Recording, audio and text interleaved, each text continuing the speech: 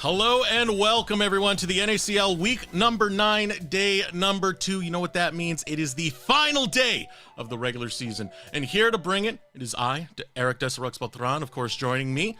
It is Matthew Cubby Samuelson, and we have a special guest on our broadcast desk today, League of Legends content creator, the well-known Dragon and Baron Stealer extraordinaire, as well as the Georgia Peach representing ATL. It is Mrs. Chim Chim. Hello, y'all. I'm so happy to be here. Thank y'all for having me.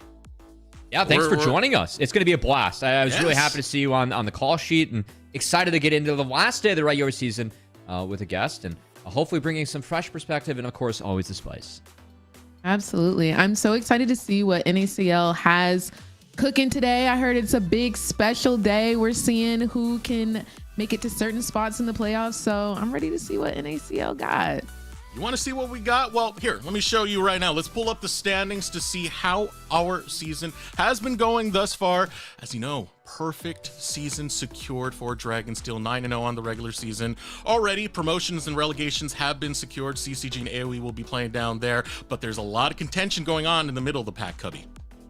Yeah, we'll lay out the stakes as we dive into the first match of the day, but in our last day of the regular season, we still have things to play for, as Blue Otter can either take the 5th, 6th, or 7th seed with the result today. Disguise playing for 5th or 7th, and then TLC will see where they slot in as well with all that. So excited to see, especially in that first series, how that can really impact the standings moving forward. All right, and let's pull up the bracket so we can get you associated with that, because that's what's coming up next. We got playoffs down the road. Already 2 teams have been secured over on the upper side, Dragonsteel. In the lower side is Winthrop University, which means they don't get that extra life. And now, Mrs. Chim Chim, I want to introduce you to this bracket because this entire bracket is going to be full fearless, which means you pick a champion, you don't get to play it in the rest of the series. How do you feel about that? Oh my gosh, that sounds absolutely amazing, because that means we get a lot more variety. We get to see more, hear more, and play more. So I'm absolutely excited, and I love that. Look at that, best of 5s already starting in the lower bracket. That's a lot that you have to get through if you are down there. So that makes that 7 seed really, really scary to be falling into. Let's talk about our schedule for the day. Our 2 teams, 2 series that will be playing out. It will be Blue Otter versus DSG. A reminder, very big stakes in rankings and seedings for that one, as well as AoE and Supernova. Supernova with the chance to steal away 2nd place from Fearless, from Fear Starforge if they're able to take this series, Cubby. Oh, really? I thought they were just playing for 3rd. That's a big deal if they are able to snag that. Of course, they do own the tiebreaker over Fear Starforge, so that would mean a bye in the first round, but our eyes are set on that first series kickoff today, Desirux, because Blue Otter, they need to win games in order to have a second life in playoffs. If they go 0-2, it'll be 7th seed, so you just saw the bracket. They'll start in the lower bracket if they are the 7th seed, but with some games won, they can move their way up the standings, buy a second life, and I gotta say, it's pretty scary for the teams in the bracket, because Blue Otter feels like a team that have really been able to punch above their weight class. Yeah, in fact, let's go ahead and pull up the roster for Blue Otter since we're getting onto the discussion right now. Now, Blue Otter, this has been, Mrs. Chim Chim, if you like underdogs, this is an underdog squad right here. This is a squad that everyone in their tier list kept putting 8th, 9th, 10th. They're not going to get far whatsoever, but Samikin and the boys, they've been bumping up. They've been taking out LCS affiliates. It's some pretty big performances that we've been seeing from Blue Otter. Honestly, I'm super excited. I've also heard that even though they're underdogs, Mr. Quacker over here is super aggressive. So I'm very excited to keep my eye on this team today, and I want to see them pull out some big plays. Did you like the grad pick too for the player photo? I feel like he's digging deep in the bag for that. No, I love it. And their opponents on the Rift will be Disguised. Now, kind of curious, Mrs. Chim Chim, are you a little partial to the squad? They are a content creator run team. Maybe this is your future. Maybe you're gonna have a content creator squad. Yeah, maybe. Also, just want to say, hey, Toast, how you doing? But yeah, no, I love this team. I definitely love Tenacity as well. He's such a little sweetheart, and yeah, I think Yukino, what a smile. He looks so adorable. So I'm also, yeah, probably going to be rooting for this team today. Yeah, Yukino is fun. And gotta say, we do have some tea It was a last-minute roster swap for DSG. Of course, Tomo moved up with 100 Thieves to the LCS, has been playing very well as he is kept fresh. But Manui, going from CCG, who are out of the playoff picture in the promotion tournament. Of course, he was on DSG in spring, but with Tomo leaving, they brought him back. So some internal league movement very late in the regular season was quite interesting for us to see. Manui currently in New York with the disguised roster as they are currently boot camping. And I did have a talk with him about that. I was asking, what went through with it. Apparently, the plan was Minui wanted to join during playoffs, not during the regular season, but they were having a boot camp. So Minui had to be a part of that. That expedited his time with the squad. But that's going to call into a lot of questions, right? Because you had limited time to really start to gel back with DSG. Even if some of these players are your old teammates, only 3 scrim blocks, that's going to be a little bit rough. Yeah, also sponsored by Chipotle, which is pretty cool. It's cool. Yeah. And random right out of there, It is. I mean, boot camp sponsored by Chipotle. Not bad. I would like that, this Chim. Honestly, I would too. And I'm starting to see the bans come through. I'm loving how Aurora is already making her way into the pro scene. It makes me so happy we get her banned here. Yeah, really strong champion at the moment. Can be played top or mid. Kind of feels like Ari, but with Camille ult, as the ultimate is a little bit too big and too oppressive. A lot of teams do not want to deal with that.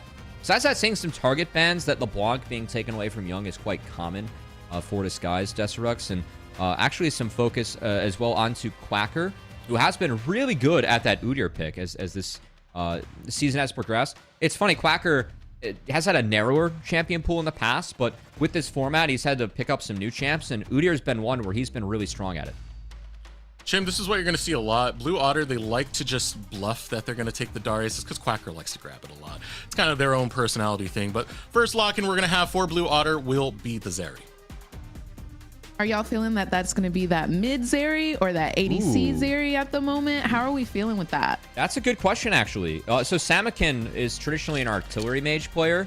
His Hui has actually been banned away from him quite a bit, and he's yet to play Zeri. So that would be a new pick for him, whereas Levitate, Zeri is his most played. He's very much known for this area, so I'm going to expect that to go bot, but would love to see if Samakin's able to add a new champion to the mix, and the fact they first picked that tells me that Blue Otter actually might have that up their sleeves. Coming out a little aggressive right now is going to be DSG. So you get some long-range poke. You got the Jace locked in, as well as the engage of the Sejuani that will be played by Yukino. I mean, there's always the possibility of the flex there, but that is first 2 picks coming in for DSG.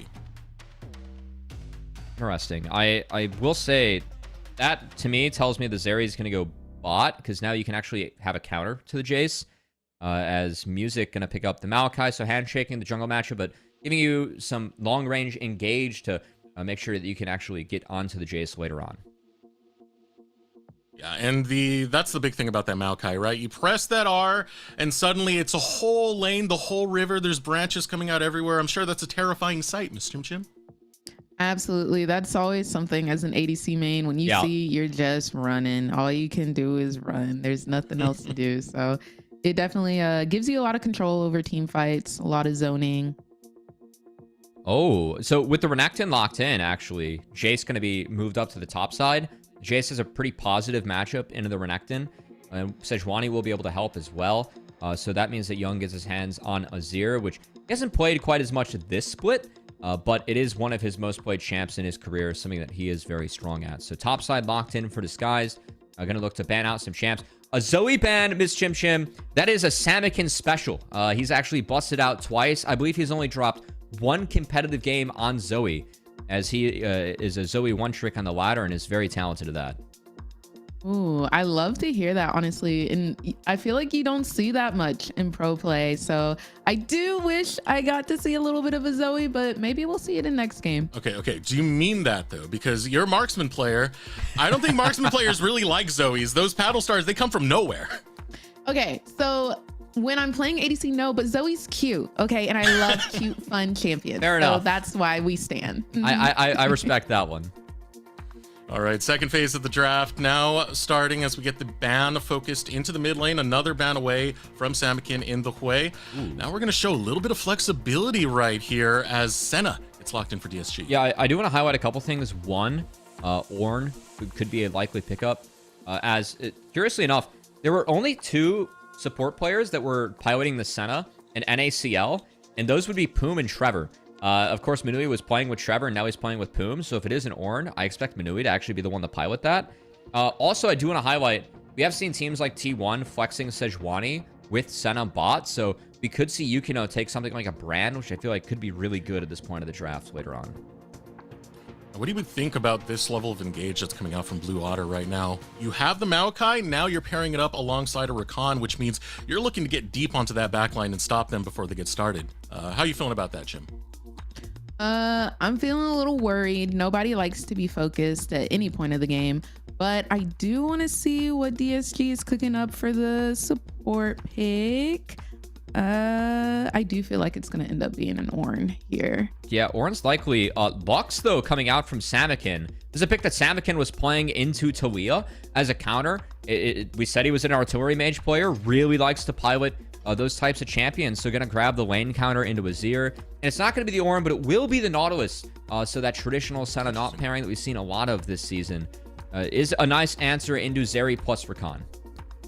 It's just a little bit of a letdown for me because whenever I see Minue on a team, one of the things Minue was known for was having some of these quirky flexes that he can do. So seeing it just end up as Senna Naut, I'm unfulfilled, Cubby. I mean, he still drew the Ziggs and Seraphine bans. So, you know, new teams, same bans. It's going to happen. But honestly, a curious game because I feel like each team has some scaling in their own right. I favor Disguise, though, because I feel like they have a range advantage, whereas Blue Otter has to be more of a shotgun comp. So when Maokai and Rakan press their Rs and engage with Lux, if they're able to get kills, could be good. But I have a feeling that this might be the Tank Azir iteration for Young, which is going to be the DSG is going to be really low on the DPS, but if they get a longer fight and they're able to live, could be really good for them. So looking to see what Young builds and if Disguised are able to weather the storm of the upfront fights, Blue Otter, which is going to be really big early, and scale into the fights later on. Welcome to Summoner's Rift. And now let us know as we head into the series right now, Blue Otter versus DSG. Twitch chat, who's got this one, man? Is it going to be Blue Otter? Is it going to be DSG? Are you siding with the content creators? Are you siding with the old guard of tier 3 back from, what, 2016? Blue Otter's been around for a long time, man. Put it in chat. Who got it? I'm kind of rooting for DSG still, honestly. I love the Nautilus pick as support. Now, I know Nautilus is, not a lie, if you will. They normally, they go in and they're probably going to die when they go in, but they're going to CC lock you into the next eternity. And you also have that Sejuani. So I feel like it's pretty probable that Zeri and Lux are not going to be able to play this game during these team fights. I think that's a good call out and something I want to see Disguise focus on. I think taking away Lux's flash is really big.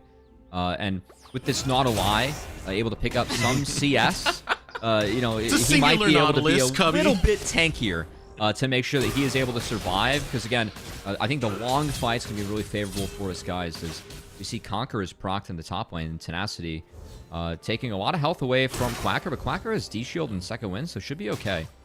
I mean, that's always the benefit of taking that Senna, is now it is a fasting situation where the Nautilus can actually get that economy and resources to be a pretty solid front line. And I also love it when you do have Nautilus with anything else that has follow-up crowd control. Sejuani being one of those right there really helps to get a lot of early picks going. I do want to shout out, Samakin was gifted the ward kill, so was able to nap level 2 on the first wave, and able to find some nice harass onto Young as well. Each of our junglers heading towards the top side, with Music doing the AoE camps first on this Maokai. So looking to get that power clear early on. This hook's coming in. Feeling what it's like to be melee. A little bit too much for Rovex right there. He has to burn his flash to escape. Could have been a root for Minui.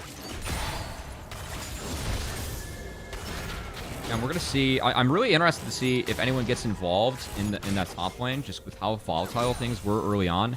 As we have Yukino actually skipping over his camps and might be looking for an invade onto Music. We'll wrap up this, but Yukino going to find him.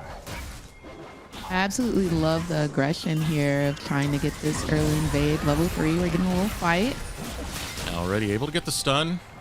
Rocks, permafrost, found it pretty easily. Music says, that was a good damage. It's a good pat on the back. We're not fighting it out just yet. 2 tanks. It's going to be a wet noodle bonanza, but no, just really scrapping out where Yukino's going to be placing that sapling on the opposite side of the wall. Now moving up to this top side. Yukino still feels empowered because Poom was actually hovering, at least towards mid lane. He's going to walk back bot, but it did crash that wave, so Manui was able to base with Poom on the hover. And so Yukino going to try and keep up the pressure. I mean, at least he's spotting Maokai and enabling Tenacity to get these waves in, so he can hopefully get a clean reset. He has set his own game behind a little bit, but at least able to get the crowd that he wants, and set Maokai behind as well. If you're going to fall behind, I'm going to fall behind too. Both going to suffer. It's the old Nunu strat. Make the enemy jungler as useless as you are, right? Hey, you know, at least if you're playing bot lane here, you know, each jungler is spotted top. You get to kind of, you know, at least fight to your wills in the bot side, as we do have a reset coming out from Blue Otter. And we'll see if it's going to be Grubs or Dragon for either of these teams. I expect with Blue Otter with Renekton to Grubs that be the focus for them, just given how strong Renekton is earlier on in the game. But interested if we have any early contests, because I do think that with the Sejuani Nautilus, if they do roam Poom up, there could be a potential to answer here for Disguised. And Mrs. Chim, I want you to look at this. Disguise, where they've been placing their wards. They got them on a lot of the ramps over by the Raptor camp. They had one that expired by the Tri-Bush. They still got one in that river on the bot side. They're really looking to scout where music is and really utilize that information. That information is always really helpful in knowing what side you want to play for. Maybe if they see music bot side, they'll just go do Void top, or they'll get a gank off top, or you can be kind of aggressive and counter gank. I think always getting that information on where the jungler is, it gives you such an advantage. So I think they're doing a great job with that. Actually, a young jungler such as Yukino, who has been trying to make his name more and more known within the space, didn't have the best look back when he was on 100 Thieves in the Academy system, has been having better looks over on DSG in this long haul, especially in the later stages of this season. DSG have been finding their momentum more and more. Now Yukino starting up the Dragon. I think we've seen some nice growth out of Yukino. I thought his time with 100 Thieves was okay, given that, you know, he's 16 and was able to learn a lot. And everyone that's worked with him has said that, you know, he's a bright, bubbly personality. Match that smile that he had in the player cam too, Reagan, you know. It's been good that even Manui hopping back in. I know you talked to him, that's what I said. Yeah, Yukino's he's a good time over there in New York. It was actually kind of funny. I asked Minui, how is it gelling with the new team? One of the things he said is Yukino is both loud and goofy, but communicates well. It's always fun to kind of have that vibe alongside it, right? You got to be a little bit serious, but a little bit loose at the same time, not let the morale dip. Do we like the goofy players, Miss Chim Chim? Is that the way, or you know, do we like to be in completely for serial? Absolutely no. I love a little goofy, especially music earlier. He was flashing a little thumbs up. I want to see somebody do the two-step on somebody's forehead after they get a kill on them. That's okay. That's how I like it. Yeah. You got the old Halo mindset, huh? Absolutely. Absolutely. It's funny you call out music for that, because music has been one of the most willing to trash talk within the scene. Even if his team has a bad match, he'll still trash talk after. He'll still own the trash talk even. I gotta love for people to do that. I've seen it a little bit. He actually joined one of my 1v1 tournaments for Jin, and yeah, he was kind of putting it down. He actually ended up winning. Ooh. So yeah, for sure. Shout out to music. Meanwhile, Engage music might be in trouble. Yeah, he's in a lot of trouble right now. Final spark goes out. Damage lands on Tenacity. Starts to run low. 4 members. DSG now standing in wait. Music will find his escape, will not go down. Yeah, while, you know, we were talking about how music likes to chirp, I will say, I feel like that's a nice balance for Samakin, who's way too kind in the mid lane.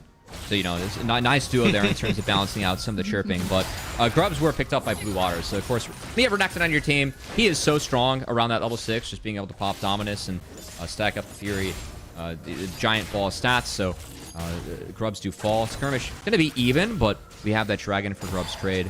And I am, again, curious this game. It looks like Young is not going for the tank Azir, going to go more for DPS, just to make sure they have some of that damage.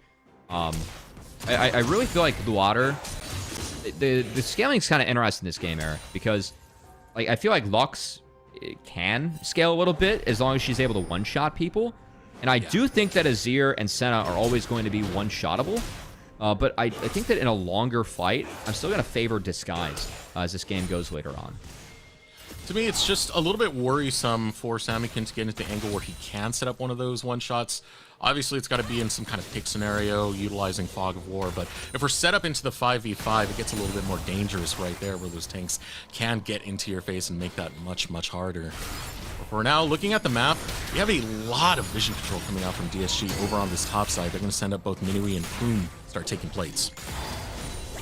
I feel like a little counter to that, Cubby, is that in these longer fights, the cooldowns on Lux, even though she might not be able to one-shot, she can still put out a lot of damage, especially with her ulti. That ulti gonna be on like a 15-second cooldown later in the game. Oh, So yeah. I think that there will still be some damage coming out from Shawty. And then we have Zeri, who also can just knick-knack away at the tankies. Yeah, I think that's a good call out. I think that like those two definitely have to be a focus. And yeah, I always find it ironic that Lux's ult is called Final Spark, because I feel like Final Spark, when it spawns every 20 seconds, you know, there's really not anything that ends that as, oh, hold on. Nice scoop and score. Final breath for Samikin this time. Yep. Young will be able to grab first blood in the mid lane. As I said, it was a nice scoop and score, Cody. A good setup as Azir Sejuani, as solid as ever as a duo. That said, ults were burned, so Music looking for a bit of a skirmish onto Yukino, who will be able to Arctic Assault over the wall. Young said, if you want a final spark, I will give it to you. She's off the map. Yeah, I mean, Olympic style, you know, he got him out of the ring there with that Emperor's Divide, right? There we go. I'm still old enough to know when that ultimate was called Finalis Fuken, which was just the German way to say Final Spark. Oh, that's right. That's actually, what was that, beta or season 1? Oh, come on, don't put me that deep. It was like season 2, bro. Oh, okay. I forgot about that. That was old school. She was really strong back then, actually. They also had a patch where, like, if you got a kill, it resets the cooldown, or, like, you got a really short one, so then, you know, it was like playing Earth mode with your Lux ult. That was pretty big. Just turn it into a rave, man. Lasers everywhere. Yeah. I see we have the support up top side. It looks like we might be going for all 6 of the Void Mites or a little gank top. That's a good call. Poom has no TP bot, so he is going to be stuck. Clacker can get involved in this fight, so I think if CCG snipes away 1 or 2 grubs, could be big for them, but I don't know if they can take a full fight, as Samikin going to get Manui's flash. Yeah, maybe already burning flash. Grub's now going to be cooled. Fight happening in the bottom lane as that teleport was canceled out. First grub going to be grabbed. Still continuing through. Here comes Final Spark from Samikin. In the blink of an eye, they're gone, man. DSG lose the fight, and Blue Otter will get Grubageddon. Really nice pick coming out of Blue Otter. I'll be honest, I was kind of watching the bot lane fight that's still continuing between the Nautilus and the Renekton. But the fact that, you know, the TP was stopped from this guys might have given them a false sense of security, because Manui, when he flashed over that wall, I feel like he had to go around and regroup with his team, trying to walk back through that choke. Samikin had a really, really good setup and pick on him and able to find the kill. Yeah, so, Chim, just to let you know, we do have a naming for 6 grubs here in the NACL specific. We asked Twitch chat what to name it, and they named it Grubageddon. Oh, what's your rating on Grubageddon? That's what I was going to ask. I need a 1 to 10.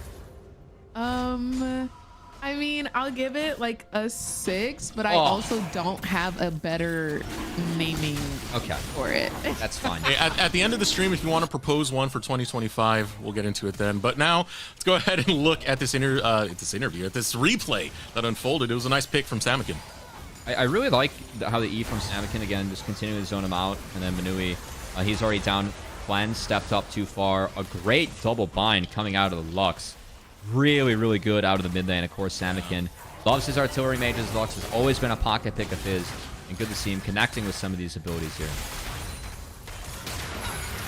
Combo from Lux right there. I think it was absolutely fantastic. As Senna gets a little bit low, looking like she's going to have to recall here. I mean, that's what you want when you are drafting a lot of these poke champions, right? You want them to get a very, very high economy, especially someone like Lux, so we can get into that situation that Cubby was talking about earlier, where you can just one-tap someone off the map. And of course, that full damage build coming out, it's the Luden's composite into the Sork shoes, so trying to maximize the damage that Lux is packing. And I will say that this early game for Blue Otter, some of the rotations, I think one of the big positives has been how much CS is on this Zeri. So Levitate's sitting pretty here in this gym. Absolutely. I think he's looking pretty solid right now. He's got a kill, he's got an assist, and most importantly, he's got that static now.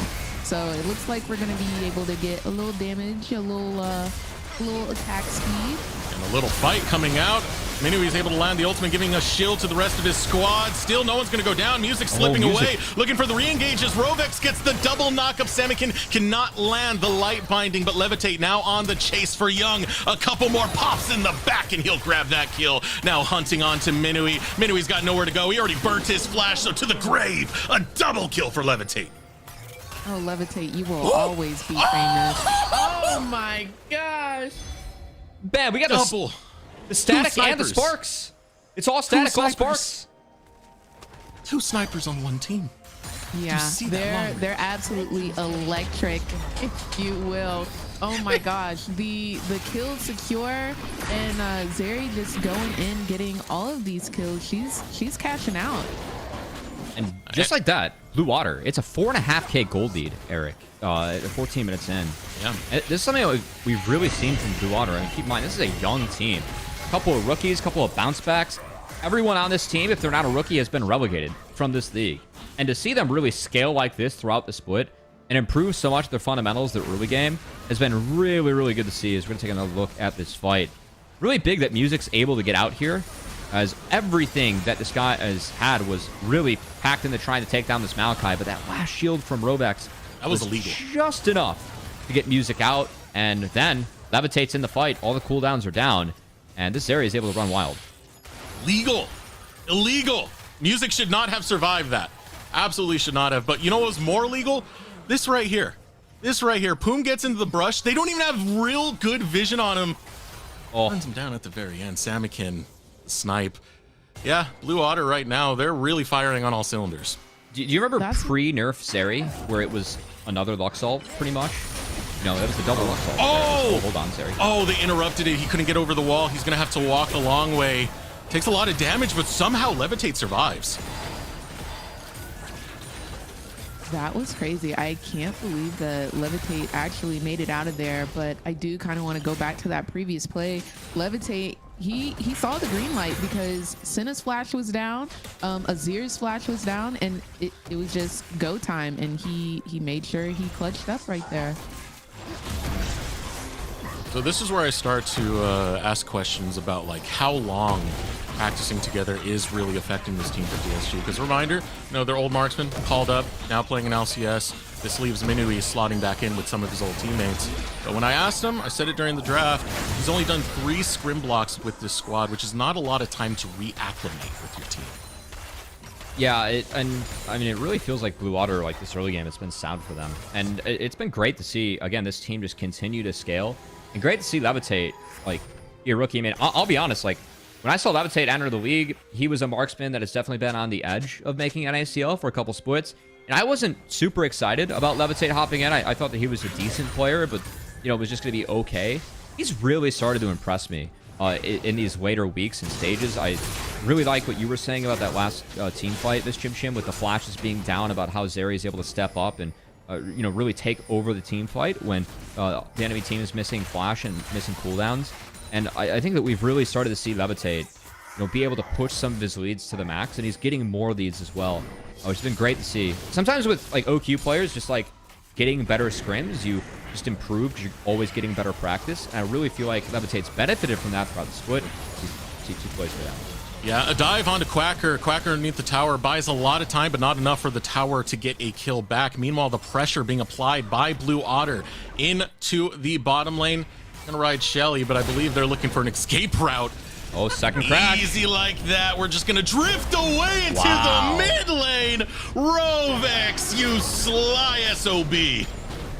That's clean. Rate the driving skills, Mr. Chim. Pretty good. 10 out of 10. He said, skirt, skirt. Did a little Yui right there. I absolutely love it. I mean, what a huge win across the map for Blue Otter. Yes, Quacker, he buys so much time. Yes, he goes down. Who cares? You got an inner, an outer, and picked up Dragon off that. Well worth it. And you're gonna pick up Young as well. Final spark goes out. Samikin's just returning the favor from early on in the game as he'll get his 3rd kill. What a support, man. I don't know. Getting the bot towers and then drifting that into the mid lane and then drifting it for an escape. I think he ate down. Got the clutch, man. Knows how to drift. Knows how to vibe. He knows how to zoom. Rovex, stylish so far. Now for Samakin, who's been on this Lux, he had some interesting words about his lane opponent, Young. He feels like Young is the bar when it comes to the NACL. And it would mean a lot for him to be able to take down Young, because that means he belongs to... He belongs in this space. That's interesting. I would rate Young a little bit higher than the bar even. I feel like Young is... I mean, he won NACL last year with this Disguise squad. Young has been a rather... solid, oftentimes more than just solid. Did the interesting pause when the fight's working out. Yukino might be caught. Yukino's in a bad way. Still has a way to escape out. Arctic Assault goes off. Boom standing in the sidelines, looking for an angle potentially to try and hook Levitate, but too many tanky members of Blue Otter now standing in the way. All the meanwhile, you have Quacker in the bot lane who's just free farming away, looking to push a wave into that bot tower. Now Blue Otter pushing for the top side too. Game's in a really tough state for this guys. They're losing control over their jungle, and it feels like they're too far behind where some of their scaling just never really came online. Blue Otter has been really good at pushing the pace of this game forward. And the two carries, as you were calling out, the electricity here from mid and AD, just massive. Yeah, and we were talking about vision earlier in the game about trying to spot the jungler. Well, now DSG's topside jungle, it is fully warded by Blue Otter. It's a dark and scary place for them, and I'm pretty sure they're not wanting to walk in here. You don't know what otters that lie in this jungle, these bloodthirsty, deadly otters. They're looking for a fight. And Yukino caught out by the final spark. Flash photography goes out by Samakin, but does not get the kill just yet. 1 for 1 thus far. Now Levitate coming out of the sideline, sees Minui and says that is prey. Flashing over, Minui escapes. Gonna be able to use the ultimate, gets the knock up onto Levitate. Young? Here comes Young. The flash from Levitate gets him the safety, but Young will still clutch it out for DSG. Still though, Levitate will dance around and find the kill onto Young. He goes after Tenacity. Flash burnt out. Ooh, another light binding lands, and Samakin and Levitate, they will be heard. They'll fight this tooth and nail. It's a double kill coming out, but now Samakin is left by his lonesome. What can this Lux do? It can kill everything. That's what Samakin, with the long haul fight, will be able to clutch it out for Blue Otter.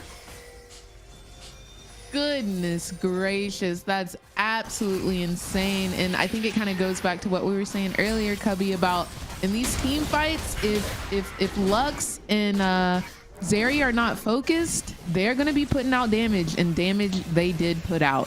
Yeah, and I mean, honestly, I thought this ended up being a decent fight for Disguise, because Young finds a huge Shurima shuffle in here to turn things around. Like, at this point, I think Levitate turning the wall ends up being a bit aggro. I like how his teammates try and step in front of the depth charge to stop the chain, but Young finds a beautiful angle, scoops 2. Levitate, good flash out to dodge out on this, and I'm like, hey, you got a 4v2. Maybe you can take down this Zeri Lux and try and push the game forward, but Levitate plays this out wonderfully in the back half. He sure does, because not only again, look at those flashes. Senna flash down, Sedge flash down, Azir flash down, and Nautilus eventually missed a hook. And that is the green light for Zeri to just go in and go berserk. Samakin and Levitate absolutely taking over the back half of what could have been a disastrous fight for Blue Otter. Still does go in a 4-for-4 in the grand scheme of things. Now Blue Otter looking for the setup around this top side once again. 22 minutes into the game, 5.6k lead. Baron is available, so it's something that's going to be on their mind as they keep establishing vision in this red-white quadrant of DSG. I mean, I just can't believe, like, taking a look at this gold grab, how fast Blue Otter got this lead. I know it's kind of stabilized. I think it was a nice fight from this guys, even if they ended up dropping in the back half. But again, this early game, and really seeing how Blue Otter has upped this, and also where the gold's gone. These are the two rookies for Blue Otter. Now, in the back half of the split, stepping up as the two carries. It's been a full split for these rookies. And to see them really scale into the players that they become this split, it's been a pleasure from Blue Otter. I mean, this is one of the brighter stories that we have in our league, this split, Deserex, with players and growth, stuff we always love to see in Challengers League. It was like Blue Otter. They kept the core of the team that got them here in the first place and added the right pieces around it to really improve them. We've seen improvement out of all 5 of these members at some points during the split. It's absolutely incredible. I love watching Blue Otter play. I love the mindset that a lot of these players have. I asked Samikin, hey, what do those tier lists mean to you? I said, I'm going to put them in the trash can. I'm going to show them exactly what Blue Otter is. And so far, he loves being the underdog. The underdog from the underground, and they keep upsetting. Speaking on that real quick, I actually have some beef with Blue Otter because they actually quote retweeted my tier list this past week where I had them 9th. Yeah. They ended up being 7th. You say. I mean, they could be better than 7th, but I just want to say, if anyone's going to quote retweet that, it should be Dragonsteel, as they were 1st and I had them 5th. So, you know, I feel like missed opportunity from the Dragonsteel socials to get at me, and Blue Otter kind of trying to jump the gun. But we respect the banner here, as always, of course. You can flame Cubby right now, Chim. I mean, down. I left myself open to that one, you know? No, you're all good. You're all good. As we get this fight in the bot lane. You'll flame me later once you get more comfortable, you know? Yeah. Absolutely. Yeah, absolutely. We'll be doing a little dancing or whatever. Quacker going to slink on out of there as the Baron has been started by the rest of Blue Water. Quacker does have TP to join the fight, will not have dominance. Yukino's here, so this should be an easy pull-off for Blue Otter. Also looking for long haul right now, maybe looking for a pick with Samikin. It will burn out the teleport. Miss Flash. Okay. Yeah, and that's enough right there. As long as you're getting the teleports out, that's still successful Baron bait. I think there is a world here where there's a small window where Levitate's down Flash, and Poom has his Flash up. He could look for a Flash depth charge and execute on the Levitate with Sunless, of course. 2 carries to Blue Otter, as we showed. They have the vast majority of the gold lead that Blue Otter is sitting on, and taking one of those out before a fight breaks out would be very big for Disguise if they're able to pull it off. It looks like Blue Otter going to dodge out on that window where the Summoner spells are down for Levitate. And that's something to pay attention to, not just the summer spells of, talking Flash and our carries and everything, but the teleports that were just burnt right now, Mrs. Chim Chim. Quacker still has his. Yeah, and I think that gives him a little bit more flexibility because now he can push whatever side lane and still make his way to Baron if they still want to do it. I do want to say Blue Otter has been doing pretty well with this objective control, even though they were down the 2 dragons because they did focus the Void Mites. Now they've got an even dragon and might even be looking for Dragon Soul coming up. Yeah, I do think that one thing about the Disguise comp is that it's a little bit tougher for them to take Baron. You know, Senna teams, you don't have the same DPS around Baron. I say that. Azir is going to try and make up for it as this guy is starting it as 5. Maybe trying to pull out some of the TPs as they are down 2 TPs in the game, but Blue Water are going to be wiser to it. They see it. This is pretty dangerous for DSG, though. It's so slow. I mean, you're taking a lot of damage from the Baron right now. Rovex is setting up into a situation where he can just engage and get the entire backline charmed up. I don't know if you want to stay here much longer for DSG as the ultimate comes out from Music. Able to get 2 roots in, both onto the tanks. The carries will be protected.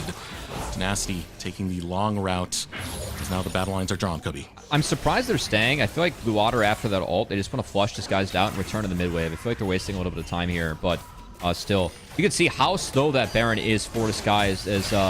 I believe what you might say if you're from Atlanta there, Miss Chim Chim, is that was as slow as molasses. Am I close?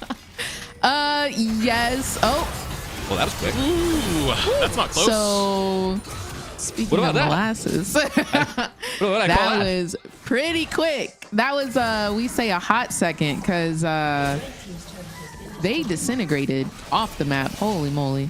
Yeah, nice quickness in the charm there from Rovex. Taking out Manui. Disguise down a man. Still trying to keep Blue Water away from this Baron pit. But Blue Water, I really like how they're playing the map here again. Reset, go to that dragon. As you highlighted, Soul is an option for them. Fortunately, Samikin was split. He's going to be caught.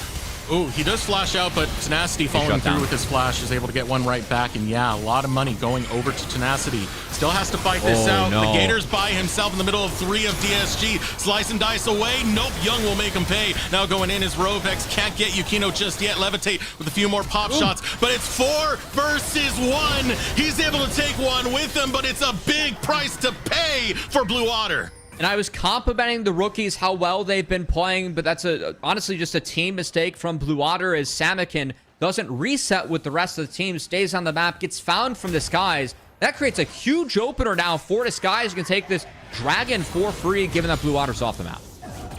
Yeah, we were saying that Levitate has been really good looking at them cooldowns, knowing where people are.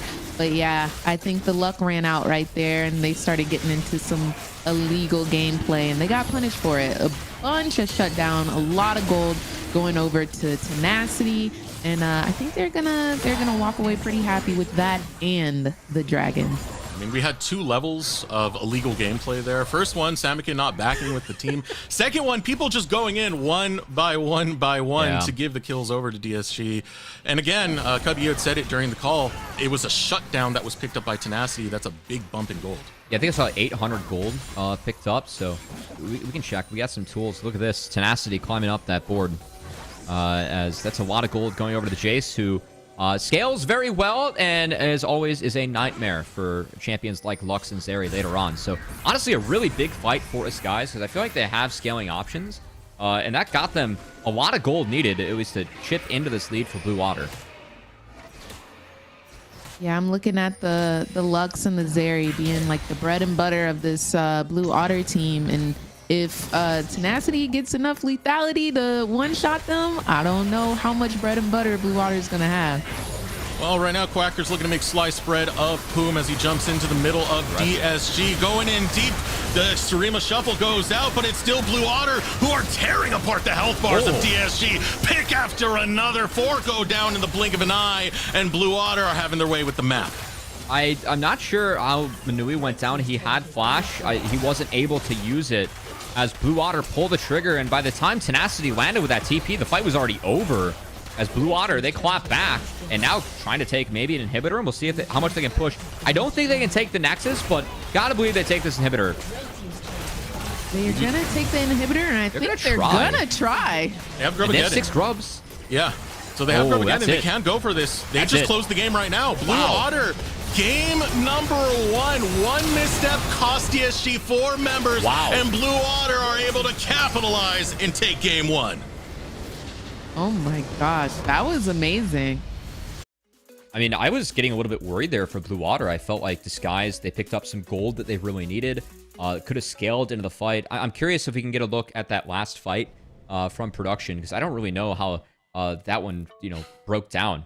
As Blue Otter, it felt like they were just late to the play, late to the punch, and that game ended fast. I was not expecting that. Yeah, let's pull up the replay right now, because I do want to see the starting moments of that and how that really did unfold. I mean, Minui getting caught right there. Let's take a look.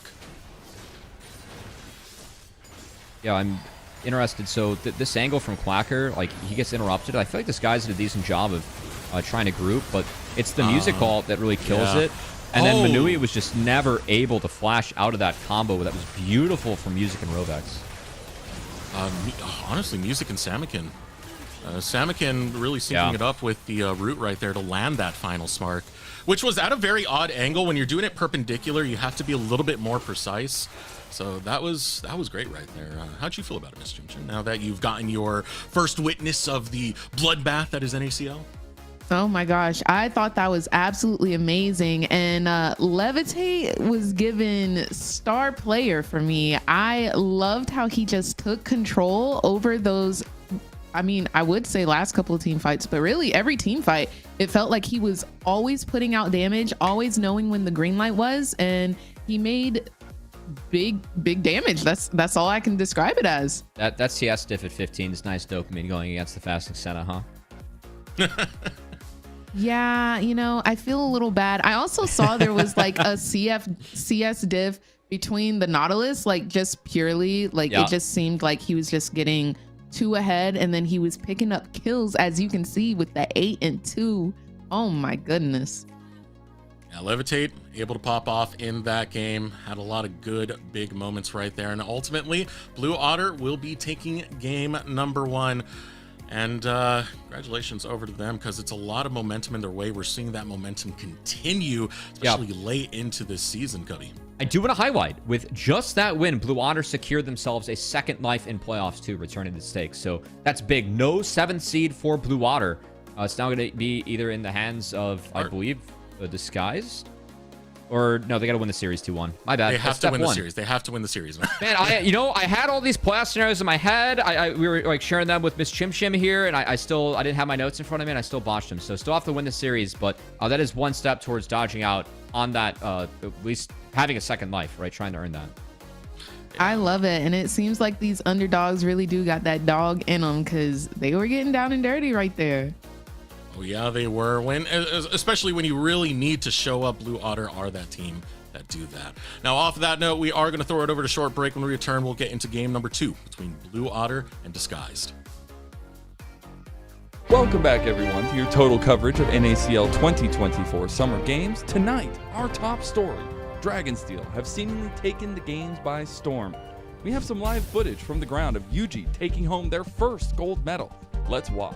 Side pin engaged. FlyQuest starting to take down the bodies of Dragonsteel. Spyrash going down too. Side sub gets UG1 though. Bradley still full health. Has the damage though. While dragons reign, there are some promising young athletes making their names known. Lens, who has always been known as an ace in his marksman challenges, brought home the gold for Supernova this last weekend, showing off a hometown favorite of his in Callista. Just have the scoop from Young, shoving everybody into Tobo, but they don't have enough damage. In other NACL games news, there are only 8 spots on the playoff podium. Blue seemingly got their second win, with Quacker having a great performance, Ragnaroking their way to a gold medal in their heat, barely pushing them ahead of CCG for that 8th spot. Ragnarok singing the song of death of his enemies. The Jed will go down to a double kill to Levitate. Blue Otter out of nowhere. The gold-plated victory was short-lived, however, as CCG showed some serious comeuppance in their recent events. Their mid laner Shochi earning a gold medal for his innovation in his role and putting CCG back ahead of Blue in the playoff race. South Takeover misses everybody. Now Manu is unleashed with a triple kill for the Ezreal. Oh, flash forward from Aaron will shut him down, but he's the only living member on the team as Shochi will get that juicy passive. That's it for this week's coverage of the NACL 2024 Summer Games. We're getting down to the wire now with 2 weeks remaining, so make sure you keep supporting your favorite teams.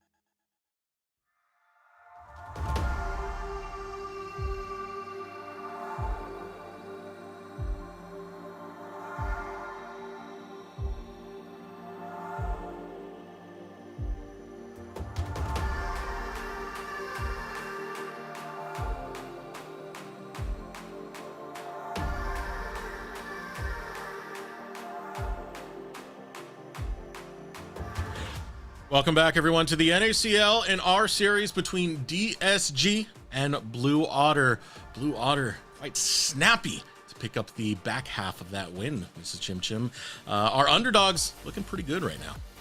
They are. And even though, you know, I really want to root for my DSG over there, I'm very surprised at this blue Otter. They've got the gumption to really take this this win home.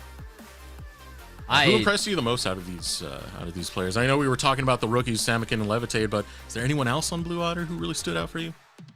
My homeboy, I'm gonna call him my homeboy now. My homeboy Music. I was really rocking with Music. He had a couple of situations where he was near death, but he pulled through, living with like 100 HP, and I love that for him. Illegal. I just love how we had like the electricity duo and Lux and Zeri. That was kind of fun.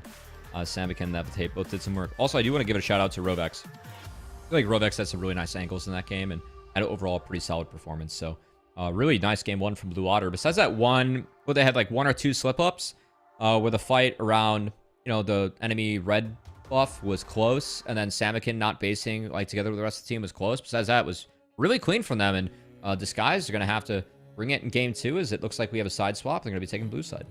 So this is Chim Chim. This is where things are going to get interesting. You see the middle of your screen right now where it says Fearless Baths? Those are champions played in the last game. They are not allowed this time. So this is where we start to differentiate ourselves from the LCS, this Fearless Straffle. Sayonara, Renekton Azir. Goodbye. No need. And I absolutely love it, because you know what, champions, we are tired of seeing all of the ones that they played in game one. So I am so excited that we get to see some new variety, some new variation. We're getting LeBlanc. Didn't y'all say that? Oh wait, that's the ban. My bad. I thought we were picking, but no, we're still banning. But no, I'm so excited to see what spiciness we're gonna get in game two. Yeah, so in this format, given that champions are taken away once you play them, it is quite common that the only way that bans change are if you swap sides. One example of that would be Disguise. They took away Zoe in the second round of bans against Samikin, but after game one, some champs being missing, and the chance that Samikin could like R3 Zoe and then take away champs that beat Zoe in lane, they're going to ban it here. But it does mean that Corki, which was banned by Disguised on red side in game one, is now up for blue side. So they're going to take that with their first pick. I'm just going to say that's a champion I'm sick of seeing. No more Corki. Corki's been in the meta too many times. Get him out of here. Well, at least he's picked, so if we have a game three, we won't see him. This is another tried and true champion for Samikin if they do go for this lock-in. As Kobe has said many times, Samikin loves his artillery mages. And Hui has a lot of flexibility. I mean, you get 9 individual spells as well as some of that artillery on top of it. Absolutely. And I mean, like, we are starting to see a little bit more of Hui, but I'm not sick of him yet. So I'm very excited to see how we're gonna pilot him today.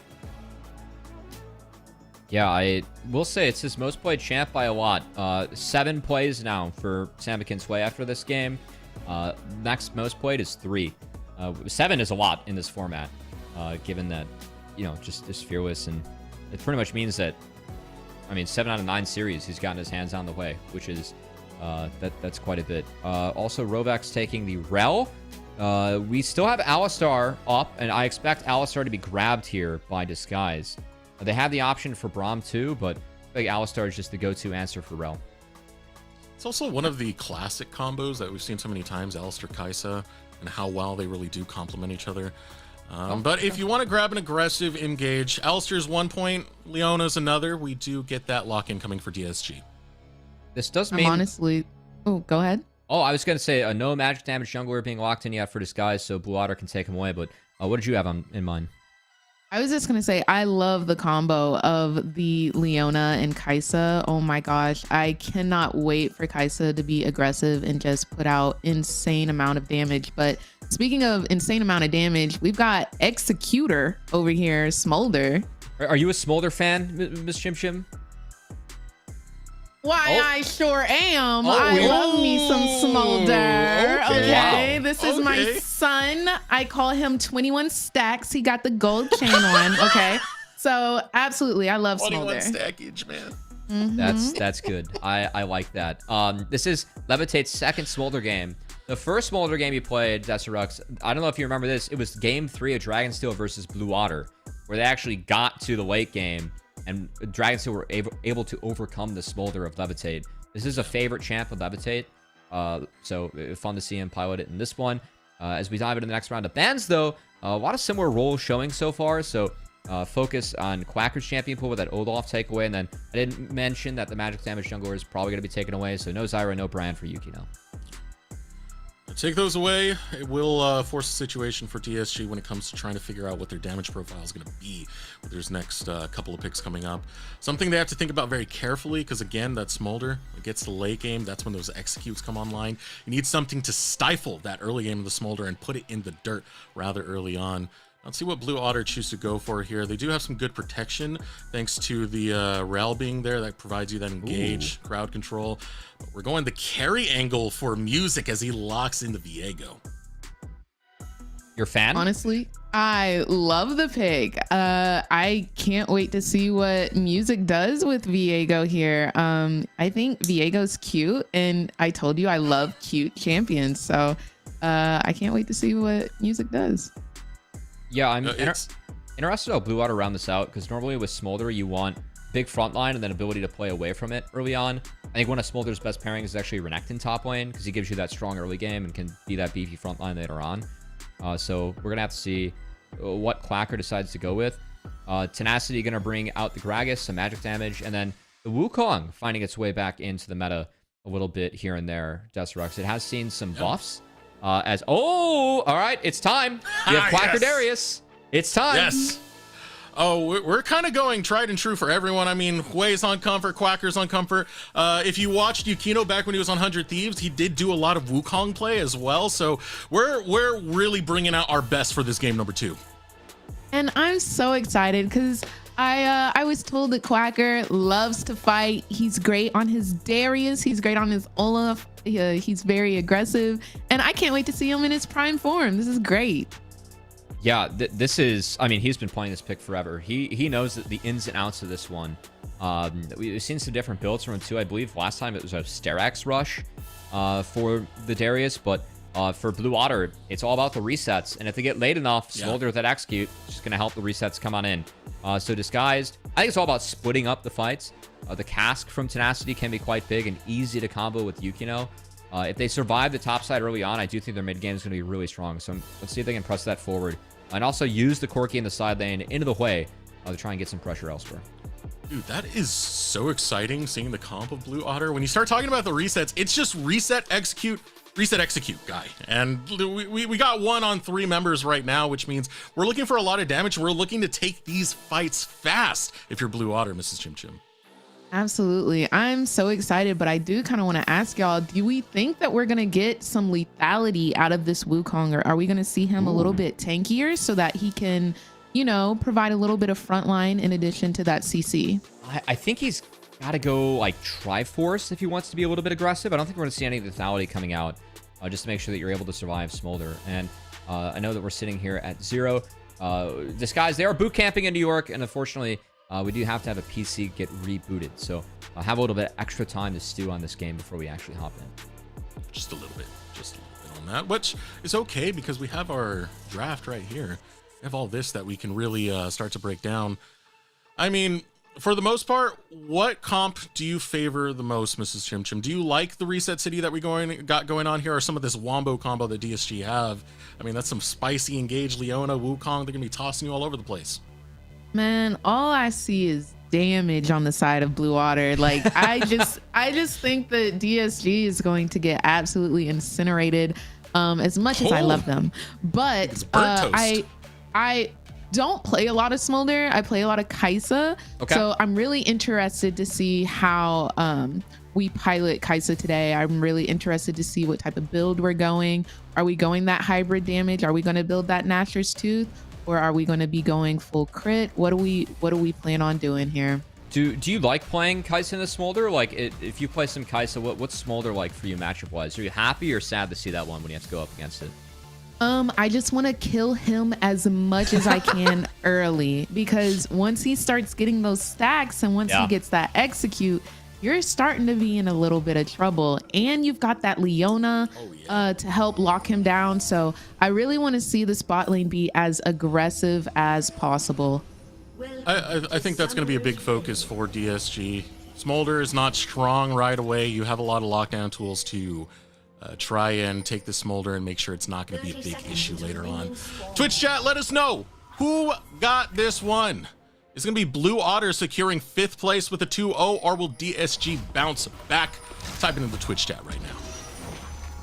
Do want to highlight, we did see runes that just flashed on the screen from Quacker.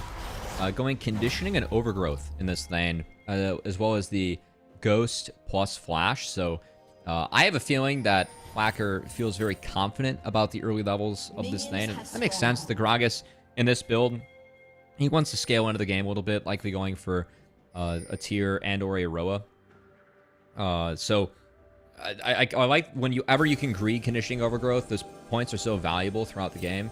I really appreciate that we have some people trying to greed here, as that is a late ward dropped, and that's late enough where they might try and flush out the jungler, or might think that something's up, as it was just Rovex hiding. It looks like he dismounted over the wall.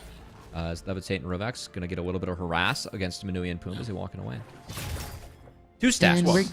Yep, we're getting those free stackies on Smolder. Every single last one counts and gets him one step closer to be able to, execute. So I have good news for you, Mrs. Chimchim. Of course, we like killing Smolder early as much as possible. I will say that with Kaisa, a little bit harder to do so early, but I know that this is an answer we see quite a bit in LPL, when Smolder was really meta when he first came out. LPL was just playing strictly Kaisa into it. It's like, okay, we're just going to one-shot Smolder in the later stages of the game. So I do think that, like, this guys have ways to play into Smolder later on.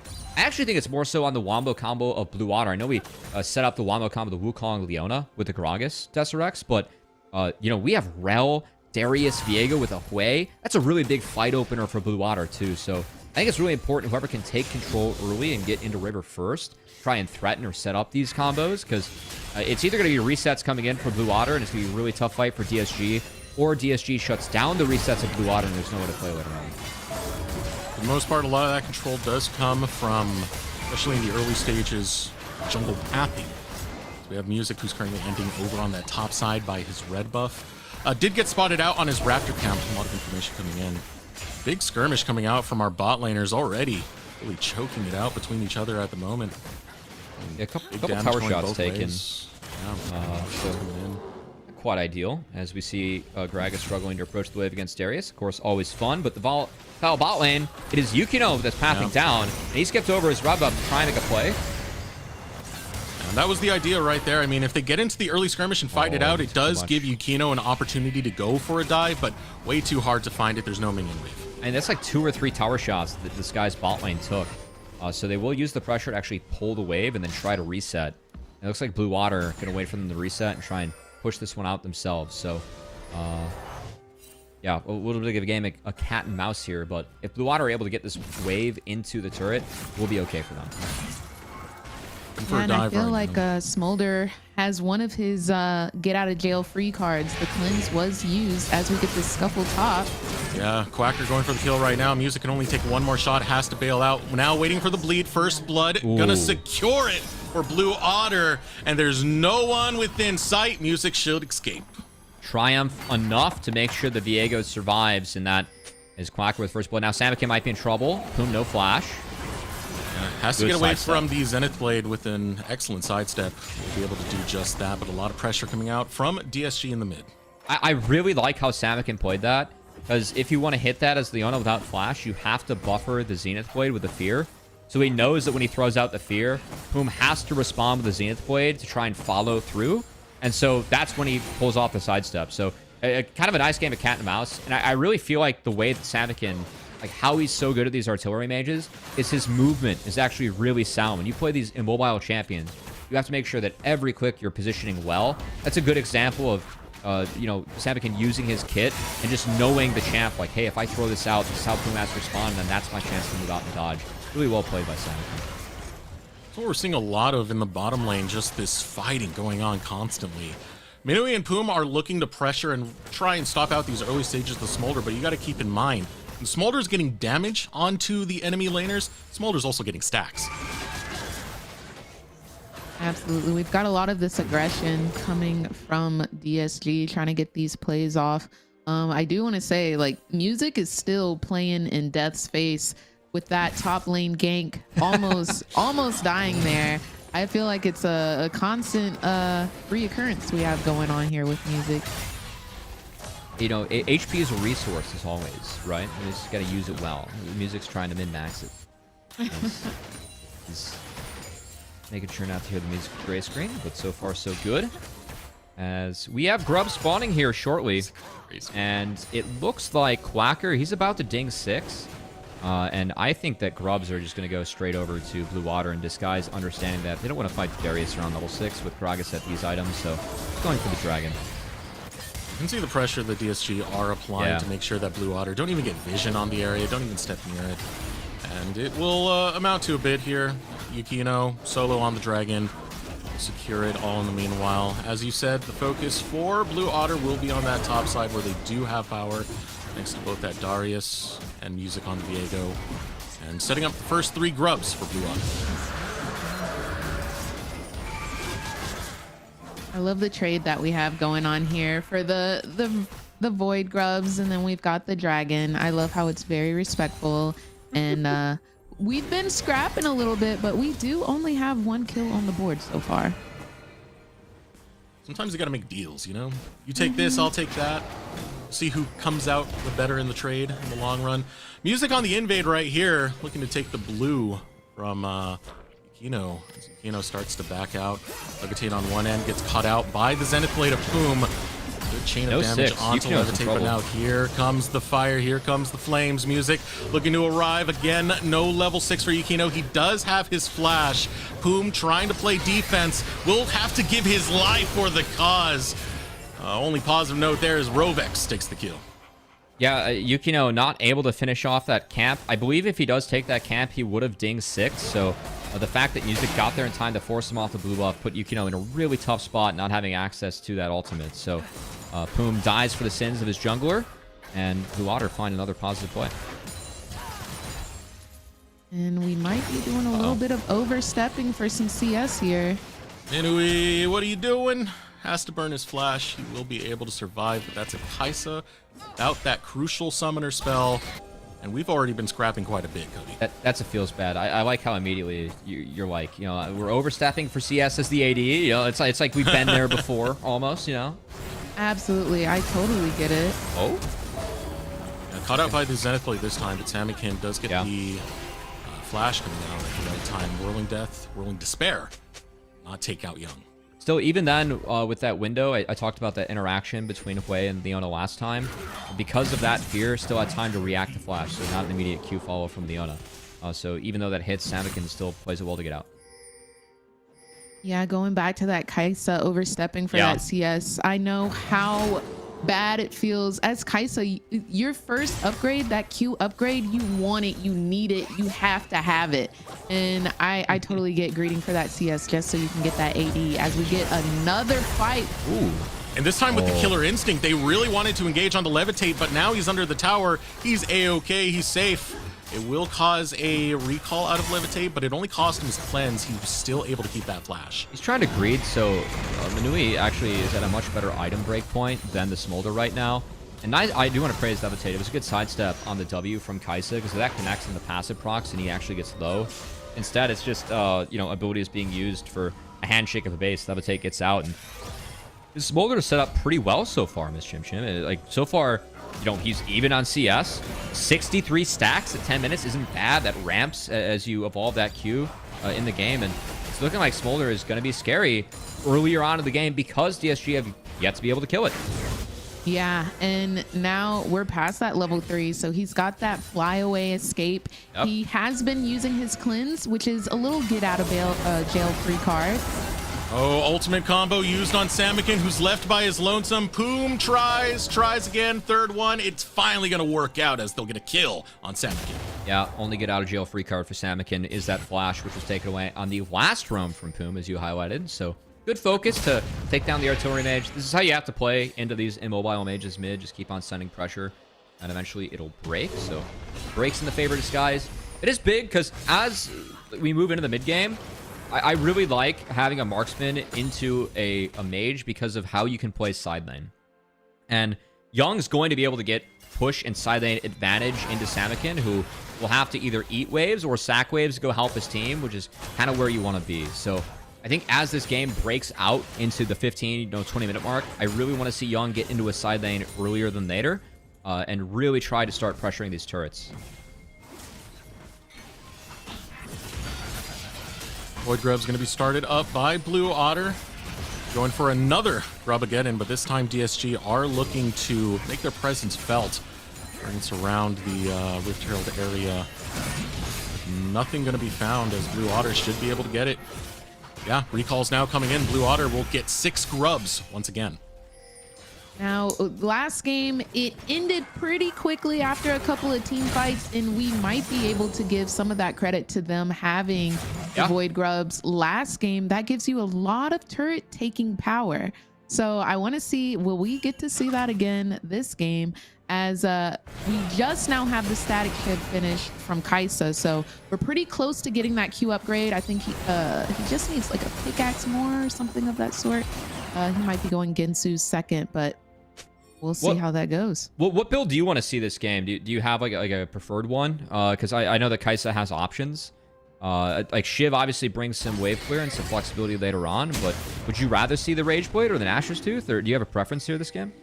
I love the full crit builds. Okay. I would love to see Rage Blade second, but I think what we're gonna see is the Nashor's third, possibly, or like the Luden's third. I feel like he's gonna go AP officially on third item. I think we'll see Gensu's second, but I think we might get a little something at this dragon before then. Samakin has that flash just coming off cooldown, so if Blue Otter can stall just a couple seconds for that, I think that'd be big, as we do have both teams posturing around the objective.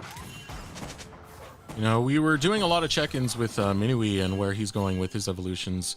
Got to do the same thing for Levitate, because you do have that smolder that's stacking up. I believe it was around like 85 was the last time we did check in with that smolder. And remember, that big magic number is 225. That's when the executes come online. That's when smolder starts to become a massive threat and basically gets given. This dragon now going to be pulled over by DSG. Not much of a contention for Blue Otter. I like Blue Otter dropping this just to let Levitate scale into the game. You're okay taking the 6 grubs and dropping 2 drakes if you can take some more plates in the next minute. As with that dragon being taken, we do see music sneak up into the top side. Tenacity did burn his ult on the last wave, so we have to head for the hills. Gonna be safe as the Gragas, but we'll get Quacker some plates.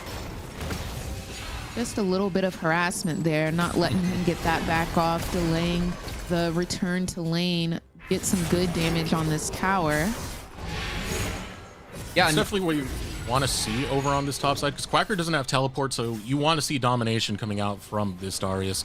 But pulling off away from the tower as the teleport comes through, at the same time, you do have Yukino towards this side of the map. I do want to give credit to Tenacity. We might have Yukino in trouble. He just put the phone. I think he's going to go down. Oh, yeah, it's going to be pretty tough. Flash in goes to Baleful for Quacker, but he doesn't have much mana to really combo some of those skills. Now Young coming in. Yukino still low. Flash over the wall. Ooh. Yukino baits him into it. Nice bait from Yukino. Lead out the fishing line. Okay, yeah, we see them. They're scaling up a little bit. Yukino, I mean, he was down an item. He was down a level, but able to bait that out. Actually, they had numbers coming in, so he was able to buy time, force Blue Otter into a false sense of security, and took the kill. Well played. It's the mind games that we're playing right now. Do I have flash up? Yes or no? Try it. Find out. I love it. No, that's fantastic. That's big too, because it slows down the Darius. You took away both his summoner spells. A lot of Darius's power does sit in those summoner spells because he is immobile. Now, I was going to say, I feel like the Darius is kind of a nice pairing with a Smolder. Because I was saying in draft how my favorite pairing is Renekton. He gives early options. Quacker kind of gets to do the same on this Darius. But we have to stop because early options are going to continue for Blue Otter. Rift Herald is up, and Blue Otter want to make sure that this guys don't get this one for free. And they get to be execute buddies, which is always nice. Now Blue Otter pushing into the Rift Herald area. They'll chase away DSG and quite easily be able to push them right on back. And a lot of that, thanks to that early momentum that they've been gathering so far, it's given them a 2K gold lead thus far. It would be nice to grab the Rift Herald. You do have that Grubageddon, 6 grubs, charge it into a tower, and you're looking to make some bank. I think Blue has been doing a really good job, even though they do give over those 2 first dragons. After that, they say, I'm taking every single last objective on the map. So I'm interested to see if we can turn around, maybe get a dragon soul for Blue in the second game and see how much music is focusing on those objectives. I'm with you on that. I think that DSG too, they have to be careful here. They kind of messed up their lane assignments, so Yukino had to come help this, and he's stuck. He's got no flash. He's gonna go down. Very much stuck right now. Quacker's running up. Oh. Solar Flare goes out. Brilliantly placed by Poom. Even dodges out the stun from Music. That will protect Yukino. Not going to lose an extra member right there. DSG able to play defense. I thought he was gonna fall, but a nice Solar Flare helping give some space to Yukino to actually get out. As Quacker though gets some good chip damage down. About playing with fire right there. Young still going to continue the contest, but Rovex is on the opposite side, waiting to go through with this dive. He hops towards Young, but Young will flash away. Forces the flash out of Rovex to get away from tower aggro. Yeah, I was going to talk about how Disguise, like, I feel like their lane assignments, they want Gragas where the Corki is, because Gragas can play alone, and he's a little bit tougher to dive. And then Wukong could continue to farm his camps instead of hover this side. But with the hover from Poom and Yukino, they were actually able to deter this. And Levitate, he gets popped! Minui finds his zone and is able to tear apart Levitate in the 1v1 tower dive. Yeah, he might be a little bit ready for these fights now. He's got that pickaxe and that static shiv, so he definitely has that Q upgrade. And when you get an isolated Q on somebody, oh, their health is disintegrating. So I'm pretty sure Kaisa is feeling good and fresh right now, especially with that 300 gold. Yeah, I didn't see that one coming. That was a pop out of nowhere as Minui able to connect with that Void Seeker, ends up finding it. Some good defense coming out from Disguised here. I appreciate how they played around Young in that top side. I did say I wanted Young in the side lane against the Hui. But going up against the Darius with support, they were actually able to turn the play where Blue Otter overreached, weren't able to find the kill. And then with everyone showing top side, that did open up that angle where Minui in that 1v1. This is why we like Kaisa into the Smolder. You can always find Smolder this stage of the game, and especially later on when that execute comes in. So I think praise to this guys. I know they end up dropping that top outer, but I feel like they did some nice job in terms of stalling and getting some things for themselves in that sequence. Absolutely, and I kind of want to give a lot to Poom. I think he did amazing with delaying at least, I think it was like 2 or 3 kills in the top lane. As we get another engage. You called his name and he shall appear. Poom arrives to save the day once again, Mrs. Chim Chim. I absolutely love it. He's playing the game. He's doing what he can, and he's doing it well. I absolutely love to see it. He's protecting his team, and he's truly supporting. Yeah, I don't think Rovex expected to see Poom on the other side of the wall there, so that was a pretty aggressive Axe Flash. Of course, trying to make plays around the Darius. That execute damage is pretty big, but all this focus around Darius, like, he's down in XP to Tenacity, so praise to the Tenacity on that one. I feel like these guys are in a good spot. Like, they have 3 dragons. They're only down 1k gold. They have levels up on their solo laners. They just found Levitate. It kind of feels like Blue Otter need that 225 to come in, and the 225 is a little late right now for Levitate.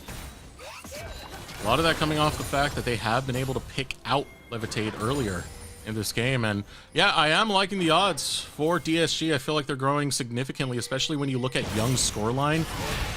Now a fight breaking out. Yukino able to put the Cyclone in. Rovex can't escape. He can't dash away. Uses his ultimate to try and prolong the escape route for the rest of Blue Otter. Levitate gets pulled right in with the explosive cast. Maw comes in, and now Blue Otter looking for the counter-offensive. They'll find one. Poom gets dropped. That's the reset for Music. Looking for the Zenith Blade. Finds it. On to Tenacity. Another kill and another reset. Now it's the clone that gets caught up. Quacker goes in. Quacker going for the executes. The Noxian Guillotine is felt. Music will grab another kill, but Young plays the defense, gets the kills on the back end, looking for Samakin, will not close the distance onto him. A valiant defense coming out from DSG Young.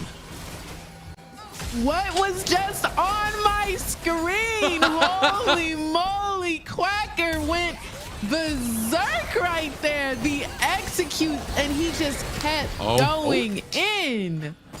Oh, it's going to be a hard escape. Solar Flare lands. That gets the slow. The rocket has to follow.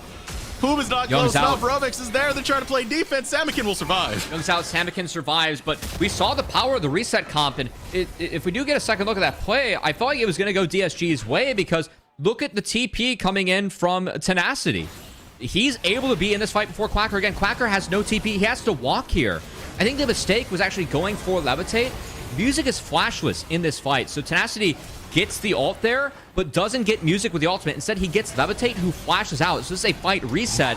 Quacker gets back in the fight because of this. I think if Tenacity were to focus Music there and they take out the Viego, this fight goes much better for DSG. Instead, the first reset comes in, and then it's Execute City as Quacker and Music go to absolute work on the front line here, Miss Chim Chim. Oh my goodness gracious. And I know that Quacker probably thought his time was up. He was taking a lot of tower shots. The shield was running out. So he just wanted to get that last ulti off. Yeah, full send it. And he said, my team gonna finish the rest. I know they got my back because I had theirs. And I think there was a little bit of false security there because Quacker did have to walk to that fight. But whenever he showed up, he did show out. Yeah, I actually appreciate him going in there because once you get the reset on Darius, those autos instantly apply all your stacks, so you get the big ult. Understanding that with this Derek's rush, he can go in like that and made the most of it as he gets the big shield, the Tenacity, and then the Deadmans to get extra movement speed behind it. I find it interesting how Quacker plays Darius because he's like, my kit has all the damage. I'm just going to build items to help me actually be able to be involved in the fight between the speed from Deadmans, the Tenacity, and then, of course, the Summoner spells he takes. So, appreciate that. Do want to pause, though, because I know that was a fight drop for DSG, but we are a minute 10 out from that Mountain Soul being on the table for this guys they wanted. It could be a big pickup right now to try and get some of those defensive stats online to survive this Execute Reset storm that Blue Otter have been bringing in. Yeah, also important to note, Tenacity almost has both of his scaling items evolved, as Roa will be at 9 out of 10 by the time this dragon is done. And also Young's sitting at 4-0 off of that fight. So I know that Blue Otter have a lead, but if these guys are able to actually play this dragon before Smolder gets online, which I got to pause because I'm looking at the screen, I'm seeing Levitate sitting at 227. Ooh, the Execute is online, and it's on Smolder, which, Mrs. Chim Chim, you know what that means? Smolder's putting the Q in Execute.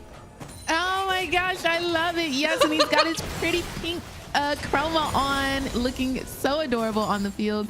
And I want to see him put out some pretty pink damage, too. We might get that fulfilled right now as DSG are moving towards the dragon and Blue Otter want to contest. Oh, Tenacity's at an angle. They're going to send it. Oh, here we go. Tenacity goes in with the explosive casting. Levitate is off the map. Rovex on retreat. Quacker now trying to fight it out with Tenacity. Tenacity will body slam away. Second Cyclone goes off. Quacker goes, I can do that too. Puts out a little bit more damage back to DSG, but not much has been felt in the grand scheme. They have a one-way ticket over to that dragon. That's going to be Soul. I think DSG are trying to push because they want Baron out of this or they need more. Because, like, Mountain Soul, it's big. It's one of the better roles you can find against Smolder, but you're still going up against a Smolder who's going to scale. So, really nice pick from Tenacity, who, when the waves were dead, able to sneak through mid lane, in between the waves, and get an awesome angle to engage on Blue Water. Yes, and I feel like even though DSG did get that Smolder off the map, they do kind of have to still tiptoe because Quacker, as you can see from last team fight, is a little bit scary. But I think Kai'Sa's damage might be scarier. We've got the Gensus now, and she's putting out a lot of damage, so they kind of have to respect that as well. Yeah, you called it. Wondering if it's going to be a Nash's Tooth next, which I will say I really like the build where it's kind of a hybrid Kai'Sa. With the attack speed, I feel like that fits her kit really well. And yeah, that's going to be the call. So you called it, Miss Chim Chim. Absolutely. It gets you all 3 upgrades, so you can put out damage in even more ways. You get those long-range snipes. If you can't get too close, you can still put out a little bit of bursties every now and then. You were talking about damage to be afraid of. I think Kai'Sa, definitely the right one to be afraid of. I think another one is Tenacity. If he keeps getting body slams like that, you already see. He's built a Seraphs. He's built a Rod of Ages. He has damage to really nuke this Smolder off of the map, and that's what we saw in that last team fight. They're going to be Cosmic Drive next, too, so just more body slams, more abilities flying out from the Gragas is a good sidestep from Inui. I will say, feels good to be Rel against Mountain Soul, as your Q will remove those shields right off the bat, so that's a nice bonus add for Blue Water. Again, I feel like are still in okay shape this game, even being down a soul. Like, you have Smolder. You're still going to be bursting health bars. It feels like that Mountain Soul shield's like almost the difference between, you know, bursting a Smolder execute or not. It feels like things are on a little bit more even footing as long as they have those shields up. For sure, but that's if Smolder is in these team fights. That's I true. know he's one of their prime targets as they go in on Poom here, trying to that's eliminate nice. some of that CC and clear out some of this vision in the Baron pit. Very respectable flash. They're going to try and collapse on Blue Otter here as Quacker does find Poom, who's now flashless. Gotta watch on the levitate though, because you know that explosive cast does land onto him, and now the fight's gonna go through. Mom goes right through the middle of it. It's able to take one kill. Here come the execute. Here come the resets. Quacker has to back off. Yukino gets dropped, and now levitate and Samikin against the world. DSG go forward, and Young, he's been eating good all game, and he's ready to bring that heat with those rockets. Blue Otter retreat. Honestly, close fight, Miss Chim Chim. I'm surprised that they focus everything on the Darius. I know Darius was in front of it. You take this one. What do you think, Miss Chim Chim? I'm a little confused because we were just talking about how Smolder is the primary suspect. You do have to still respect the Darius, but Yeah. Smolder actually got blown away there from the Tenacity Gragas ulti. So he kind of got saved a little bit, but they still had to respect the Corki and the Kaisa. Yeah, it was a close skirmish, and I think that like not being able to kill Quacker before he got his ult off there was big. I can see a world where if you are able to take Darius off the map, it would have been good, but they were a little bit short, and they were able at least to get abilities off before they went down. I think a really significant thing that happened there was the reset started. Music was able to get into the Leona form, Yeah. and then instantly died right after before any crowd control can follow up, which was a great target selection coming out from DSG to deny more resets. Yeah, that was a little close, but fortunately able to go down. I will say, I think Bloodsong on Poom, really good choice this game, just trying to be bursty and blow people up. As Wow. DSG trying to keep the pace of this game. Moving forward, Samikin is bot. Has TP, gonna need to use it. As Blue Otter, they've yet to spot this, but have a good idea. There it is. Okay, so they spot it. It's at half. Quay is TPing in. Okay. Music on a blast cone. DSG is gonna pull back, just take the TP win. I was about to say, what are the chances we get a steal here in this first series of the day? I'd say high when you're going up against Viego. So I think really smart that DSG were able to pull off.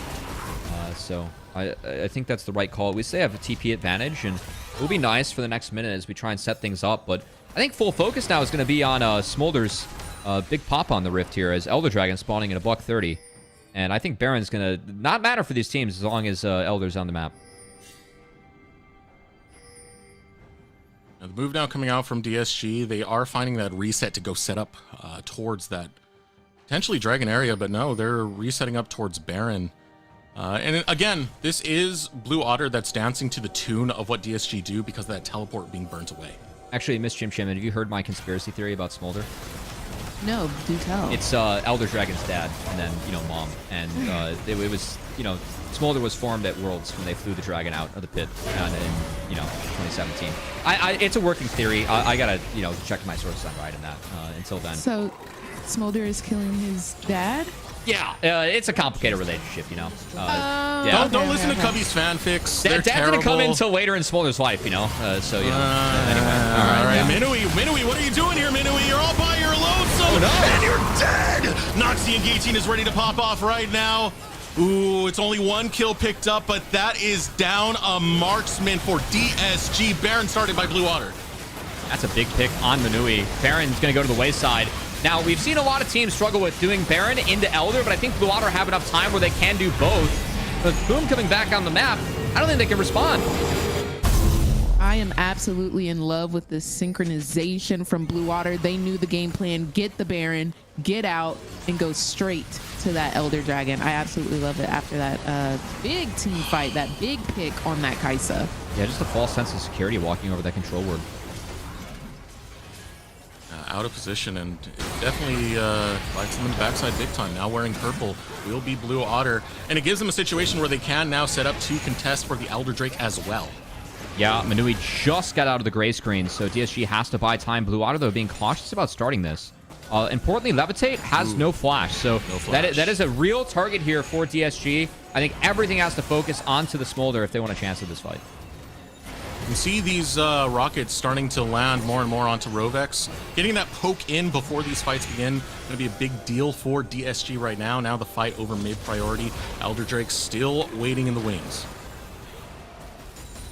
Man, I just feel like Blue Otter's team fight is so scary. If everybody presses their buttons, you've got Mom coming in, you got Rel pulling you in so you can't move, you got Darius, like, and then you got the burst from the Hui. Man, this is a scary team right now. Blue Otter able to play the Quacker. Leading one side, Rovex now going for the flank on the other side. AK help remains on the Elder.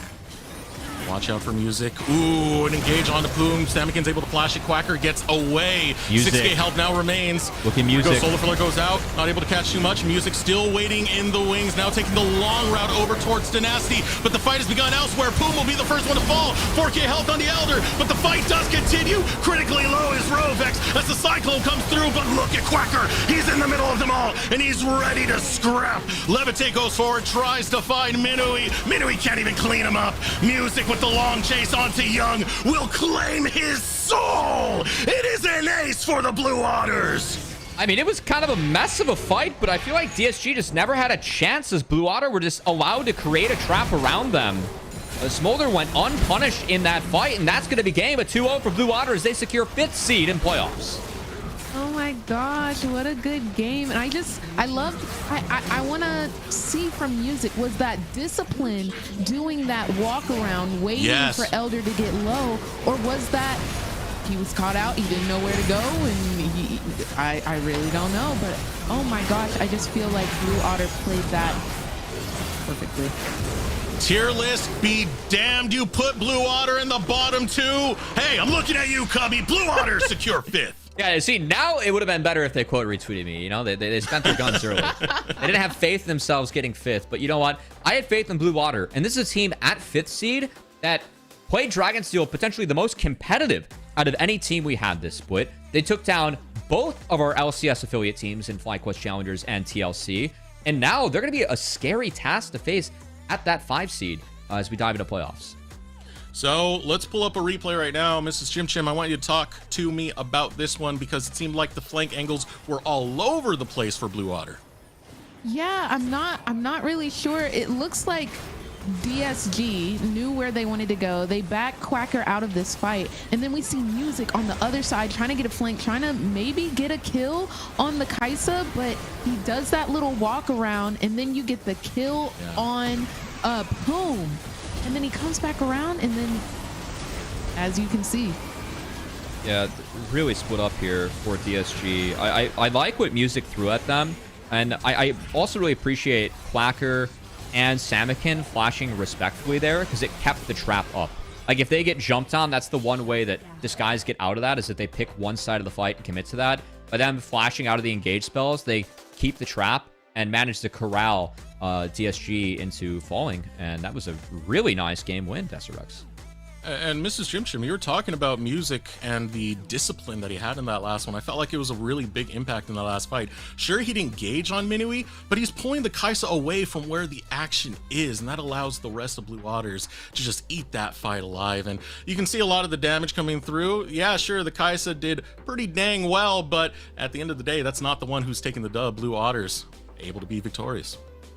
Honestly, and that's absolutely fantastic. And maybe it's not just music with the discipline, maybe it's also that Smolder, even though he did get picked off 1 or 2 times there, still being able to put out that damage. He did get the kill off of Poom, which takes off a lot of CC from the board. I think it was well played. Yeah, and on the flip side, I mean, a big match. Not only does Blue Otter take that 5th seed as we jump into playoffs. Hold on, I'm doing some math in my head. I'm pretty sure it locks DSG in 7th, and it does lock DSG. 6th. Yeah, it locks DSG in 7th. So that means that DSG has 1 life for playoffs. Not what they were looking for this time around, as unfortunately this regular season, it felt so much better for them, this split, but the last couple weeks just haven't gone their way. I mean, it was a 2-1 against Fly C to really position themselves towards the top of the standings, but dropping a few series in the back half of the split. Unfortunately, Tomo moving up really, I'd say, hurt them, as well as, no shame or no shade at Manui saying that. Tomo's been fantastic, and he even got Player of the Week in LCS this week with him stepping in. So, yeah, we're going to see what happens with this guy. Is that boot camp going to have to make the most of it to go back to the drawing board and prep for playoffs? Now, Mrs. Chim Chim, if you're a fan of Blue Otter, I want you to know the hashtag is Romp Stomp. That is what they like to throw out there. And I just want to inform you with that one, because I know we're throwing it over to a quick break, and on the opposite side, you will be taking an interview. So we'll be right back with Miss Chim Chim and Blue Otter.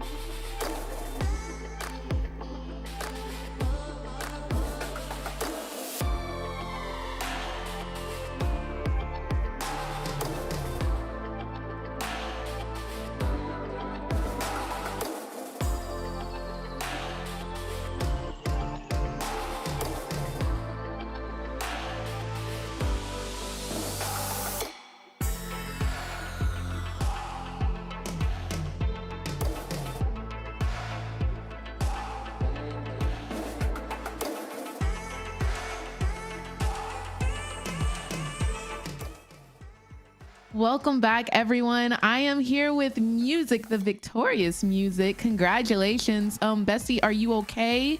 Type 1 if you need help. You look like you're in a little dungeon. What we got going on over there? I'd like to thank Tin Uncle Phil. Yeah, thank you for coaching us. Okay, I love it. I do want to ask you about you looked like you were limit testing in some of these early fights. You would walk away with like 100 HP. Were you limit testing, or did you just know that you were gonna come out alive?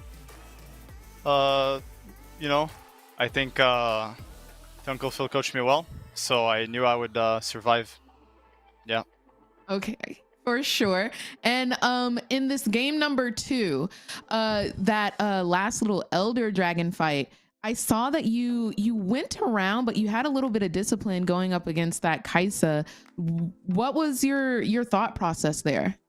I didn't think the fight was an easy fight. Like, I saw how everybody was split, so I knew that me going in on Kaisa wouldn't actually do anything. I was just trending a flank, knowing that they're calming that I'm flanking and pressuring.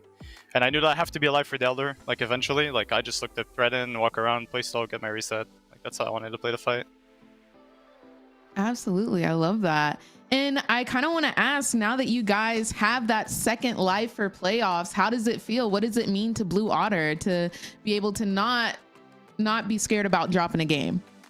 It's nice, have an extra chance, but I don't think if we're a good team, we don't really need it. I think any good team should just go through the playoffs and show what they're worth. And I think we're pretty good, and I think we've had massive improvement after having our last slump. We were like 1-5, now we're 4-5. So I think we're doing pretty well. I'm pretty confident regardless if we would win this series or not. But the extra life definitely helps. Feels better to be on top of the food chain rather than being on the lower side of it, Absolutely. And how do you feel going into the rest of playoffs? Are you scared of anyone? Are you ready to take down someone? What you got? Well, I want revenge on Maryville. Well, Dragon Steel. I think the series was extremely close, and I think we've improved a lot since then. So I really want revenge over them. That's like the main team I want to avenge. Absolutely. And who do you have to thank for your success today? Who has been coaching you for this series? Tin Uncle Phil.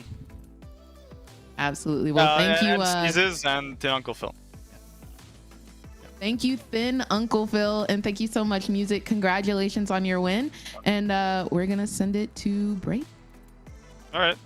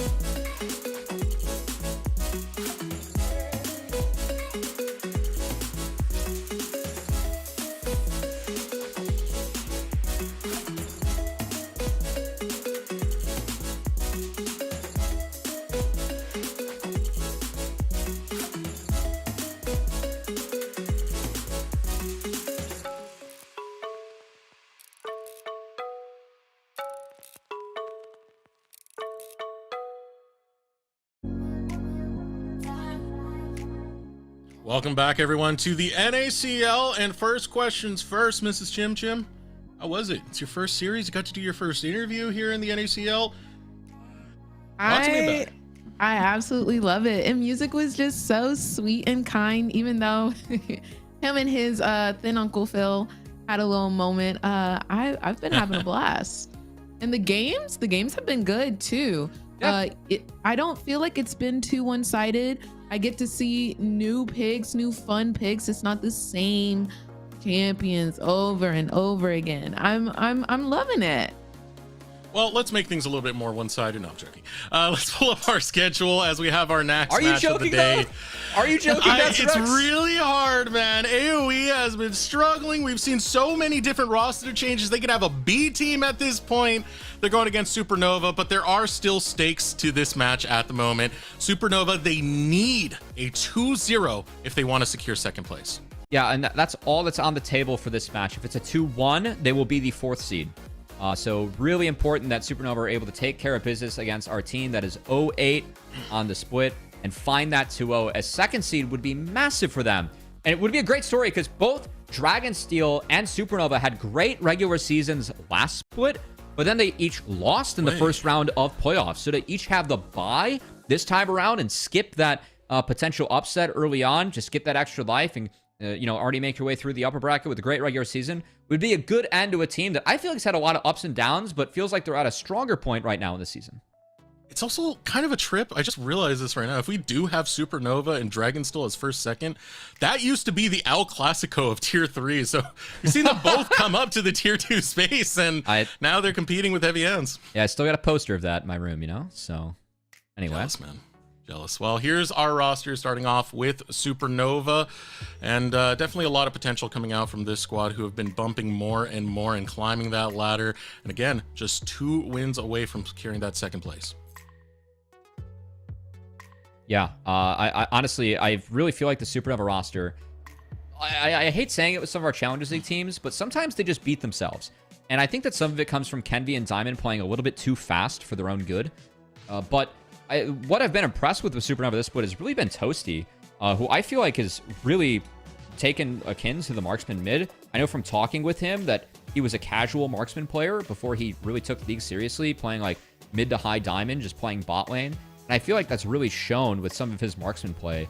He just feels like he's has better movement and is stronger at some picks like Lucian, Zeri than some of the other mid laners that we have in the league. And we got to roll on to our next squad, and that is going to be Area of Effect.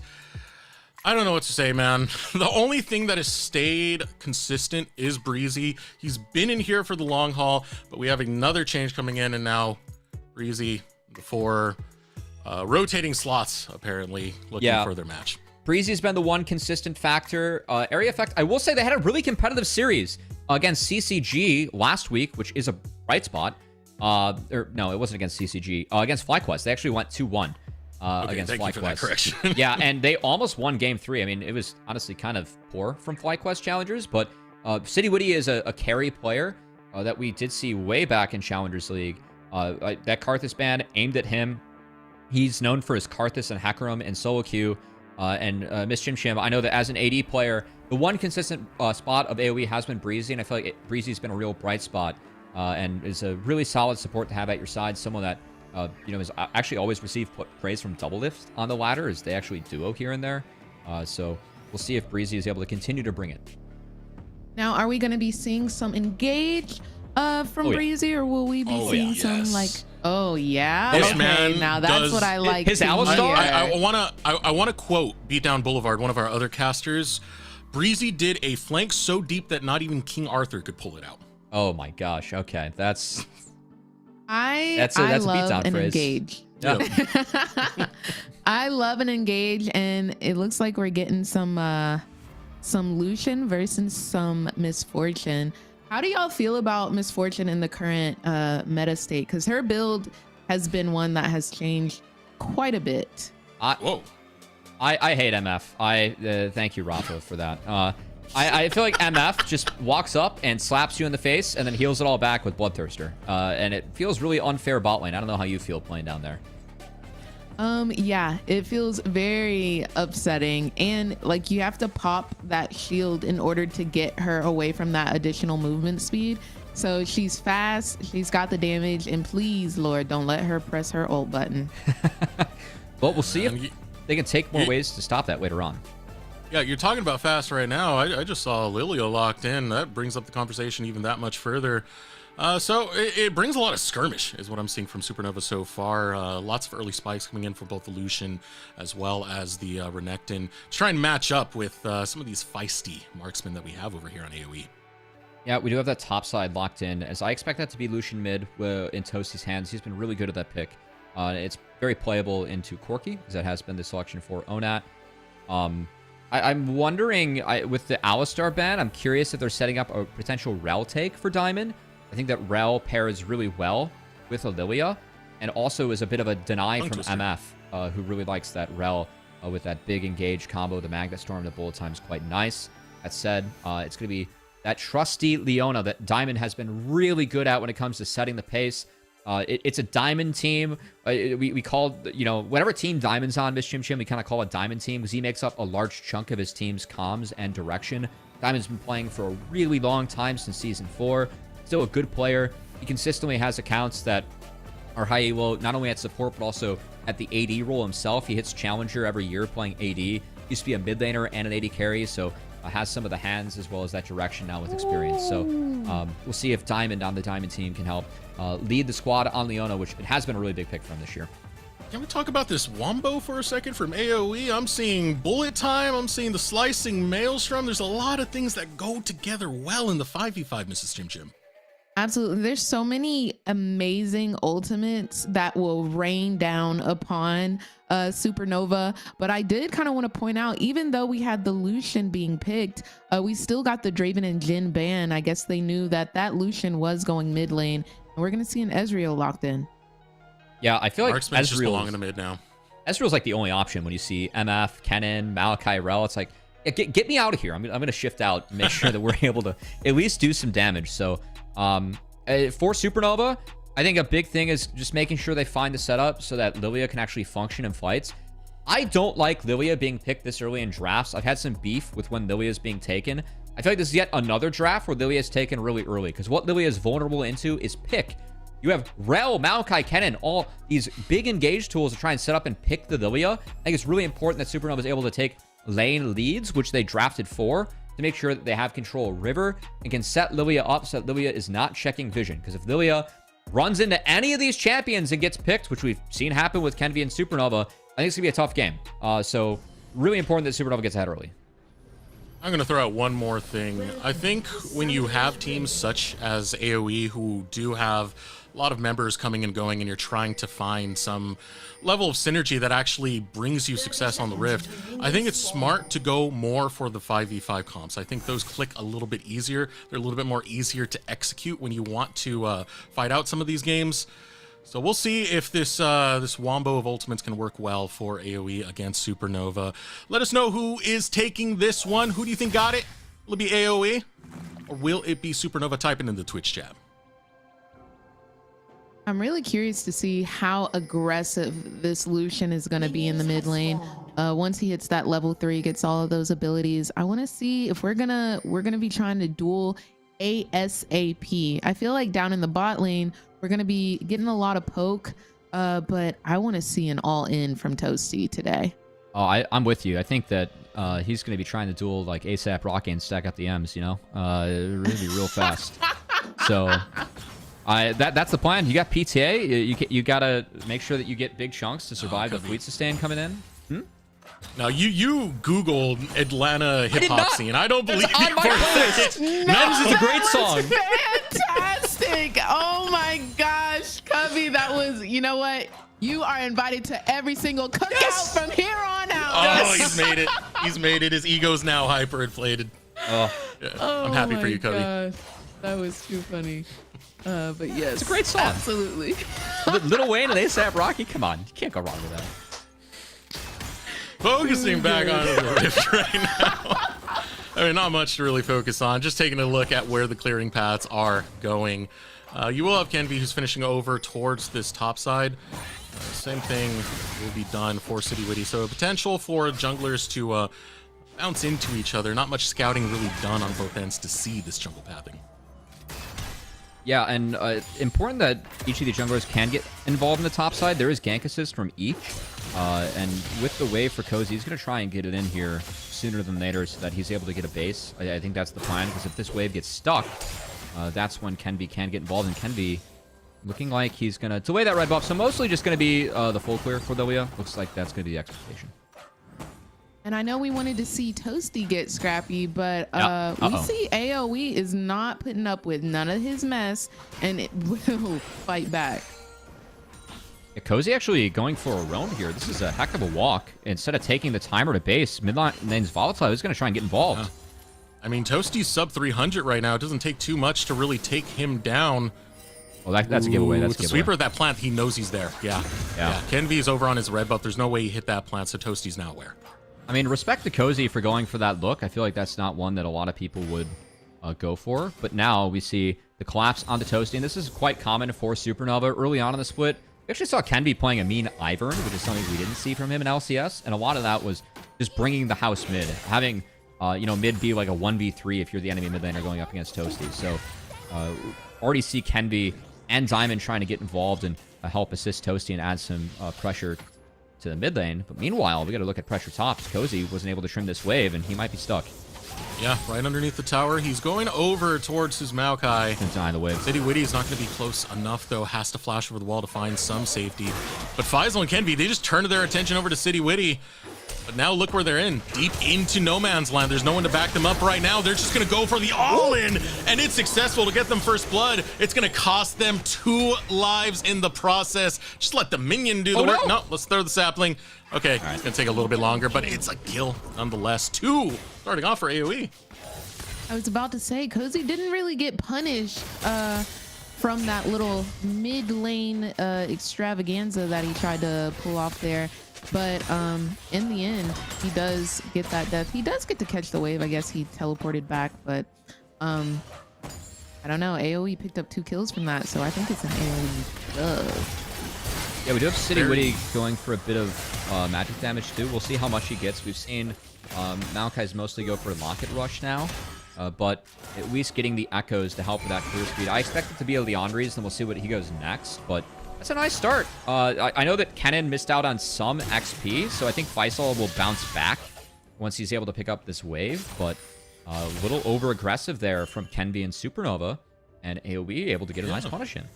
And that's something I wanted to bring up, is the fact that City and Kenby met in the river on the top side, so you have some information that City's nearby. Just Kenby wasn't able to pull that trigger fast enough to collapse onto that. Here we go, a little more of an exchange. Scrapping it out over in the bottom lane. Mobility falls to 200 HP.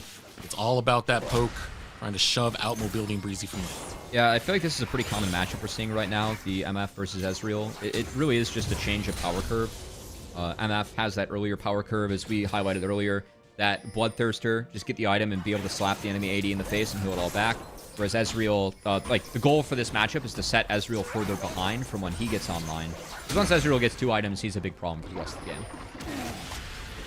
The Void Grub's going to be started up. Still not much. You really, I think it's a one and done here, on though. the opposite side. I mean, Kenby is in the area, yeah. So he's applying pressure over to Cozy, and now can put presence towards the Void Grubs and stop City Witty from getting any more. Toasty has already made his way into the river too. Looks like he's going for the Bork, and given the strength of Renekton here, the fact that you get 1 as City Witty on this spawn going up against Renekton, honestly, that's better than average, right? Just weren't able to trade the dragon out yet, but we'll see if that is the focus for AoE. Trying to lean on some of the strength of Miss Fortune, who is walking back to lane with that BF sword, so MF's going to be hitting hard, Miss Chim Chim. Absolutely. Starting on that Bloodthirster that we all know and love from Misfortune. Nobody likes an enemy ADC with a BF sword. You know that's about to be heavy hitting. She's up a little bit of CS, so I do want to see if we're going to be able to be a little bit more aggressive rather than passive and CSy here in the bot lane now. All right, Mrs. Chim Chim, I want you to help me out here. You've always had a call for, what was it, like Misfortune and Zyra? No, it was Misfortune and Amumu. It was Curse of the Sad Curse Bullet of the Time. Sad Bullet Time. What about Kennen and Misfortune? What kind of combination do we got there with the slicing nails from the Or bullet? Rel, too. Magnet Time? Yeah. Yeah. Or Bulletstorm? I do not know how I'm going to put all of those words together to give you a good name. Slicing but, bullet magnet. We can work on it, you know? Yeah. You know, I feel like we can do a little bit more developing, but that's a good start. It's a workshop in progress, you know? Okay, hold on. I might have my first attempt. We ready? Okay. Hit me with it. Slicing Magnet Storm Time. When you added the time, you lost me hard right there. That's Really? where I fell off. But I'm hearing Yeah, from we got production there's a lack of bullets in there. which- okay, slicing bullet storm, I think is. That's Probably- better. That's better. I'm not surprised you came up with something better. I was the guiney pig. You know? It sounds like a metal album cover title. And that's when Slicing I'm bullet at storm. the best. Yeah. Well, taking a look at what's going on the map right now, still, Cozy is actually able to get a pretty hard shove over here. I'm watching towards the bot lane though, because we've had that dragon up for quite some time, and no one really to go for the contest just yet. Now, if we Yeah, throw... we're 8 minutes in, and we only got the Void Mites up top, 2 going over to Supernova. We've got 1 on AoE. But yeah, I want to see some action around this dragon as we get some action up top. He has boots. He can maybe run him down. 16 powered stun. Might still have a look. Has good second stun coming out from Cozy, but still chunks. We'll have to head to the base. What if we throw Maokai ult on top of all of it, and we get Nature's slicing Bulletstorm? Nature and Honestly, bullets going together. Yeah. That could work, because like lightning is a part of nature. Yeah. Yes. Yeah. Oh, you know what? I think we You got know a what winner. else is a part of nature? Death. Yeah, Cozy has returned to the circle of life, unfortunately. May he resurrect in his new reincarnated Kennen. Yeah, I think us workshopping this ult combo might have put him to sleep on top of, Kenby. But hey, well played for Kenby. They're going to drop the dragon for that, so AoE does pick up the Infernal Drake. But trading that for a couple points on the Faisal, a kill on the TP was Cozy, I'd say is well worth it. That said, I like the response coming out from AoE. Cozy has TP coming back up. We're going to have a lane swap, so MF and Rel will be topside. That means they're going to be able to play the next grubs that spawn, and Cozy can interact with his TP, whereas Faisal's will be down. Extra presence going to be felt over there. Definitely going to be helpful for those grubs that you were mentioning, Cubby. But look at that deep vision now established by Supernova. They will have a lot of heads up on what is going to come out from AoE. I do kind of want to ask about this lane swap here. Do we get to see that a lot in NACL? Yeah, so Oh man, I usually don't see like the lane swap meta where it's like the 2v1 lanes, but we saw it a lot in the earlier weeks. Yeah, I think in this situation Calm down. it's pretty proper that both teams actually head up here, because if you put your bot lane up here, you just have more strength to try and contest the grubs. But with Cozy having access to TP and Faisal's TP going down, it will just go over to AoE. So I think the swap again from AoE was quite good. I actually would have liked to see Supernova not take the swap and then try and actually dive or pressure the Kennen, and then try and have Renekton survive. Oh! That's a nice snipe. That actually denies 4 from Supernova. Well done, Lens. That's actually big. pretty huge, because yeah, you don't get that little Void Mite spawn when you're attacking towers, and we go even for a 3-for-3, so AoE is actually up on objectives here. You know, Desrex, it's been pretty fun being joined by this region. I'm going to pause my broken point. Got action Engaged on. We have a TP coming in. That's Cozy. Cozy's going to arrive. He does have his ultimate. Instant stun, beautifully timed by Diamond. Still, though, ultimate from City Witty means you can't avoid the maelstrom, the bullet time, the pain of AoE. Some slicing bullet time. Nature's. Free double Yep. kill. Yeah? We were trying to put it together, you know?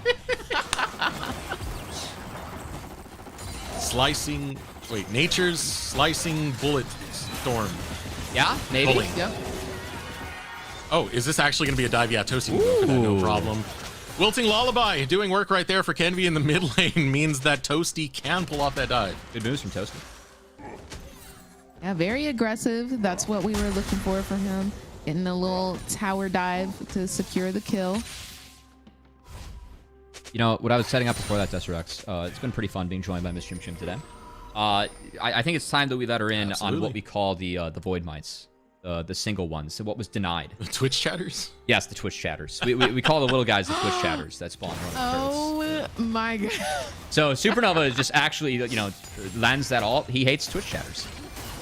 It's gonna. Wow, that's so toxic, Supernova. It is. They got to think about that.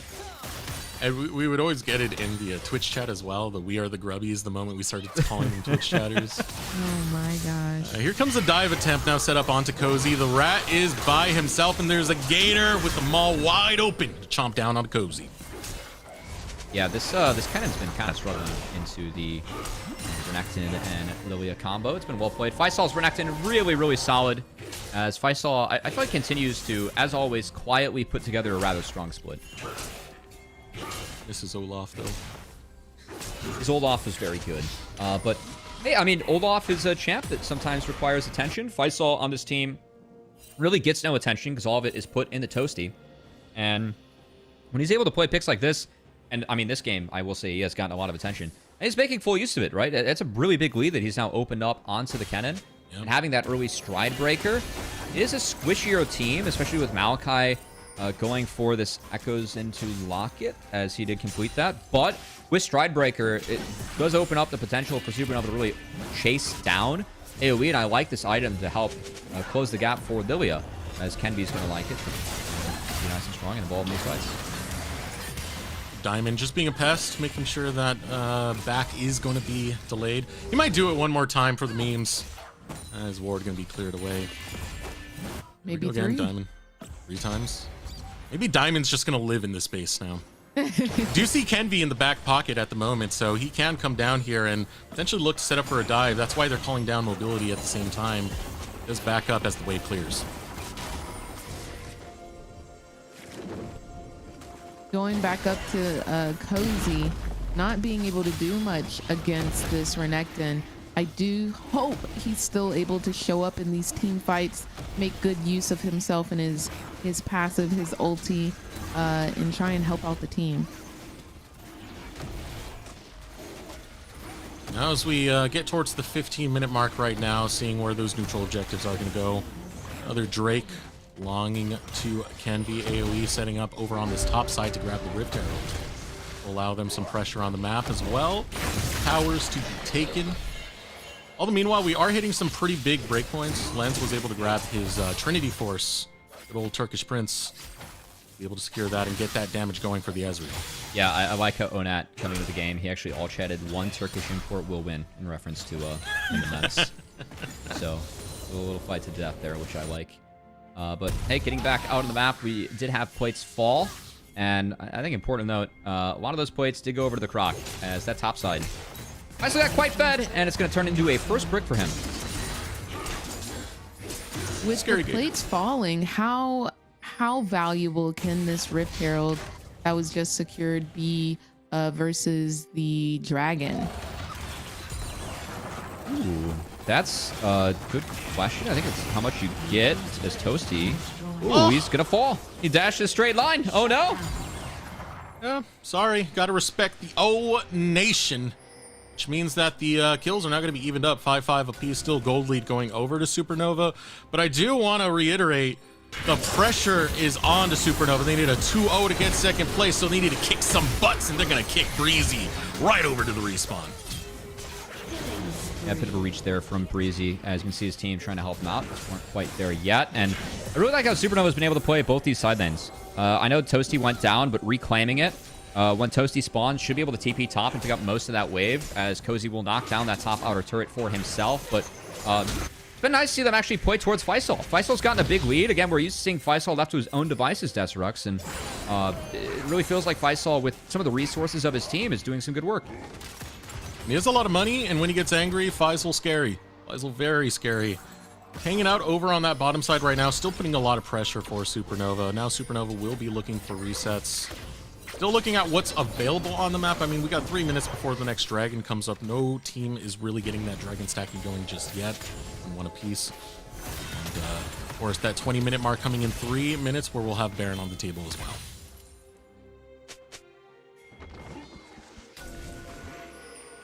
I'm very curious as this does get later, though. Because, again, I was talking about it during the draft. It's that Wombo combo. It's all of this... oh boy, ultimate chain that you can put together, and even just picks like this is going to help you out a lot, as AoE are able to find Toasty all by his lonesome. That kill goes over to mobility on the Misfortune. Yeah, again, on this team, we're used to seeing Toasty get the attention and the hovers. Toasty being caught a couple times down the side lane when the attention's not on him. That's play back a little bit with some of these waves, as Faisal was showing bot. Of course, Faisal opting not to TP into this play. Will sack the turret, and Supernova will have to recover, so... Let's see AoE get a couple of quality wins on the Rift. I know they're still down in this game, but at least nice to pick Lucian a couple times. Team fight. Just give me team fight. That's all I want. Some team fight. AoE, get to that point where you can do the team fight. Oh, and then I want to see what in. Supernova can actually do. Actually, okay, just fight. That works too, Faisal. Slice and dice is away, but the Magnet Storm's able to pull Faisal right back to what is going to be his demise. No, he flashes out, slicing Maelstrom. We'll be able to clean it up on the back end. Ooh. Bullet time to find another. I wanted a team fight. I'm getting a damn team fight, and AoE bring it, claiming 2. Supernova, no response. And AoE, I mean, we watched them press their R keys with Chim Chim, and at least that time around, they win in numbers. Don't lose too many waves. Rather good play from them. Yes, I am a little curious here. I want to get this rewatch. I know that Lilia's sleep is not interrupted by Misfortune Ultimate, but is Misfortune Ultimate interrupted by sleep? Oh, she did not get the sleep on Misfortune here. That's the full channel. That's where you're telling Supernova they have to avoid. That time they didn't avoid it, they got melted. Yep. All right, now that we got a lull in the action, real quick, why is your playlist called Rap and Hippity Hoppity, Cubby? Yo, don't worry about it, man. I made it in college, and it was internal. It's fun. All right, drag it up in 30. We can focus back on it. All right, yeah. I had to share proof that I had that song on the playlist, which it is on there, along with many other songs from that artist that I enjoy. Looking for a street cred. Don't worry about it. Anyway, Dragon spawning, and Supernova. We talked about Dragon. Yeah, we talked about how Supernova they have to have control of River early on, and they do not. So AoE actually have potential to set up another wombo here. Kenby is down flash, so I think the focus should be on the Lilia and trying to get the pick early. Speaking of picks, we're gonna get a little tower action here, maybe even a second charge. Go for it. Go for it. Just go for it. Let's run it down. Okay. We're running to We are running it down. There is some running down being done currently. Just in the wrong direction. That's just in the wrong direction. Yeah, Faisal did get pushed on bot lane, so it looks like AoE trying to flush the Renekton out just in case they were behind them. Not the case. And looks like Supernova's going to sack this dragon for some more gold and free time on the Toasty. A response out of Faisal and the rest of Supernova. The idea wasn't even really towards the drag. They're happy giving this one up, as you had said, Cubby, and that should be easily secured by AoE. With that, it does set them up towards some sort of dragon stacking win condition, and surprisingly so, because if you look at the gold, I mean, we were in a place where we were expecting Supernova to just kind of steamroll this one, claim that second place. AoE has been slugging it out. They sure have, and I know we saw a little bit of a gold lead coming from Supernova, and I'm noticing that slowly dwindling away. They do still have a lead here, but I think AoE is trying to make a little comeback. Yep, see it there on the graph. Those picks on the Toasty was big, and I'm noticing Onat ahead on Toasty in both gold and experience, which is really big for playing out these side lanes. Lucian needs to stay ahead to actually pressure. So the fact they're able to turn things on the Toasty a couple times. Well played from AoE. I think it's making this map a lot easier for them to play. As we go throughout this game, I still feel like we're very team fight dependent, though, for AoE. If our R keys do not connect, I do favor Supernova in the fight. Also, if we don't deal with Lilia early on in the fight, Kenby has a lot of the gold for Supernova, and if he is able to run rampant, it's going to be an issue for AoE. So Kenby has that flash coming off cooldown. I think that's another reason why Supernova dropped that dragon. They didn't want to fight without Lilia having access to the flash. So I think it's really important that AoE are able to find Kenby in these fights, and Kenby might be caught here. We're looking. That's the thing. It's a very fast champion, so good luck catching up to the Lilia. Kenby finds his own safety quite easily right there, and even with that, still have a lot of pressure coming out from Faisal over in this bottom lane, who's shoving in this wave pretty heavily right now. Still looking at those teleports. Faisal does have a teleport advantage, which sets up Supernova to potentially play the map. Thinking about it, they really do have to look out for that Lilia, because there's so many ways for Supernova to stop Misfortune, to stop Cozy, to stop Onat. I think that if they don't get those pressure points, they're gonna have some problems in these team fights coming up. I didn't even notice that the dog had an eye patch on that skin. There's an eye patch? Really? We're patches? Yeah, he's a little pirate dog. Turn around. A little waddle. He turned around. We're forced to just watch the little corgi booty. Oh, he's so cute. I mean, that's fine. Onat, he's a big focus of this game, you know? It's not just the skin. There it is. Onat, why are you... Okay, we gotta fight now. We gotta go back to business. No. I do want to say, I know that this game doesn't have any stakes for AoE, but kind of like Immortals and LCS today. A lot of these guys are fighting for at least prep for the promotion tournament, right? They have to go earn their spot back and at least earn the right to, be considered by teams to keep on playing in Challengers League. And I have appreciated that we have seen a better AoE since they made the swap, going 2-1 against FlyC. I think the FlyC misplayed quite a bit in there, but AoE were able to punish. And this game, I think the AoE's had some nice answers for Supernova, who again are fighting for a 2 seed if they do get the perfect 2-0. So I think this is a good sign. A lot of fans, especially of the OQs, shout out to you if you follow Tier 3 of North America, because that's reaching deep. You're really in the pool. A lot of those fans are like looking at AoE as the team that they're targeting to knock out with a team like Dragoon Goons, right? But I think that this form that AoE's been in, it's actually been much improved. And I don't think they're going to be free out in their promotion tournament when that does come across in a couple weeks. Ooh, cozy. Careful right there. But yeah, I very much echo that sentiment, Cubby, especially because we've seen the past of some of these players. Mobility's looked great in the past. Onat's looked great in the past. Same thing with Breezy, who's been the long-term passenger of this AoE ship thus far.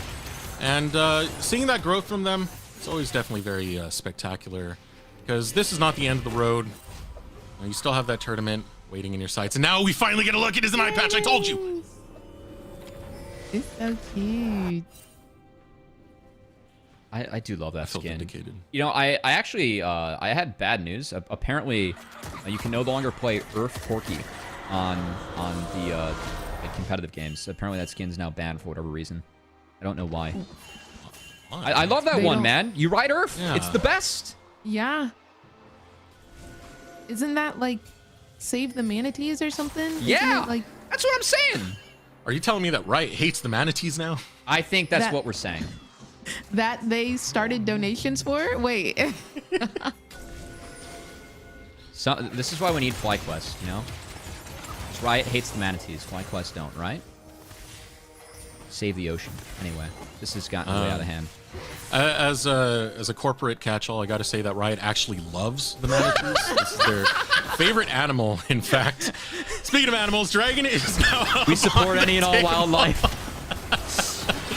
The True Shot Barrage comes out. It does land on Onat as well as the Solar Flare. It's a chain of CC going on the Breezy. He's able to back up the Culling, getting a lot of damage in. But what gets more is the bullet time and the slicing Maelstrom finds Kenby. Kenby still able to survive, so will go golden to buy time, and Faisal gets kill number 1. Now AoE on the back foot as Supernova dance around this fight. Yeah, Riot may love all wildlife, but I will say I think AoE kind of hates Crocs after this game, because Faisal's been real big in this front line, holding the door there, not allowing the rat to get through.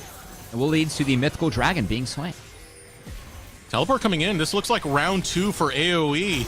They're not willing to give this Drake up without a fight, but Toasty is going to be there to match it. 2k health remains. It gets secured over to the name of AoE. Will there be a fight right after? Faisal's waiting right there, and here comes Diamond. He doesn't have the Solar Flare, though, but with the Ruthless Predator, you find a stun. Breezy! Big engage coming out, and now AoE fight for their lives, and they're able to make the lives of Supernova forfeit. One more to fall as the tree gets cleaved away, but Mobility finds a triple. And the captain of the ship, the consistent member, Breezy, holds strong, finds a huge combo to open things up for Mobility, knocks it all down with a triple kill. We're going to take another look at the back half of this fight. Keep your eyes on Breezy. Supernova, they're trying to buy time to get Diamond back and get Toasty back as he TP'd bot, but the Q Smite secures the Dragon for City Witty, and then it's a really nice combo from Faisal and Diamond to get in, but Breezy from over the wall, the flash combo was huge, and that shuts down a 4v5 and make sure it's in favor of AoE. Mrs. Chim Chim, we said Breezy brings big engages. That's a tongue twister for me. Did we lie? No, you didn't. I was a little bit worried about AoE at first there, because a lot of the ultimates, the Misfortune, the Cozy, they had already used their ultimates, so I was a little bit worried about the Wombo combo not being able to Wombo combo. But in that second half, Breezy found that little opening, and boom, everybody else followed through, and Misfortune was, oh my gosh, she's 5-0 with 1,000 gold shutdown. That is insane. Yeah, no Nature's slicing magnet bullet storm time needed at all. All we need is just the Magna Storm from Breezy to make sure that things go the way of AoE. And yeah, I mean, I really feel like Breezy has been a little bit rejuvenated in the past couple of weeks with this iteration of AoE. It's been good to see Breezy look good, because for me, like, Breezy's always been a support in the league that has been, you know, just short, but always competing with the top tier. Like, never one where we're like, oh, he should go LCS, but never one where we're like, oh, he should be out of NACL by any means. And so to see him really start to shine on this team that has been struggling is good. Now, we have a Baron started by Supernova. TP coming in. AoE, they don't have TP on Cozy, who is bot. This might go down.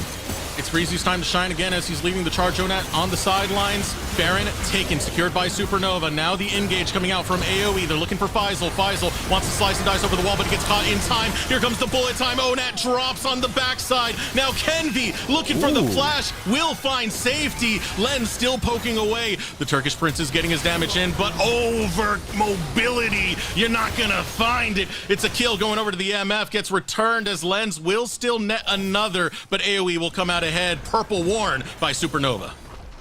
The mobility flash over the wall into the kill. Oh my gosh, he's legendary. That was absolutely insane team fight, even though Supernova did secure the Baron.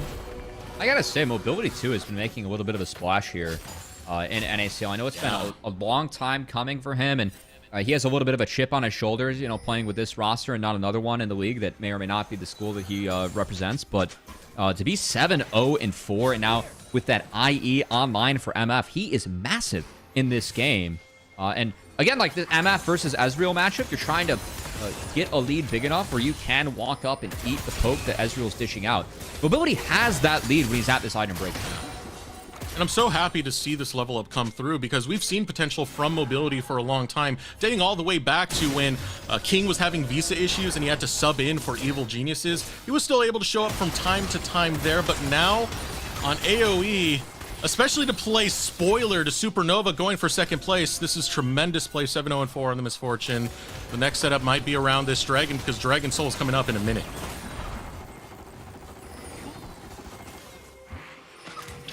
I mean, Quad Soul is pretty nice if you want to press R on everyone, you know? Just go faster.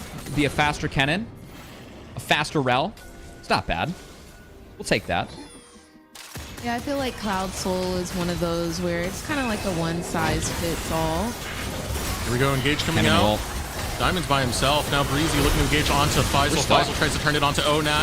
Faisal's by himself. He will go down. Same thing with Cozy, but it's underneath the tower. And look at the bullet time. Bring the pain. Supernova get destroyed. Another massive engage from Breezy with the bullet time over top. This lead for mobility has been massive in AoE. You're going to drop the Cloud Soul and see how much they can take. Oh. All right, calculated. We're good. Not going to go down. Don't worry. This would be huge. This would deny Supernova second seed if AoE can find one game in the series. It looks like they may be going for it. We still got about 20 seconds left. We have 5 on Diamond, but will Diamond be able to stop the push? That's it.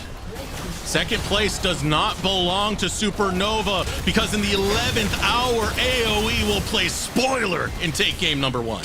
And what a great game from Mobility and Breezy. I got to give Breezy my player of the game with some of the engages that he had. I know Mobility was packing the damage behind it, but Breezy was the one with the Rel that really made that big turn. And there was a reason why in the draft I was like, hey, do we see Supernova deny Rel? Because it synergizes so well with Lilia and some of the stuff that was existing in their comp. But also, you're taking Rel away from that MF combo. And man, did we see that pay off a couple times, as Breezy was all the setup that AoE needed to knock down everything in a couple of those team fights. And that is such a cocky smile that he has on that player picture, by the way. I just want to throw that out there.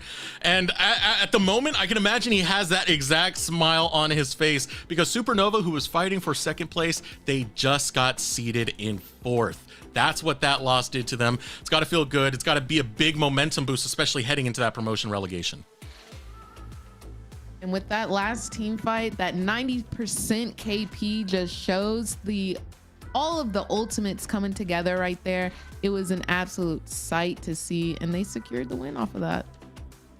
Combo, just get him in the 5v5. Just get him in the 5v5. Didn't even need the full wombo, just needed Breezy. Easy. It was the Breezy combo.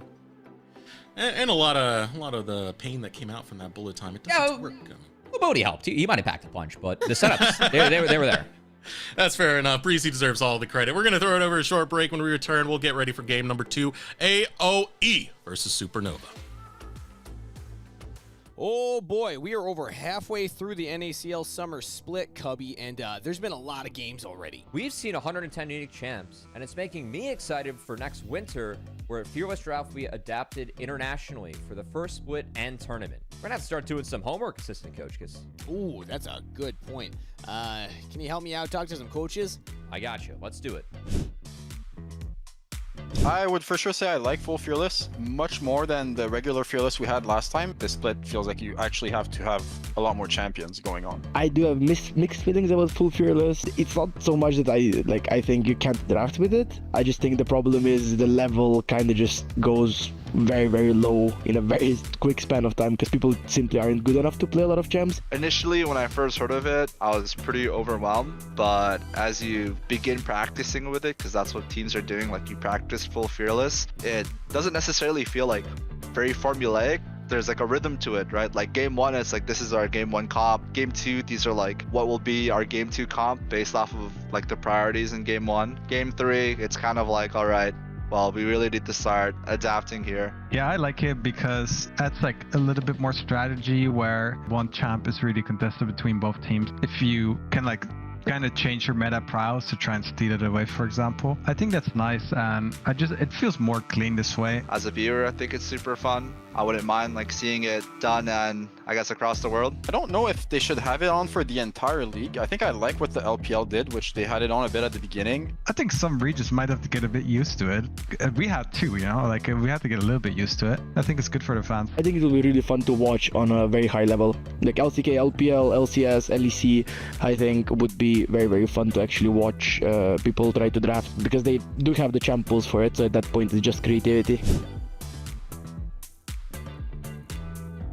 One of our games versus Blue Otters, the second game I believe, we started off with like a normal Sejuani jungle with Yone Renekton pairing. So we just embraced the Fiesta and we're like, okay, let's just whip out Kalista Taric, which is a combo I haven't seen too many people play, but we've been cooking it up in scrims and it worked out quite well. I really like that game. Game 3 versus AOE. I think we had the Rumble first pick and then we flexed to jungle, which should be pretty shocking because if anyone was looking at Winnie's accounts, you wouldn't see a single Rumble jungle game, but we've talked about it before and we've got some scrim games on it. And then Dark Wings gets to whip out his Zed that he's been trying to play since I've quite honestly met him. It felt like an anime movie moment. Give me a second here because I don't want to just like throw out a random champ. I want to actually try to snipe it. I need to scroll through real fast. Let me just do a little control F here.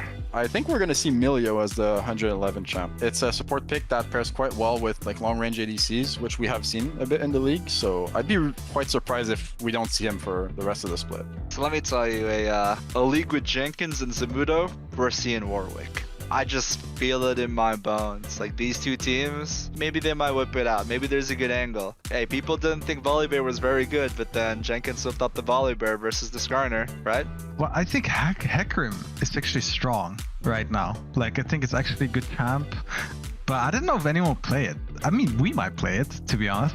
Like, Jay's playing it a bit in solo queue, so we might play Hecarim. But I was also close giving it to Shyvana, who, in my opinion, is also absolutely broken champ. Or Milio. I think Milio is actually not too bad right now, but it depends a bit. So, one of those three. Ooh, well, Cubby, you were a lot of help talking to those coaches. You ever considered being a coach yourself? Thanks, Kangas. Way ahead of you. Excited for next year.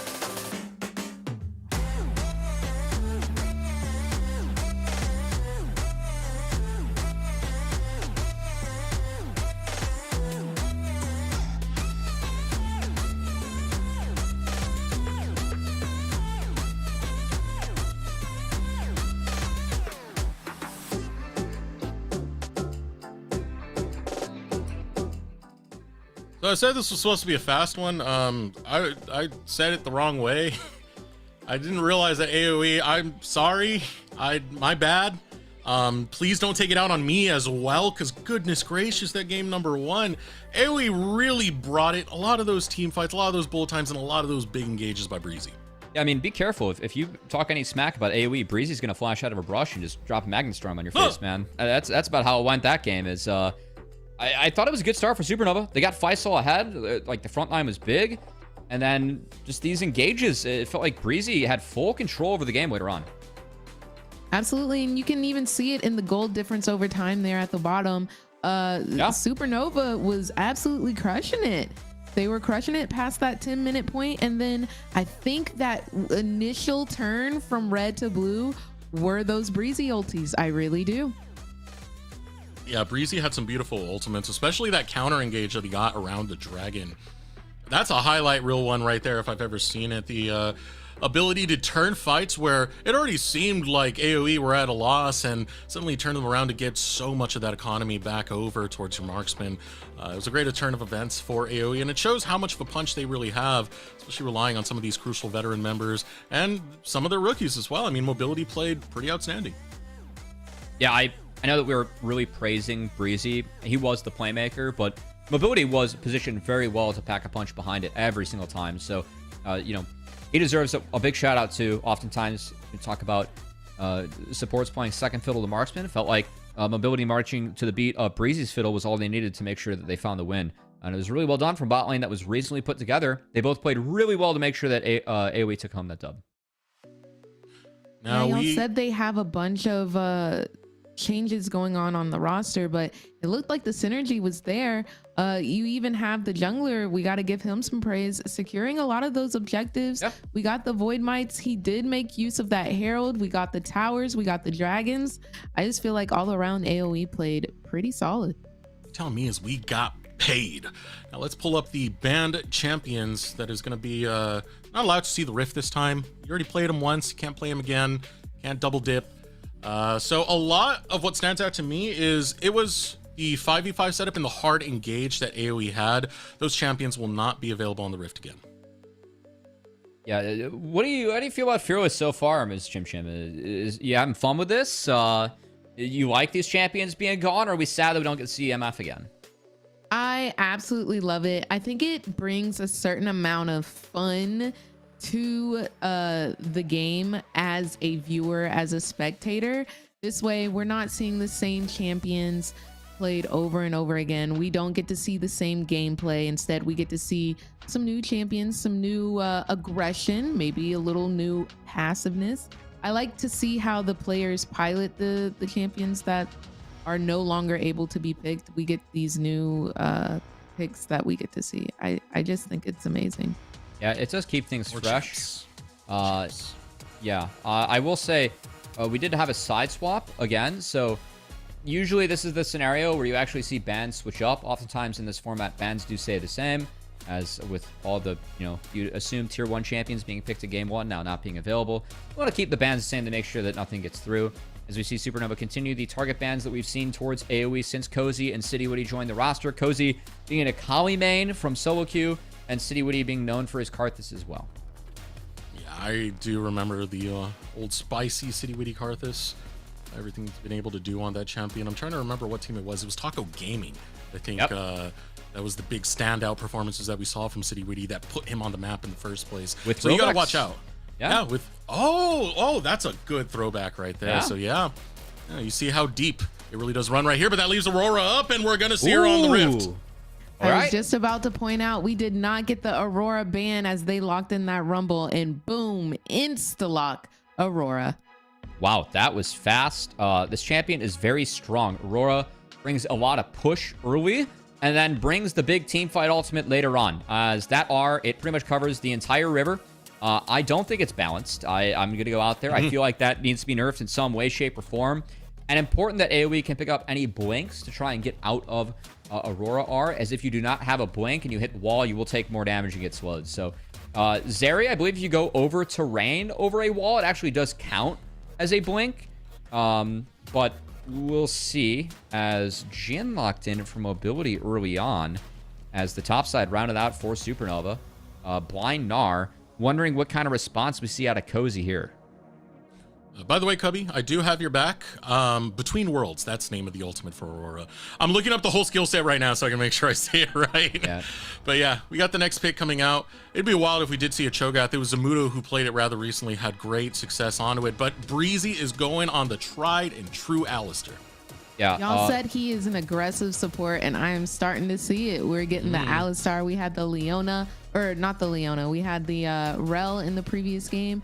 And yeah, somebody's going to have to be protecting these squishies that we've locked in so far. And I guess it's going to be Breezy. Yeah, you're going to like the Breezy cow. It's usually quite good. Oh, yeah. As looks like Renata ban. Oftentimes at this phase, like when bot lanes are up later on, we might see a ban that like nets 2. So if you're playing Alistar with Jhin, you don't want to face Kalista Renata. So by taking Renata away, it does really nerf that lane. And I wouldn't be surprised if we could see something like a Rakan ban here. It pairs really well with Vi. And I think Xayah, not the greatest pick, but also doable if they want to take that one away too. All I know is I better see him in the Moo Moo Cow Alistar skin, or I don't want it. I don't want it. Is that the cowbell? Yep. Yeah. Ring the bell. Yes. Best skin. Especially for mind games when you're in lane, just spam it while your marksman is farming up and you'll get into their head, man. So as we finish up this second phase of the draft right now, it is going to be a marksman ban of Kai'Sa taken away from Supernova's end. So they're going to stop that deep dive that Supernova have been going for. But now we got the Amumu locked in. Yo, Diamond, what's going on right now? Diamond, hear me out. Silas support, okay? We take Alistar ult, we take Amumu ult. All right, it's fine. We play Silas support. It's fine. It's the Rakan. That's still good. That's still good. Kai'Sa was banned out to protect the Jhin. Rakan was not banned, so that Xayah Rakan pairing that I teased, taking away one ban, the knockouts and the pairings will be picked. Let's give you some defense into Amumu and Alistar. As curiously enough, they saved the top lane pick for last. We saw Cozy pilot the Yasuo into Surdy's Gnar, and it's going to be that Yasuo once again now into Faisal's Gnar. Oh, you're excited, Chim. Please. No, I saw the gesture. Tell me more. AoE's team looks so much fun. Holy moly. Really does. I don't know how successful it will be, but it looks fun. It looks super duper fun. You know what? I had proposed earlier, if you're not the most established team synergistically, just do the 5v5. This kind of plays towards it a little bit more. You know, you get that Curse of the Sad Mummy, get the knockups, get the Yasuo going for the chain of CC and the chain of damage that can come through. I'm also looking at the wind wall and stuff it could potentially look to block. What sticks out to you? Because I'm already looking at the Aurora. I'm kind of looking through her kit to make sure if there's anything else that might slide by. Honestly, there's not a ton for Yasuo. You can block the Q from Aurora. I don't think you block the E, though. And I just think a lot of this is going to be about the Amumu plus the Alistar Wombo combo. If you're able to set that up, going to be good news for AoE. Absolutely. And even though Cozy may not be able to block too much during laning phase, I do think that he can block some things with this Xayah, the feathers. They may not be too effective going up against that wind wall in later team fights. Let us know in Twitch chat who is taking this game. Will we wrap up the season with AoE getting their first win of the season, or will Supernova be able to take us to a game number 3? Off of that note, I want to start asking Cubby over here, tell me a little bit about this Aurora. I know you got the playlist with Hippity Hoppity. Well, we got a bunny on the Rift right now, so talk to me about this champ, Cubby. Oh, that's terrible. You're never going to hear the end of this. Yeah, so Aurora, I mean, I feel like the best comparison that we've seen so far, something that Awas has been talking about a lot, is how Aurora kind of functions like Ahri, but you have a Camille ult. So she packs a lot of push early on with the Q. It's really hard to shove her out her lane because her passive does give her health if you are able to proc the 3 stacks on opponents. And then your R, it's so oppressive in fights. I mean, you do so much damage to everyone that it affects. The range is way too big for me, which is why I think pros have it in such high priority, because you can get prio, and then you can use that prio to just have a ginormous teamfight ultimate at your disposal. I agree, but I will say with Aurora, she is a little short-ranged with her Q and the W, but one thing I noticed with Aurora is if you get on her, and AoE does have the tools and the abilities to get on Aurora, she's not going to be able to do too much. So we'll see if she gets focused later on during the game. I think that's a really good shout, and that's what I'm going to look out for. If we can have the Amumu set up the Alistar and then set up the Yasuo, it's kind of like that. The chain to get Yasuo the knockup, I think, is going to be the big game plan here for AoE. And I would expect that they try and do it on Aurora. The one thing about Aurora, too, is that you can be so slippery in the ultimate, also just being able to go invulnerable with the W, which...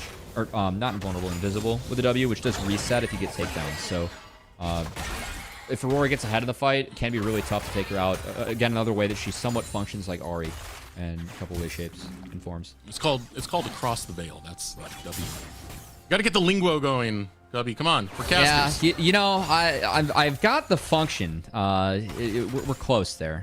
If I had to say Super Mega Death Rocket or Flap Flap Flap, What's wrong with Super Mega Death Rocket? Yeah, they're very weird things to say on play-by-play calls sometimes. It's not that it's a bad name, but man, is that a mouthful. It is. That is very valid, very fair. Well, both of our junglers, I will say, are working their way towards bot lane, where priority does lie with the Zyra Khan. No surprise there, going into the Alistar lane.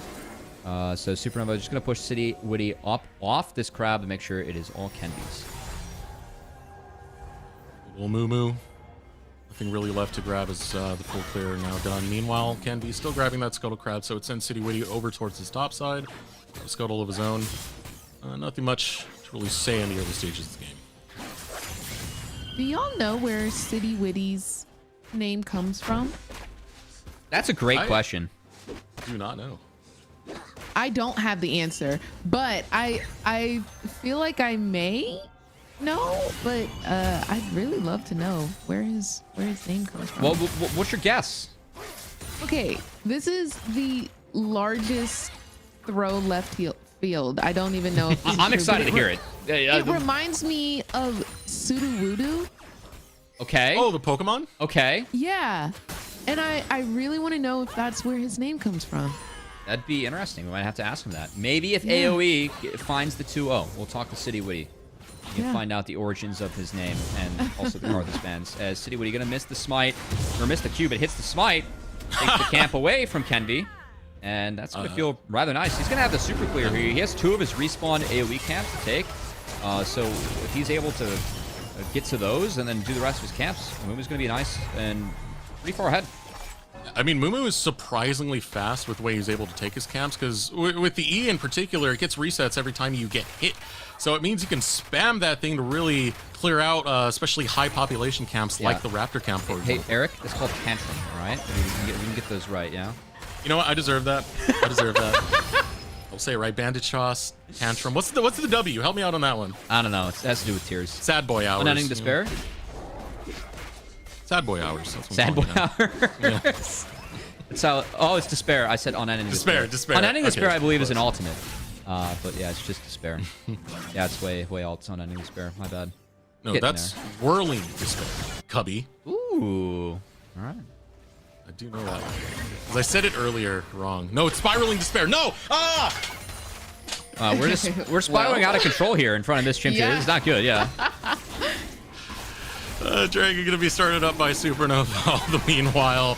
And you got some strong priority coming out from both the your lanes surrounding it. First strike of the game, belongs to SM. Will be Grubs, though, going over to Amumu, who does cook them rather fast with all the Twitch chatters hitting Amumu. So I think this is an okay trade for AoE.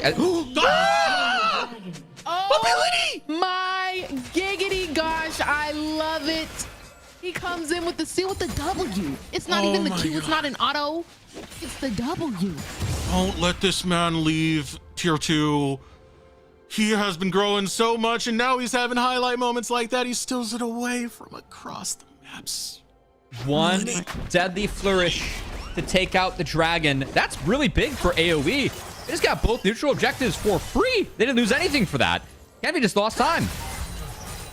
Is this the same AoE? This is not the same AoE.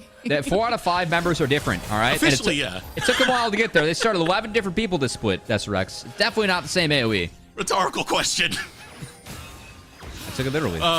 Yeah, that was great from AoE to get both of the neutrals, as mentioned earlier. And for City Witty continue his counter jungling, as he's just constantly in the jungle of Kenvi. That was a pretty valuable ward that was placed in that dragon pit, because that is what helps set mobility up for that steal. Oh, nice. It's easy. It's so easy, man. City Witty flashing in, leading with the curse to make sure he gets the bandage toss right after. It means there's no reaction time for Faisal. Yeah, that was the curse that sad mon me into flash, and I like the setup. Faisal was you're trying purposely saying it full now. Well, he was trying to hit the wave in order to get the Mega Gnar, or like to evolve, but that being prepped by City Witty means that they can't do it, as now Kenvi gonna look for a play on Breezy. He's got no ult, he's gonna fall. Yeah, right now he's just playing defense, headbutt, pulverize, get all the crowd control to make sure that mobility can find a retreat towards that back end. This means the Lovers duo will have some free time with this tower and collect some plates. The tempo coming from AoE was just so outstanding. I feel like Supernova had to do something to disrupt that there. I think it's really big, though, that Supernova actually got 2 plates in their bot lane, because I'd favor where the gold is right now for Supernova. I know Faisal was set behind, but they don't really need damage on the Gnar. Gnar just needs to hold the line for the Xayah Rakan. And Xayah being ahead is really big.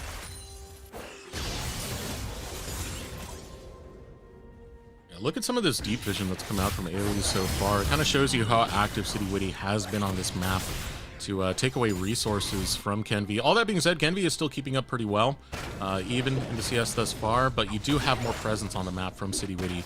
Did land that gank up top earlier. I'm wondering what the focus is going to be now for AoE, as with their bot lane just a hair behind.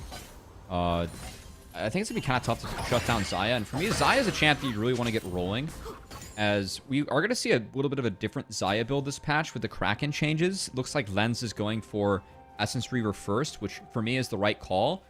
This is going to lead to a little bit more AD heavy build. But of course, on Xayah, you have that big attack speed steroid in your W. So when your W's up, I believe it's going to be Essence Reaver into IE. You pack a really big punch as Xayah. If you're able to get involved in team fights, and I feel like those bursty windows for Supernova is going to be really big for them. So I still really favor Supernova in this early mid game, whereas I feel like AoE needs some time to get rolling. I really want to use Yasuo and Zeri to stretch the map. City Witty and Kenvi going to meet each other over by the river. City Witty will not steal away Scuttle. Instead, will be fighting it out. What do you favor, the Kenvi mummy? wins this. Big hands. Kenvi definitely feels like he wins this, but City Witty says you're wrong. One more bop and Kenvi will get out alive. Onat flashes over the wall, unable to land the first 2 shots. Finally finds those final 2 to put down the jungler.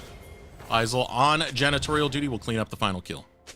Yeah, Kenvi picks up a Sundered Sky, and I didn't love that take from City Witty there, Miss Chim Chim, as unfortunately Vi kind of, if it was pseudo-Wudo, really chipped into the wood there. No, I really thought that Kenvi was gonna be able to get that kill on Onat there and escape, but unfortunately it seems like he fell there. And didn't have that Sundered Sky soon enough. Was able to pick that up in base though, so Kenvi going to be really strong and comes right back to the scene of the crime. He does still have access to his ultimate. City Witty does not, so grubs are going to be equalized. This is where things are going to get a little bit dangerous, because Kenvi can make his presence felt across this map. Vi loves to gank, has a lot of crowd control and a lot of damage to bring that pain and bring a lead for Supernova very early on. Watch that ultimate timer. Watch when Kenvi is able to find an angle to go for a pick onto AoE. Right now, watching what was going on right there, both Onat, Breezy, looking to get some deep vision back. Kenvi will secure the Void Grubs.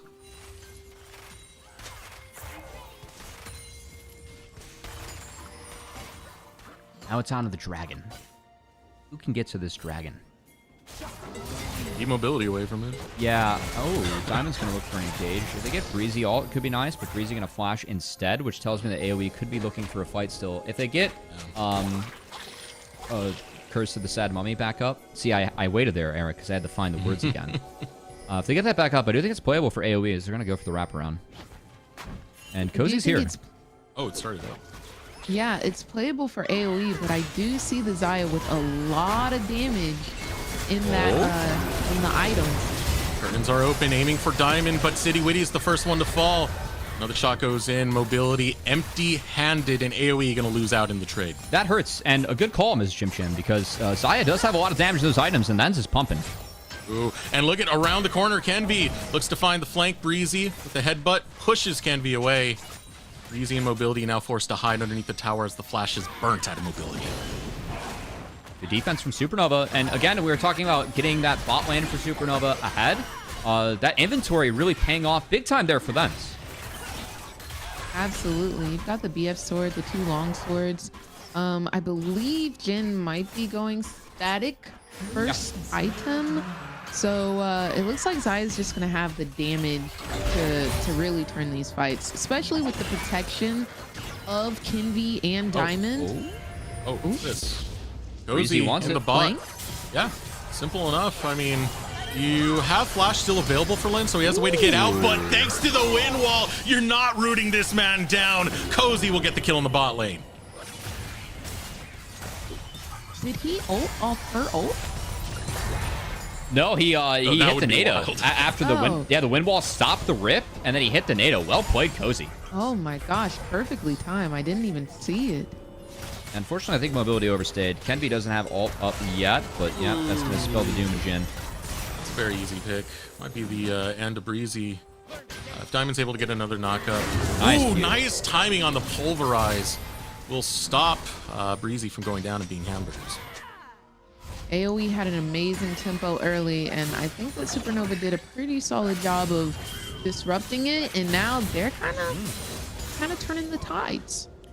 Yeah, one thing that Amumu struggles with is just like his power curve is so like pending on his ultimate. He really needs that ultimate up to be strong in fights. If it's down, you are just not the same champion, and Vi is going to counter-wreck you. And with how far ahead Kenvi is, already having access to the Sundered Sky, the Treads, I feel like AoE, like that dragon fight, they burned a Amumu ult and didn't really find anything. So when that misses, like your champion's just not the same. You cannot have to wait for your next ult window to be up to do anything. So I want to see what City Witty can do with this next Cursed Sad Mummy, because I feel like this is so important for AoE to find fights. And if they don't play around this cooldown, I think they're just going to be at a disadvantage in this game. I mean, Kenvi is so damn wealthy right now. Yeah. He's sitting nearly at the top of the board at the current moment. His jungler is outpacing a lot of his solo laners. And so that shows you how powerful this Vi is going to be, especially at this stage of the game where these picks really do mean a lot. Now, here comes Shelly going to collide into the tower. Tower goes down, giving more gold over to Cozy. Still looking for angles in. AoE are finding their gold in the top lane. Nice push here for AoE. I know it's traded out. Nuns gets something, but we see AoE is trading even and getting their waves in. Again, I really feel like it's important that AoE is able to stretch the map with Yasuo and Zeri trying to play side lanes. I think that's the one advantage that AoE can have when objectives are down. If they can play 3 lanes effectively, it's a little bit tricky against Vi. But Yasuo should be able to win the 1v1, and Onat should be able to win the 1v1 and get pushed. So, want to see AoE kind of use this to stall out the game, because as this game moves on, they're the ones with the double marksman comp, and they don't have a true front line, but if Alistar is able to hold the door, I think that AoE scaling isn't bad. And that's the member you want to count on to hold the door. You said Alistar. Who's playing him? It is Big Breezy. So I'm always going to be counting AoE in, especially at these early stages. Supernova haven't really gotten themselves the biggest lead. Only 1k right now, which really doesn't mean that much 16 minutes into it. Here comes Breezy. He's looking for an angle over onto this top side. Now bailing out Cozy's in the middle of 3 ultimates going to be used, and he will not get out from the Batine Worlds. Watch now City. Breezy looking for more. An angle onto Diamond. The follow through from the headbutt pulverize means a double for Onat. Yeah, that Aurora is now online with the ulti, so she will be putting out some big damages, even though she took a death in this last fight. I like that take from AoE. Like, Lens was mid, he couldn't join, so AoE stacking up with numbers. They're going to catch mid. The tower stays alive, and they find a pick before the dragon. I think City Witty will have ult back up in time, so good play in the side lane. And again, Toasty overreaching a little bit, which... These are some of the stakes we saw from Toasty last split and his first split that we haven't really seen this split. But Toasty, like much like last game, getting caught in the side again. Bit of a bummer. It's tough. It's such a good champion to have, but when you're in angles like that and they're able to collapse right onto this Aurora, it really doesn't mean for much right now. So Toasty fighting from behind just a bit right now, especially compared to his lane opponent, Onat, who has been able to get a kill lead as well as a CS lead on top of it. 20 seconds before the Dragon does come down. It's going to be the next setup coming in as teleports are being channeled. We're calling Cozy for the Drake. Mumu ult's not up yet. It's not close. AoE's got to buy time. I don't think they can fight with Curse of the Sad Mummy being down. Maybe if they can get some kind of pick angle with Breezy on this Alistair. It's one of their windows into it, but it's very hard to 5v5, as you said, Cubby, without that. Yeah, I also want to say that Lens looks like he's not going for IE second. It might be an RFC or a PD. So I don't know what you think about Xayah builds right now, if you have an opinion on that in this Chim Chim or not. But I like Supernova forcing at least the Dragon before that cooldown's back up for City Witty, and it will be a drop for AoE. I really don't know too much about Xayah build. She's not in my champion pool. Not in the repertoire right now. I don't blame you. You get outranged a lot. I hate playing against Xayah because I love a Jinx, and Xayah can match that range with her little feathers. But I do know a little bit about Jen, and I do see the static, and I think we'll be going either RFC or I think it's Collector second. Oh, yeah, could be. That's another option. Not bad on the Jhin. We'll see what Mobility decides to do later on. But at the moment, a little bit of quiet time on the Rift. And again, I feel like this is the time of the game where for AoE, before that Baron spawns, while Dragon's down, they can stretch the map. And you can see top lane's in and Breezy's on the hover. And then Cozy trying to get the spot lane with City Witty on the hover as AoE's going to push. This is tough for Toasty right now. Forced to use the Between the Worlds to make some distance. That's what's nice about that ultimate is you can just run back and it teleports you towards the front of the portal. You will find safe. That was a creative use. I haven't seen it used like that yet. I've seen it kind of used to like bounce around in team fights, but to use it for the escape and buy space like that, just drop it right behind you and then instantly port to the opposite side of it. That was a new usage from Toasty that I feel like was necessary given how far up he was there. So other use case for your champ. Drop what? Right behind you? Don't worry about it. You tell me, Deseret. Between Worlds. Thank you. Said it earlier. All right. Yeah. Well, this is Chim Chim. I'm testing you next. Just be wary. Ready? Uh-oh. All right, now AoE full force onto the map as they set up around this Baron side. They're going to get some deep vision over there. You can see it on the entrance ramps or Supernova. They won't be able to wiggle around there. And at a time where we still got 3 minutes before the Drake comes up, so there's not much reason to be on that bot side. Yeah, Toasty actually has that wave in deep, and they're going to start up the Baron to try and draw him out. He has no TP, and he's basing. Supernova going to spot this. Toasty is just going to complete the base. And AoE's slamming this. I think it's gone. Are you kidding me? Oh my goodness. Are you kidding me? A Faisal Diamond? That's not your smite. Kenby's way too far back. Wow, okay, but here comes the engage call from Supernova. Diamond's looking to go for it, but there's not enough damage following up in the back end. Now over the wall, here comes Kenby, but look at Onat go, zapping away, waiting for the Curse of the Sad Mummy. Oh, the chain is too much. Still one's gonna be picked up back, but it's Supernova who are fighting on the back foot, and now the long chase. Bandage toss, finds Faisal. He's a little bit too low, so City Witty's gonna go down in Lens. Turkish Prince doing work. Mobility has to flash away, and the team fight goes to Supernova. Toasty got back to the fight. He had that ult back up again, and that's why Supernova was able to win the fight. Goodness gracious. Now Mobility is going to be the only one with that Baron. Yeah, good call. I mean, I love the call from AoE. I know that they end up getting collapsed upon, but I feel like this is... I mean, they really punished Toasty for being in that lane without a TP. Kenby was on that side of the map too. No smite was in range. And it was a decent turn from AoE. I think that just overextending past this was the mistake. Like City Witty taking this Q in, they could have gotten out and had 4 survive after taking a Baron just a 1-for-1, but taking that re-engage, Toasty was able to be there in time afterwards, and his ult really turned the fight to make sure that only 1 Baron buff remains on AoE. I will say, I think that was a really rough one from Onat positioning-wise, because he put himself in a very dangerous spot. We had high health trying to clean up the rest of that kill. Him going down means that there is no fight back for AoE. Look at all those words. Breezy's like, it feels like he's just Mr. Moneybags dropping his control word here. Yeah. Well, placed over there.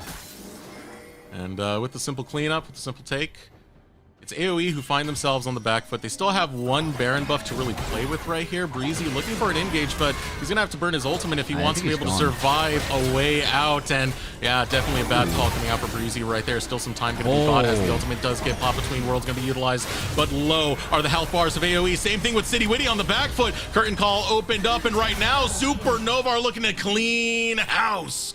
Cozy looks to run away, but the Vault Breaker will break his face, and Toasty grabs the kill.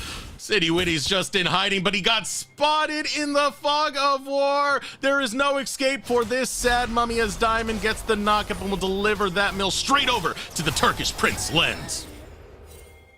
That was kind of a rough fight. It wasn't the best take there, Mr. Chim Chim.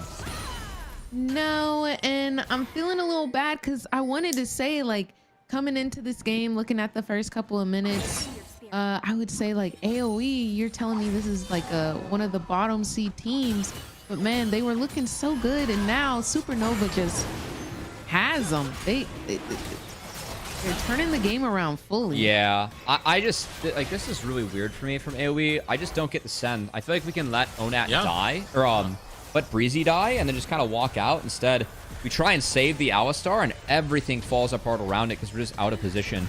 And again, like that ult from City Witty doesn't get anything done. We have to play around City Witty's ults, so just gifting Supernova a lot more gold. They picked up the Dragon while we were in the replay, so now Ocean Soul Point available for them. And a gold lead feels like they are in control of this game, marching to the drum of Kenvy's beat for the majority of it. Absolutely, and I just don't think the damage doers are doing the damage on the side of AoE right now. In that last fight, Jin. Yep. Oh goodness, yeah, that burst damage. We're just surfing away. Okay. Yep. Continue on, Mrs. Chim Chim. That's all you can do at this moment. I just feel like Aurora, she's got 2 items, and then you've got Zaya working on her 3rd. Yeah. It's just looking like, I don't know. Yeah, here, I mean, I'm gonna make fun of myself for 80 items. You know, my dumb head was like, oh, it's gonna be PD second. It's Saya. Of course, it's gonna be Flicker Blades coming in, and then IE third. So, yeah, it feels like everyone's just ahead of the power curve now on Supernova, and I gotta say, the gold graph kind of says that as well, as we're a little bit far ahead here for Lens and Kenby, who have been doing a nice job this game.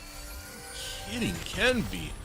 Man, all the way up there. This Vi is tremendous, and you're gonna see the performance continue as it goes on a killing spree. Speaking of the Vi, man, I'm just thinking, like, who can stop her? She's unstoppable with that ulti. She's always got some type of way to get on this, Okay, Toasty's isolated, so that's a shutdown going over, but not without cost. Mobility will be able to escape. It's at the sacrifice of Onat. City Witty's dead as well, so left by his lonesome. Mobility just has to bail. Trade of picks going down. It's going to be Supernova trade up. I feel like Mrs. Chim Chim is getting a taste of most Supernova games, which is like, even when they're ahead, you know, we just have random fights breakouts. Like, we start at point. It's like, oh, wait, no, we're Supernova, we're fighting. As Toasty falls, it's traded out, but I appreciate City Witty trying to find some magic damage later in the draft with the Amumu. I just think that this Amumu, unfortunately, has had no friends this game. His only friend has been the gray screen, which has been kind of tough for City Witty. Yeah, I don't think this pick worked out this game. No, and I'm wondering if maybe we just gotta let them cook for a little bit longer. Like, maybe we just gotta let them farm up, let them get a little bit more items, let them get a true proper 5v5. Yeah, so then that Amumu ulti, and then you know what? Breezy gonna get a 5-man knockup. I'm calling it now. Okay. And then Cozy ult, and then you're just gonna hear pentakill. Yeah, that's what I want to hear. See, Cubby, why you always dooming, doubting, and all that? We want energy. I want to see this. AoE, come on, make it. You know, I want to see City Witty cook. Is that copium or hopium? Is that copium? I think it's a bit of copium at this point, but my hopium full blast. Is I want to see City Witty cook too. I just want to see him cook Hecarim in game 3. I don't like horse. You don't like horse? I mean, we already had to put out a PR statement about manatees. You should be careful. Oh. Riot Games loves horses, guys. Just so you know. Just so you know. Now, City Witty. Gotta be careful right here when Kenvy's charging up that Vault Breaker. He's looking for someone's face to break. Now Supernova spreading out across the jungle of AoE. A lot of deep vision to be established as Baron is on the table. Yeah, and this one not looking to be snuck by AoE this time around. Supernova is actually the one starting it clock. No eyes from AoE at the current moment. And for City Witty, he can't get close enough. This is just a lot of bullying coming out from Supernova, but they do pull off because they want the fight. Just trying to hold down that front line, looking to back off. Mobility wants to get away from Kenby, who's going deep with those Vault Breakers. Current Call opens up, and the tides are starting to turn. Here comes another shot. Fourth shot lands on the Toasty. The knockup makes the last breath. A shutdown. AoE are not done just yet. What a fight! We're looking for it, but what a fight! Aurora, I think the Toasty wanted to go over the wall and couldn't, but Lens, gets stuffed by the wind wall from Cozy. I don't know what Lens can do here now. He does have flash up if he wants to get frisky. No, it's gone. Wow, AoE. Wow. Mrs. Chim Chim, you called it. You wanted AoE to fight back. You wanted them to punch up from where they were, and they did. Absolutely. You know, sometimes you just gotta believe. They just need a little cheerleading in the background. Look at Toasty. And you know what? Yeah, I think Toasty was trying to get over the wall, the red buff. He was caught off guard by not getting all the way over the wall. He missed his E, ended up getting one shot on the back half. Also, the Amumu ult, that time around from City Witty, it stopped Diamond in his tracks. He was not able to get to the back line. So huge team fight from AoE, and all of a sudden they're back in control of this game as... Wait, no ult for City Witty. Dragon started, okay. Yeah, it's going to be a tough spot for AoE to try and fight this one out. They have to be very careful about this because their big engage ults are down. City Witty has a little bit more time left on it. Same thing with Breezy.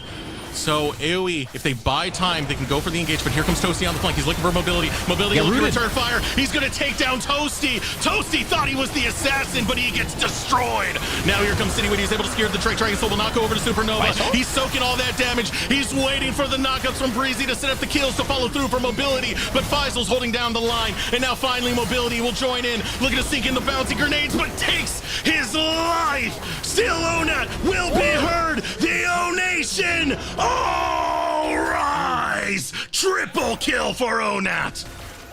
AoE looking for their first series win of the split. I don't think you can ever leave the broadcast for AoE, Miss Chim Chim. I don't know how they turned this game around off your call, but they're doing it.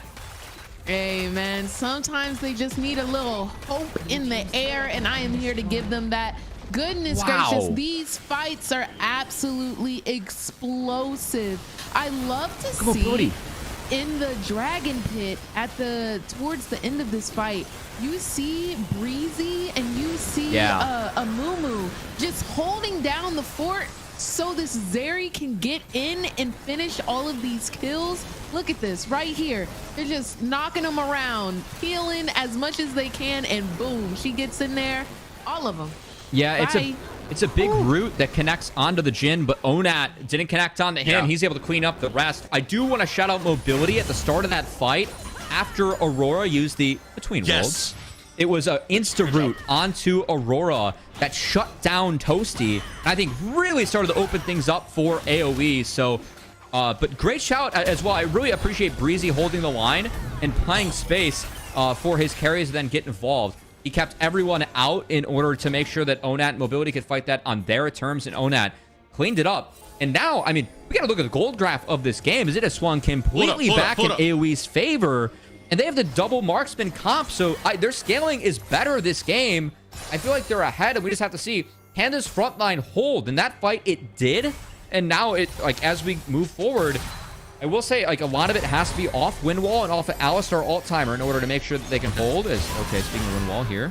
Oh, yeah, this is one good pick coming out for Supernova. That's finally some breathing room for Supernova after what was a chain of fortunate events for AoE. Supernova will have some time with the tower. We need Mrs. Chim Chim Hopium again. We need it again. Hurry up, hurry up. We need a up and puff on the Hopium. No, it's okay, because AoE, we haven't gotten the pentakill. We've gotten kills. We've gotten the ace. But we haven't gotten the pentakill. Okay. So, again, we're getting the Amumu engaged, and then we're going to get the 5-man knockup. And then we're going to... City no ult still. They're trying to stall. Yeah, if you don't remember, City burnt ult around the Baron. Now City needs to bail, but it's going to be a trade of junglers. Still going for the chase is Onat. Will they turn it on him? Lens looking for the kill. Ultimate used by Faisal. He will wallop Onat into the dirt. AoE still looking for more, though. Deadly Flourish will not land. And right there, Supernova able to counterpunch. I think AoE are in control of this game at this point. We have Onat at full build. If you get Jins to the later stages, he packs a hell of a punch with those fourth shots for mobility. And Supernova, I mean, they had this game under control. It was just one really tough fight in a choke where they were not able to get back to Onat. And Onat has carried this through tenfold as it's been a long time coming. We haven't really talked about this split Deserex, but O Nation, AoE's on his back. He is back. Everyone rise for the pledge of O Nation. He is being felled. He's pulling off these plays. He's getting the kills 10, 5, and 6 right now. He's clutching when it matters most, and he might be on the road to give AoE their first win of the season.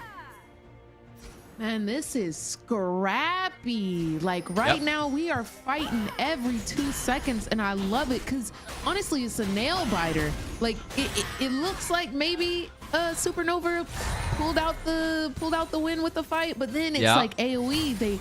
I don't know. They keep going in. They might get a little a kill here and there, and it's just you don't know right now. Yeah, this is tense. Welcome to Supernova games. I mean, these guys love to scrap, and we might have another one in mid lane because you know what? We're just looking at each other, so might as well go. Might as well go. Teleport being channeled out. Breezy looking for an engage. He finds it on the Diamond City. Witty actually uses the Curse of the Sad Mummy, so it's one pick coming in over the wall. Lens cannot finish off City Witty. Going for the chase is Breezy. Will not finish him off. Fourth shot doesn't land. Deadly Flourish will not as well. Deep into the fight is Cozy. He will succumb to Toasty. And now the long chase. Meganar is going to be available quite soon, but I don't think there's enough fight left in Supernova. They'll take the 1-for-1. Really nice flash from Lens. Was able to get out of something big. Oh, Mobility! Will he be able to escape away from Ken V? Faisal cannot land the ultimate onto Onat. Now Onat, it's his turn to pop off. Going forward, caught off by the bandage toss. Toasty cannot finish the job. He will flash out. Onat is still alive. And now the chase coming out from Supernova. They're going after the cow. Breezy waiting on those cooldowns to get the crowd control right back. Tries to throw it into Ken V, but the Vault Breaker stops him in his tracks, and Supernova will come out ahead. Well, Mrs. Chimp, we called it. You know, we're mid. We fight every 2 seconds. We see each other. Might as well fight again. This time around, though, after AoE won a fight, this one goes to Supernova, and it does secure them Ocean Soul. Ocean Soul is a big one you do not want to drop. So they're going to have that extra healing after these fights for Supernova. And dare I say, are we looking at Baron? They're peeking that way, Mrs. Chim Chim. I see Faisal, I see Diamond. That timer's long. City's not on the map, yeah. Wow. I mean, this is really, really back and forth game. You know, it's one of those games. I know that we don't have stakes on this game anymore, and I can't really tell if with no stakes. I mean, I think that we're all taking it seriously, but there are so many fights that, you know, very much am, man. we're for funning a little bit. I don't know if that's the case or not. I know it's not, but you know, it feels like it could be. That's my copium for this one, huh? I mean, hey, Dragon still got a perfect season. AoE are trying to make sure they don't get the opposite of the perfect one, as currently 0-8 and putting up the fight of a lifetime against Supernova. Now Baron being pulled. Lenses there. City Witty is far away. This is hard for him to jump on. He will still go in with the bandage toss. 2k health remains. It gets secured by Lens. And now the fight coming out from Supernova. They're going to focus on to Breezy. Take down the cow. Headbutt comes out, but he's for the sacrifice of AoE and the rest of their members to get out and try and defend the next siege. All right. Maybe we hopiumed a little bit too hard for AoE here. I think that's my conclusion. Yeah, we might have. Uh-oh. I don't know. Hold on. I feel like that. Wait a second. We're not Are we waiting. gonna have a base race? Sneaking? Okay, no. Blue team's turret has been destroyed. Go ahead. Okay, they got the turret. I thought maybe we were gonna look to go a little bit further, but no, we're rotating down the bot lane there as Supernova secures tier 2, and we're still going. Are we ending? Are we ending the game here? City's gonna be up. He has no ult. Yeah. All right, Oh boy, yeah, we're in going forward between what? worlds, but you're underneath the tower. Oh, right on the spawn. That's going to be a huge blunder coming out, but already a 1-for-1 trade. Here comes City Witty, able to pick up one. Lens is running low. Fourth shot has already been used, though, and mobility is going to go for the long chase. Bandage toss lands from City Witty. Faisal has Megan R coming up. He's waiting to pop that ultimate. Gets knocked up by Breezy, and he'll be sent straight to the dirt. It's Onat fighting back with the shutdown. What is this game, Mrs. Jim? What is going on? What even just happened on my screen? Somebody please tell me. Okay, so they were pushing for end. Kenvi goes into fountain. Kenvi, where are you going? It's not your base, Kenvi. Yeah, that wasn't his fountain. That was the enemy fountain. Nice use of flash there. We can't even be in replay. We got to get out of here. Because AoE, they're trying to create as much space as possible. We're going to be in a scenario where Baron's going to be down. It's just going to be Elder up. I think we're going to have this inhibitor taken, and then AoE backs off. And it's a good map state for AoE. Hey, you get the mid lane inhibitor. You pushed in the wave. That was over in the top end where your inhibitor was down. Does the map state matter? I think all that matters this game are which flashes and which ultimates are up and where we're able to team fight. All right, let's be honest. You're right. See? You're definitely right there. So let's fight it out. Let's slug. As Kenvi hops right onto City Witty's left by his lonesome. He's fed to the wolves. 4 versus 5 for AoE. Yeah, and see, Onat mobility, no flash. Supernova's like, let's go. And Faisal flashes in. Oh, that's going to be game right now. Yeah, that's game. Okay. That's a shutdown. That's the ending. And AoE, they fought tooth and nail, but with 2 blunders back-to-back, Supernova are marching for the end. Can't you not wait to do this again, Mrs. Chim Chim? I mean, we get one more of these. I don't think the game is over. Hear me out. Right now, Jin is putting out some crazy damage. They're trying to block it. And we're not going through top lane. We're trying to push through middle. And I think City Witty and Onat are going to make their way back up. I'm not going to question your hopium anymore. It's been damn powerful in this game. Yeah. And AoE, they're going to try and lean on it a little bit more as they're looking to hold on. City Witty just picked up the Thorn Mail. I can't see the death timer. He's up in 5 and has ult. That's going to be it. All right, it's not over. We're still going. Hey, don't count AoE out quite yet. They still got some fight in them. We're in a game of all time. You really are. Cubby, at the start of the day, we're like, oh, you know what's going to be the banger? The Blue Otter game. That's one's going to be the banger. Supernova should just be a quick sweep. AoE, what the hell? This just got wild, bro. And now we're going into the 40-minute mark. We're just 40 seconds away from that, That's man. Cool. Look at the goal. Oh, watch this. Watch this. You ready? Oh, show me. Oh. That's my gold graph impression right there. What did you think? I think that's pretty accurate. I'm roller not coaster even gonna like lie. that, yeah. Not bad. That has also been my emotions this entire game, honestly. Same. Well, I mean, I will say AoE, if they win this game, to have a series win before they go into the promotion tournament would be a big motivation buff for these guys, or I guess morale boost. What I'm trying to say, I feel like their motivation's buffed up. The fact they're 08. But AoE, it's been a new look for them, and a damn good one at that. We'll see if they can find a win against Supernova. As we're 40 seconds until Elder Dragon spawns, and if you're a Supernova fan, they have complete control of the bot side river. So, so far things are decent for Supernova. And Supernova can just prolong this because you got waves shoving over in the top side. That inhibitor being down means that Supernova do have priority on the Elder Drake spawn. It forces the ball into AoE's court. I would like it if they would make an engage before it even comes up, but otherwise they're going to be fighting an Elder Drake up Supernova. But here comes the engage. It's on to Cozy. Cozy's left by his lonesome, looking for the knock. He's not able to find it, though. Still pushed right back in between worlds and between the wall and Anar as Faisal shoves them in. That is the death march. Supernova going for the end. There isn't enough hopium and copium in the world to turn this one around at this point. That's a kill. Pentakill! Good mobility. I don't think we're gonna get this one. That was a game. I need to breathe. That was a game. Mr. Chim Chim, welcome to Challengers League, by the way. Oh my giggity gosh! What an insane game. The amount of times they were in AoE's base and could have won. That's didn't. Yeah. They did though. It just went. They did in the end. It was just so much back and forth. It was such a good game to watch. At no point was I like, oh yeah, AoE wins. Oh yeah. Well, I guess until the end, but Hey, on my that toes. that was a lot to take in. So We get Cubby, another.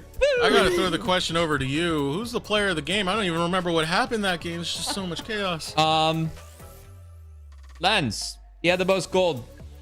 I mean, it's him or Kenvi, but then Kenvi sent it in the fountain. So, you know, I feel like it's, you kind of lost your player of the game off that. yeah, I feel like it's I gotta was be gonna Lens. give it to Kenvi until I saw him go into the fountain, and I was like, no, no, no. Yeah. Shame on you. That Lens it is. I mean, I don't know. That was a heck of a. It was a weird game. That's one of those games where like everything happens and then you get out and then you just erase it and then you just move on to the next one. And we'll see if Supernova is able to do just that. And AoE as well as we get a game 3. And I have a chance to see if City Woody cooks a game 3 hack room, which honestly is my that's my goal. What a wild series that we are now in. And we're going over to game 3, which means more fearless, more fun. Our final match of the regular season. We're going to get into game number 3 of it in just a moment. We're throwing it over to a short break. When we return, we'll be right there.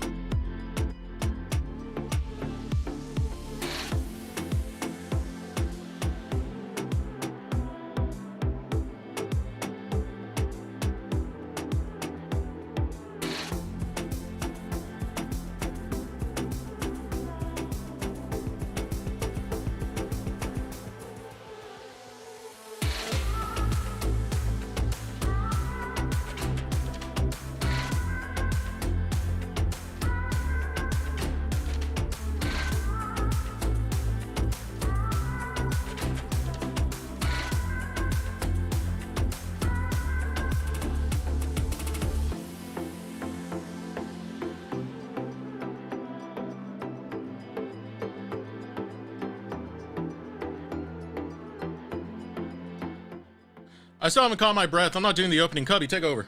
Oh, all right. Welcome back to the stream, guys. We just experienced a game of all time. We baptized Mrs. Chim Chim and what it's like to be a Challengers League caster last game. Oh, man. Truly. Thoughts now that you're welcome to the crew, truly.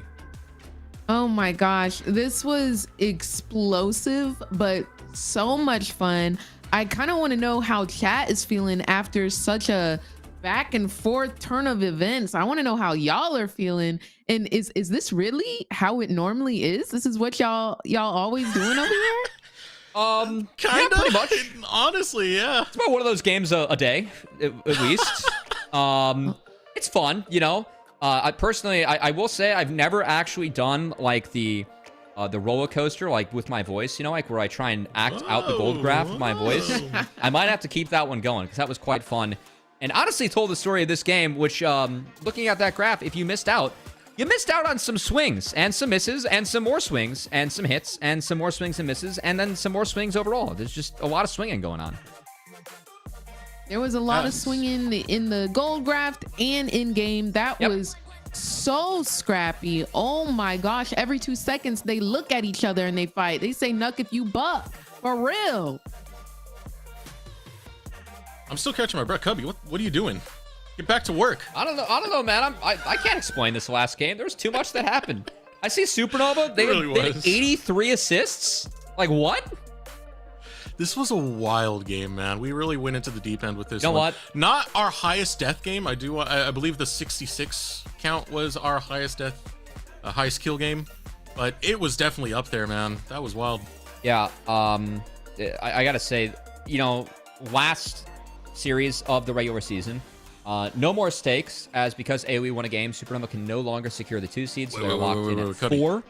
But AoE's looking for the first win, and I gotta say, it was very nice of each of our teams to treat us as viewers to a scrim. It is a privilege to watch scrims on stage, okay? It's a privilege.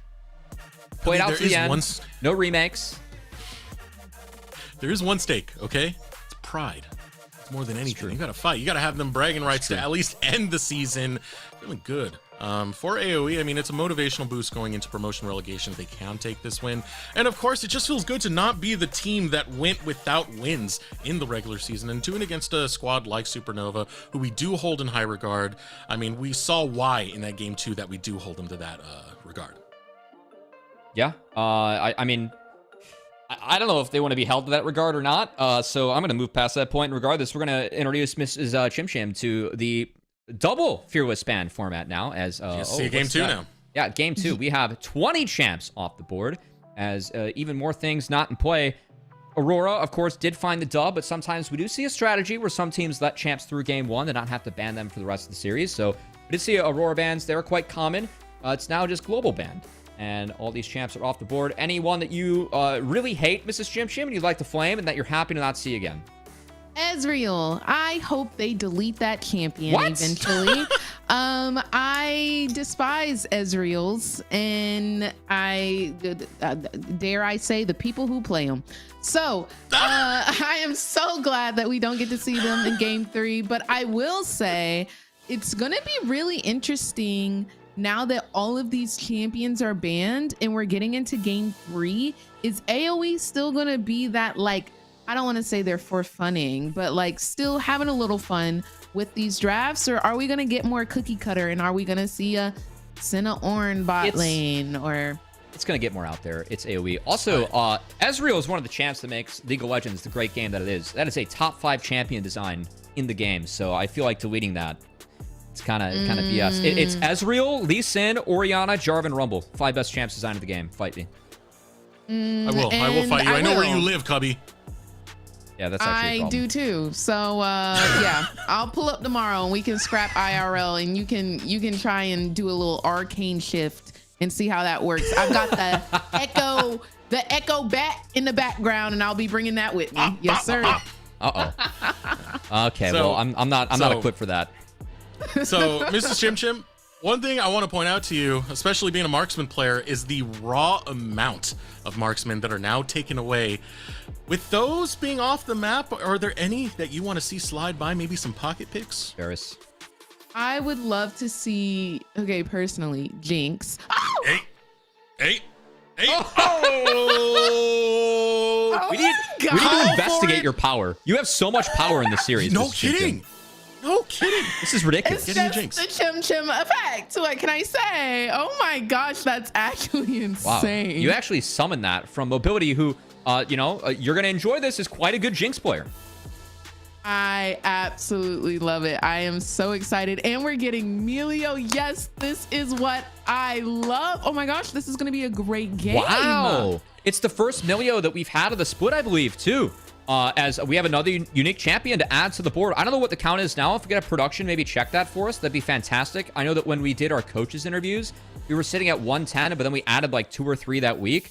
And a couple of them were actually shouting out Melio as being a champ that they hadn't seen yet, that they were hoping to see.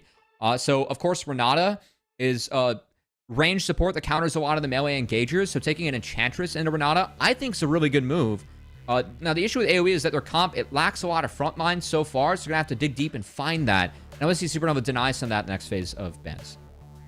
Yeah, and I'm really hoping we get to see some real Jinx wants that tanky engage, that tanky peel. She does have someone to kind of buff her up like Melio and heal and shield, but we need somebody to really peel for her. So I'm really excited to see who we get in the top lane and in the jungle on the side of AoE.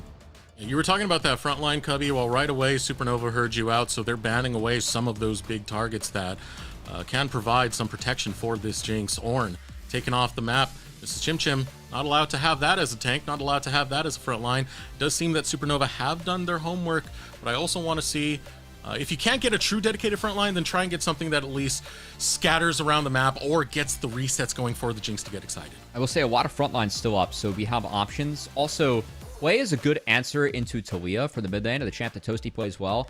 I expect this, though. I know Onat's a Taliyah player. I'm wondering if City Witty plays it.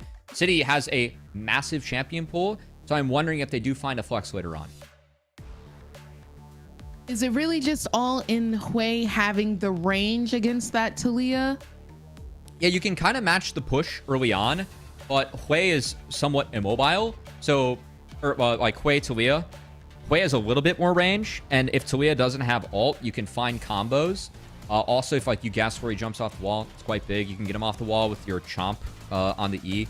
So you have a lot of options, as well as matching wave clear, which is big. As we see, that's one way to find the front line and deny it, and Cassante being taken for Faisal. So up to Cozy now to find answers. I'll leave one more pick over to Supernova. While AoE look for their bounce back. By the way, I'm just throwing it out there. Well, you want Horse so bad. I mean, Lee Sin is a Hackermancer. A City Witty plays it really well. We could see it. Oh, Mundo is a tank, and he goes where he pleases, especially with Warmogs right now. I kind of like the tanky pick. Nothing kills him this game. There really is nothing that kills him this game. No. You have to stack up a lot of spears as Kalista to kill Mundo. So if he gets going, I like that pick a lot. You can get through the Cassante lane too. And there's no way we see lethality Kalista jungle? here. Okay, yes, I was hoping it's jungle. I think it Volibear. might be jungle Mundo. Because Volibear is also a counter into Cassante, so I'm curious where those two go. Also, I'm getting word from production. Melio is our 118th champ played this split. So we have 118 unique champs by the end of the regular season. That is the Fearless format in effect. So only 50 have yet to be played. And a couple of those on the list I expect to be played, like Annie. I think we're going to see Annie. Annie was played in LCS. We haven't seen Annie yet in NACL. As Jarvan's the last pick for Kenvi. Yeah. I like Jarvan this game. You have a lot of pressure onto the Taliyah, Jinx, Melio. So I think Supernova, it's all about the early game. I'm still looking out to see if that Volibear is top and Mundo's jungle, or if it's vice versa, as there is an option. It's very clear win conditions coming out for Supernova so far, but it's also easy to execute on. I mean, Jarvan gets his ganks level 2. You can start trying to disrupt that bottom lane. But also, Renata and Kalista are just a very strong bot lane duo to have to deal with. So it gives a strong punch over towards that bot side and towards the mid lane as well, as you were saying, Cubby. Okay, it is going to be Mundo top as after the 20. So, I mean, I think Mundo gets tankier and scales harder. I just know that Volibear, like with this Roa Flicker Blades build, he's really good into some melees, including Cassante. But props to AoE. They found their front line later on, and I like their draft. They just need to get to the point of the game where it's good. They need time to scale. So all eyes for me on the Supernova early game to see if they can really push the pace. One last time for the season. Summer 2024 coming to an end off of this game. Let us know in chat who will be taking it. Will it be AoE? Will it be Supernova? Or will it be Lens getting a very early kill? First blood for the Callista. Oh, that's tough. What do you mean? It's great for Lens. I mean, it's great for Lens, but man, I know that feels bad for Breezy. Yeah, that's going to hurt. Callista, of course, still that lane bully, and walking back with a longsword to boot. Going to make the first 3 levels for Callista Renata even stronger in this matchup. That's already a strong bot lane. That's suffering right now for this bot side. Mrs. Jim don't forget the pain. How do you feel about the Jinx right now in this early setup? Honestly, I feel like Jinx, it's going to be okay. They cannot give her any kills. The fact that, you know, Melio died, okay. Callista got her one, but Callista is early game. Jinx is looking at that late. So they can't. Late invade. City Woody actually drops the E and denies the Raptors in full for Kenby. So great start. Sorry, Miss Chim Chim, continue. Wow. No, you're totally fine. Yeah, I'm hoping she gets kills, but I know that Supernova is hoping that Jinx doesn't pick up anything, because right now, this is the lead that Supernova needs to win this bot lane. Yeah, I like that you're focusing on the lead for Supernova, because I like to talk about games like this in a bend not break scenario for AoE. AoE has all the scaling in the world, and Milio, Jinx, Mundo topside. It is about bending in the early game and not being broken by Supernova, who are trying to break them. So, honestly, for me, all eyes to see if Supernova can get that early game ramping. And I love the early start from City Witty, because he has set Jarvan light years behind with this start. And he's going to base with a red buff and come back and try and defend his bot side camps to 3-quadrant Jarvan. Absolutely. And I love the aggression that we're seeing from Supernova right now. They got that early kill. They got that early back to get that longsword. And now we're getting a very aggressive push and maybe even a dive here. Yeah, Jarvan spotted. I think they have to go for the dive, but City Witty, props to him. He's here to hover. Yeah, here we go. Waiting for the flag and drag. Doesn't get a knock up onto anyone. And here comes City Witty. He's ready to rip and bear them apart. Gets onto Diamond. It'll follow through onto Canvey. And City is the big man on campus. Because it's not 1, it's not 2, it's 3 kills for AoE. Hey, Mrs. Chim Chim. Yeah. Jinx got kills. Remember how I just said that? And I should have said you don't want Jinx to go 2-0, because once she gets 1, not 2, the game's over. So she's 2-0, y'all. She 2-0. I mean, I think that Supernova sometimes plays too fast for their own good. That was a good example. This is not a good opener to the map for Supernova, and it's not just the bot dive, it's setting up the jungle. The fact that Kenvy lost his entire quadrant, that is a team thing. If you are able to control that, make sure Kenvy gets a good start, you don't get this kind of game where you're already kind of cooked off the bat, as Cozy will go down. That's not the worst thing in the world. The wave did get in. So, yes, Mundo falls behind, but still, you have the goal where you want to. And, I mean, I'm calling out City when he took the topside camps. He's basically going to try and 3-quadrant Kenvy. He is always going to be here for this play. And I just don't know why Supernova went for the play and didn't just go to try and deny the wave or push them off the wave. You don't have to go for the dive. Just deny the wave. And we're kind of seeing a little bit more of this situation of the story being told, as it's City Witty who's just bullying away time and time again. Kenvy away from his jungle. Second Raptor camp spawn. City Witty's already there. I will say City Witty, last time we saw him, he was on Team Liquid first. That team did not have great fortune in our league. They were relegated, but he played for TL. He is a good bear player, but you know, like, there's always been good Voldibears over in TL, because they used to be coached by Anori, who pretty much wrote the guide on Voldibear with Armeo and Blabber. Of course, Blabber's on C9. Armeo did coach Blabber. Those two talk a lot. So City Witty, I mean, taking this bear after being in the TL camp, this is a champ that I think they always played really well. He's using the skin that Armeo likes to use, too. It's a fun shout out, and I love the opener he had of this game. I feel like he is so far ahead of Kenvy, and if you can throw off the jungle like this in a game where Supernova has to continue to ramp things forward, Supernova don't get far enough ahead, they're going to fall behind the scaling of AoE and an even game state. That's exactly where AoE want to be right now, with 2 kills on the Jinx, as you called out to in this chat. Absolutely. I feel like Supernova's going to have to stop the bleeding here somewhere. We are picking up the dragon, possibly.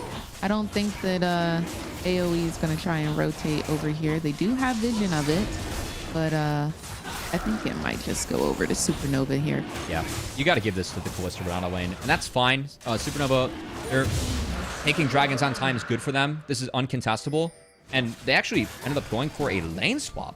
So they put Cozy now in bot lane, knowing they're going to sack Dragon to try and play for Grubs. I like this a lot from AoE. They also have City on the hover to make sure that Mundo can't get dove. I think AoE is playing a really good cohesive map strategy here. Because Mundo's okay in this lane. As Mundo uniquely in these scenarios, you can get your farm with the briefcases and the ease. It's way better than being Kasata in this scenario. And then you don't get mauled in lane by the Kalista Renata. So I love this call from AoE. Every time I see Kenby anywhere near the proximity that City Witty's in, I instantly start sweating for the man because this bear is just mauling everyone in sight. And there was a moment where he dropped his flag in the opposite direction. I was like, are they just going to engage on that? That's how terrified I am for Kenby at this given state of the game. And we're only 6 minutes into this. Look at this Supernova. They're going to swap back. Now, if they do get the swap out, I think that they can pressure Grubs. So we'll see how many Grubs City Witty is able to take before Kenby gets in the area with Lens and Diamond. But again, I think its opener for AoE has been fantastic. Grubs now being started up by AoE. Off of the swap, as mentioned earlier, now Kenby and Toasty coming into the area. They're going to be late. Oh, it's greedy if they go for 3. Steal one back on the backside, but there's the pick from the seismic shove. Forces the flash out of Kenby. It was very, very greedy, Cubby, and it didn't get them anything. I mean, I really surprised they were able to go for 3. Great trap set up by Onat there, who used the Prio of Talia to dip into Fog and set that one up. As AoE, they're getting everything they want. Everything they want and more. Now we've got Supernova bot lane in the top lane. And they still got a little bit of pressure, but City Witty is here to relieve some of that. I don't know about this one. Yeah, I don't think there's a play here. I think they're just looking to protect the Jinx and Emilio. And again, Supernova, they're in these lanes. It's okay for them, but that 300 gold lead for AoE, I think that's massive given the comps. Like they should not be up at all at this point in the game in these 2 drafts. So again, AoE way out kicking their coverage so far in this game. It's like you said, Cubby, bend, not break, but they're not even bending. That's the terrifying moment that we have now. Kenby will be going over towards this top side. You have City Witty in the back pocket for AoE at the same time, waiting for those 2 minions to be taken out before the Fog of War gives Kenby enough space to actually get in there. City Witty now going for the recall. Same thing with Kenby. Junglers just watching very carefully their bot laners. I think what's interesting here is even though we are up that kill, we are still down a little bit of CS with the Jinx Kalista, which, I mean, it may not make up for too much, but Kalista is sitting up the Vamp Scepter right now. Okay, we're getting a little bit of purchases from the Jinx, but I do still see a CS gap there.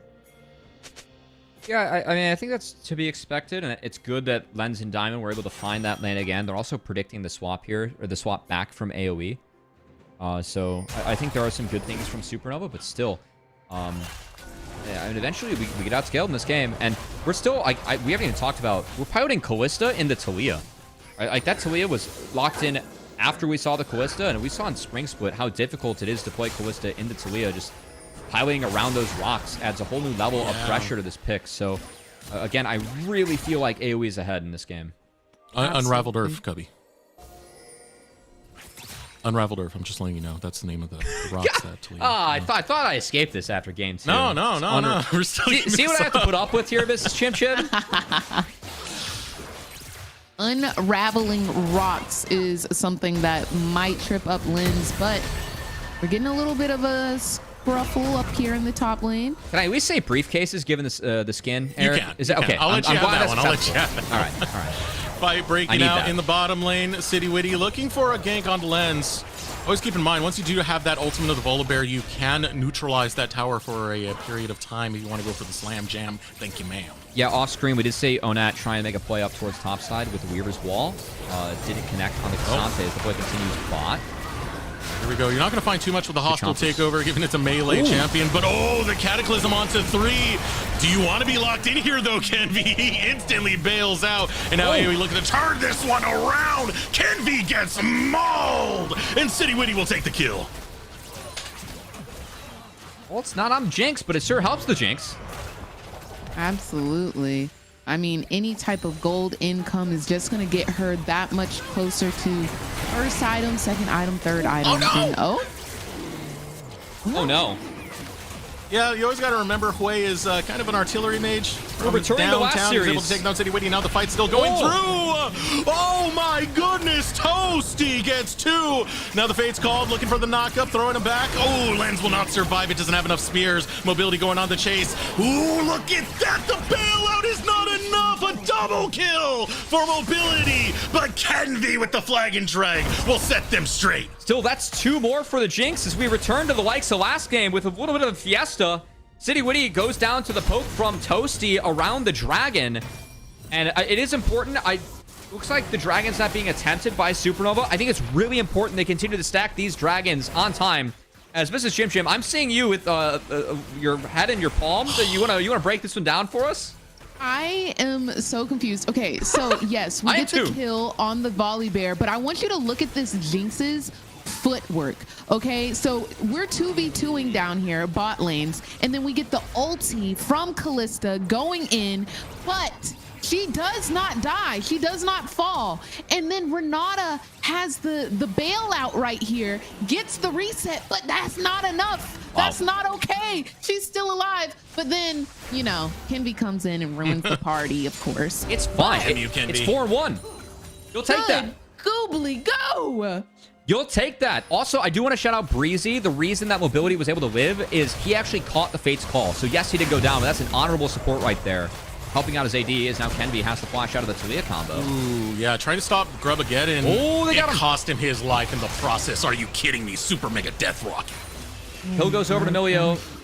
You'd rather have that on Jinx, but that's okay as Milio actually completed Echoes. And we did see a lot of changes to Milio since we've seen her the last time in Challengers League. They actually put a lot of power into her Q, adding damage and range. So going Echoes, it takes advantage of the poke that you can have on this champion. As everything's going AoE's way. Toasty, he's flashless. He's dead.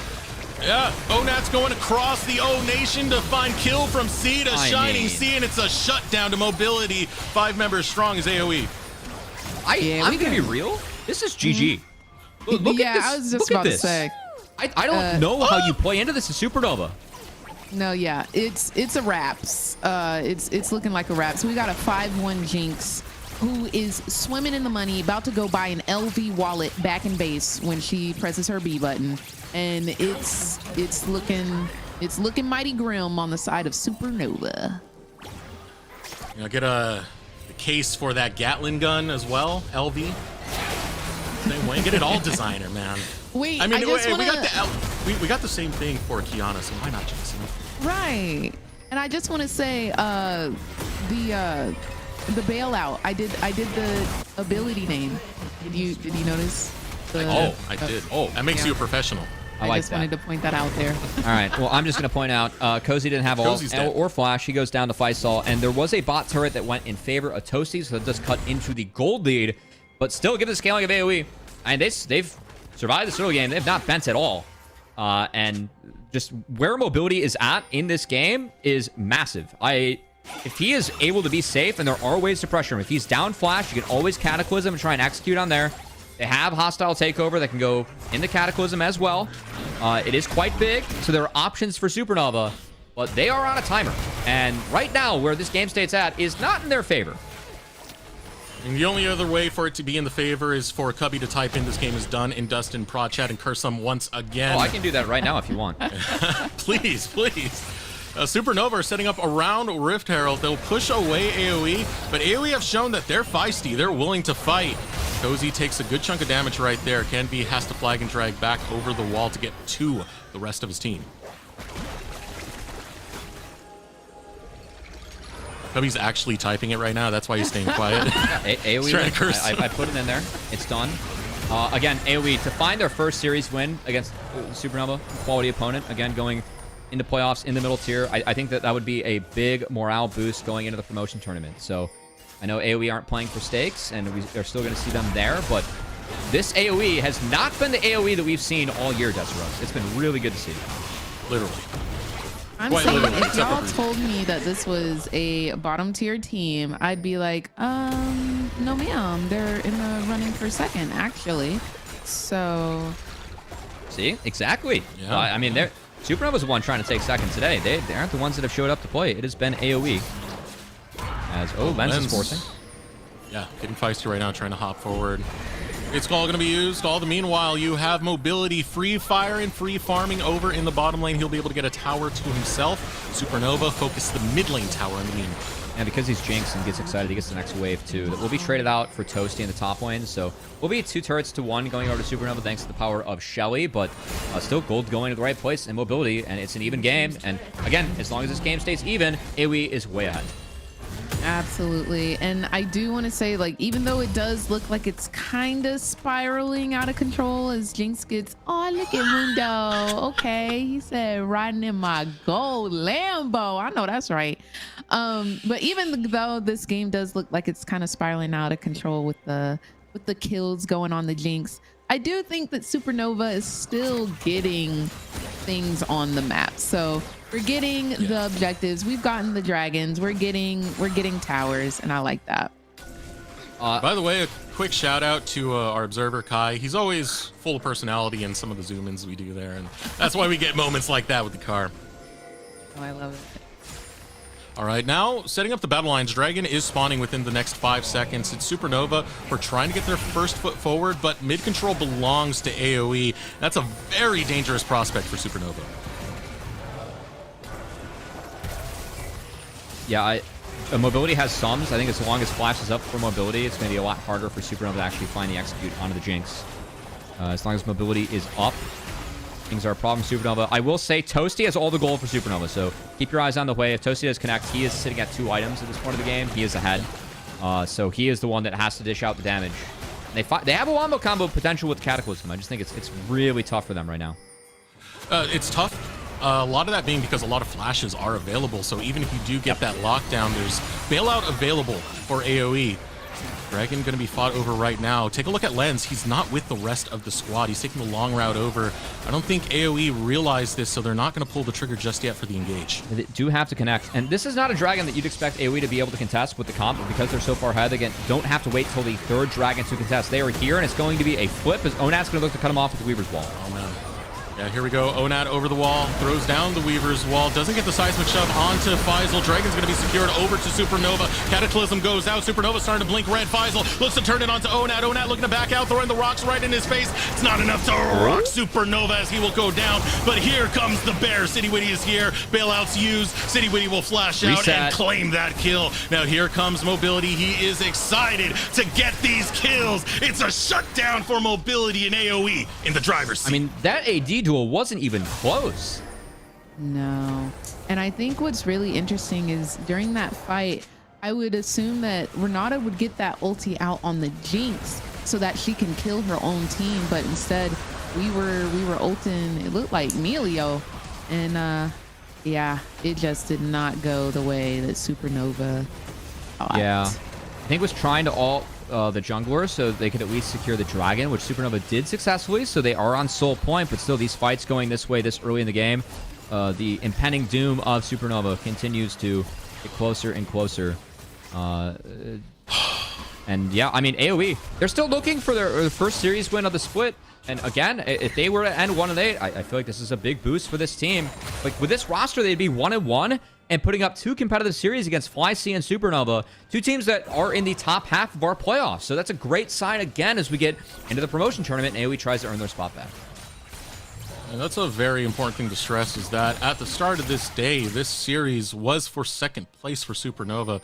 So it is a big point of power to see AoE be able to step up like this and take it to not just a game 3, but be in a situation where they're looking like they're going to take the whole game. They have a lot of scaling into their favor for AoE. That Jinx, I'm watching it get more and more kills. 7-1-3 mobility is.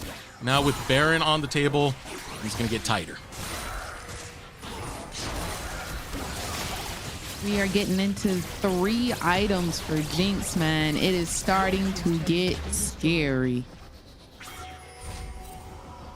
Yeah, this is the real break point coming in.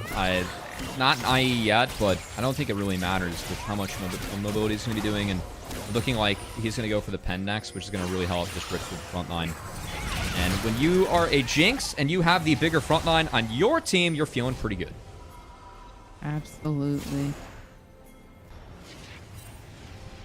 And we're getting a TP with the Talia. Oh, and a little scrap in the bot lane. Yeah, I don't think we can move Mundo anymore as Cassante. Just the fact that like we have a Warmogs, Mundo can always retreat and get his health back to see Cozy do there. So the side lane is now null. Another point in AoE's favor. I will say Cozy a little behind in the gold in the CS, but you're Mundo. It doesn't matter. As long as you get your items, you're going to still be a menace in fights. I do love that. Such a funny way to play the game. Just show up, farm, back up, let your health go back. Farm. Never going to be kicked out of lane. Cozy does have that teleport if he ever needs to show up for the rest of the squad for a fight. And he might need to do that right now. Teleport being channeled into the mid lane. He arrives, but a big burst of damage coming out from Supernova. Well, nothing too much to fight over. There is the Baron available, minute 30 before the next Drake.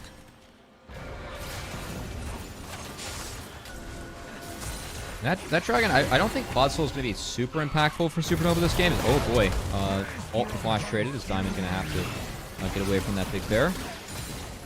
I'm surprised that AoE is playing as grouped up as they are. I feel like 4-1's the right setup for them, but they're looking to actually pressure the Baron and pull Cassante TP. I don't think this is necessary for them, so I'm surprised they're pressuring this. I feel like this is the move that Supernova should be making. Oh, all right. AoE starting up the Baron. This is pretty feisty right now. I do want to say summoner spells are still available for AoE, so not in the most dangerous of situations. Faisal comes in with the teleport. Pulled away from Baron will be AoE. They can still dip and catch mid, so they're going to catch all their waves, but yeah, I'm surprised that AoE went for that play.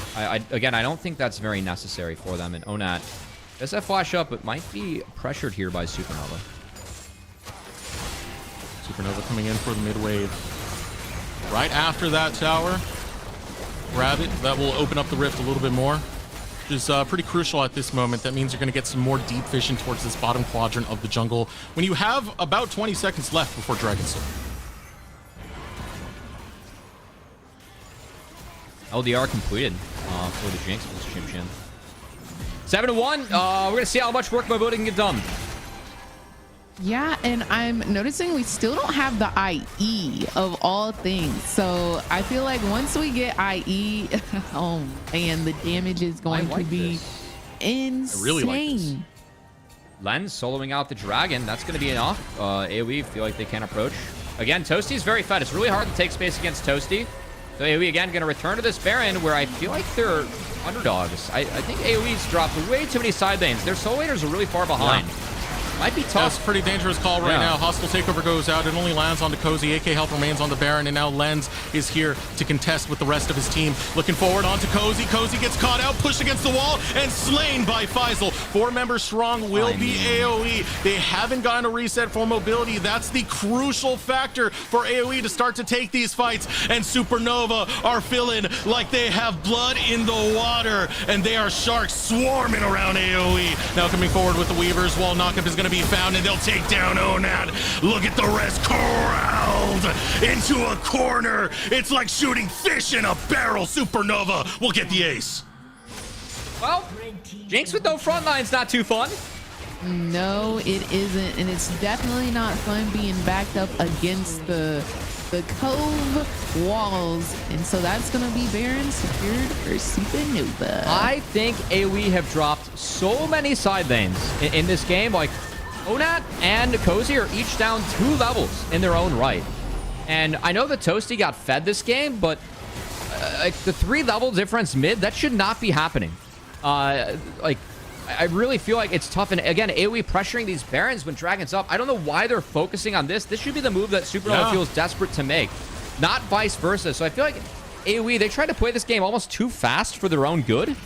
And if you aren't able to make solid plays, like we see how fed Toasty is. He is just continuously putting down damage I don't feel like AoE should be like in trouble on the back foot in this comp, but they drop so many waves to try and make plays that they don't have a front line anymore, and they're getting melted by Supernova. See how brutal the cleanup of that fight was.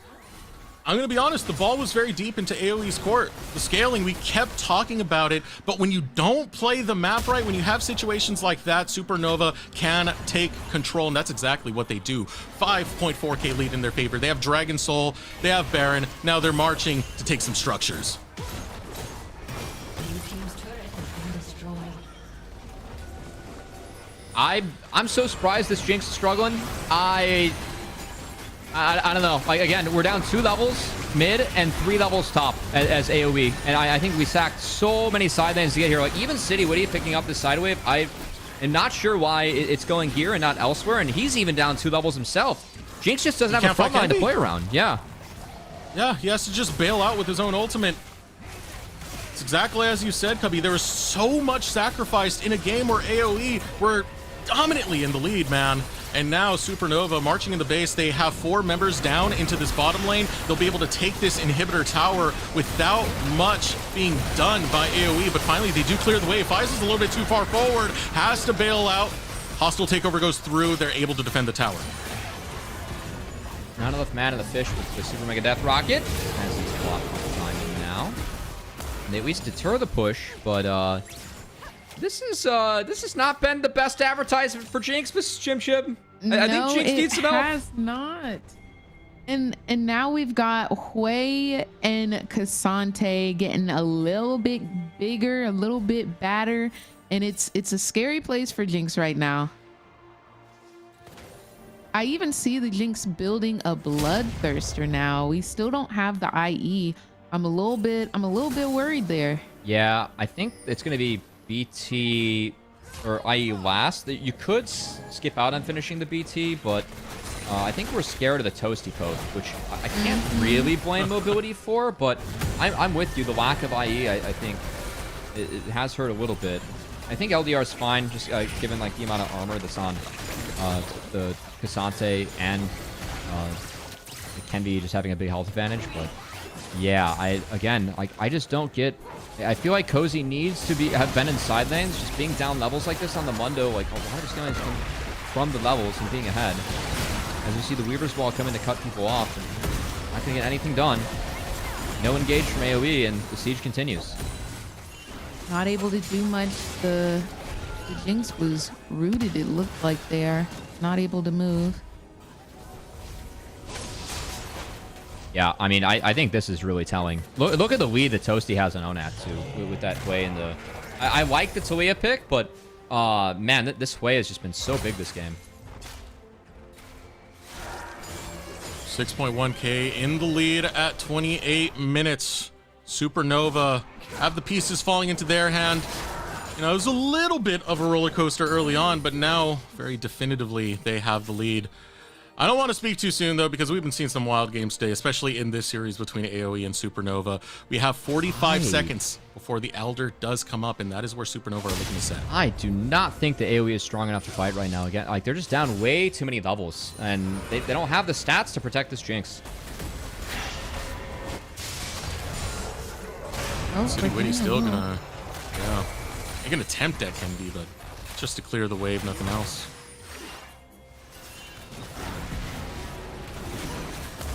See Cozy poked out. He does have Visage and Mogs, so he'll be okay against Toasty. Really only scared of Lens putting 1,000 needles in his back.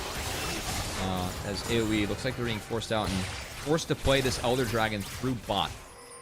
As Kenby is up 3 levels, and City just queued a ward and is going to be a little bit in trouble. The Flag and Drag does get a knockup onto City, but he's going to be okay about it. Same thing with Cozy, but they're absorbing a lot of damage and starting to add up. Now able to bail out with the Flag and Drag. Spiraling Despair. Burst damage onto Cozy, but with the ultimate ticking away, he's going to get a lot of health back, and he can heal up with that War Mogs. Now Elder Drake has been pulled. City Witty to find an angle. Cozy has Mogs cooking. All eyes on Mobility. He does have sums up. If Mobility dies, the fight's over.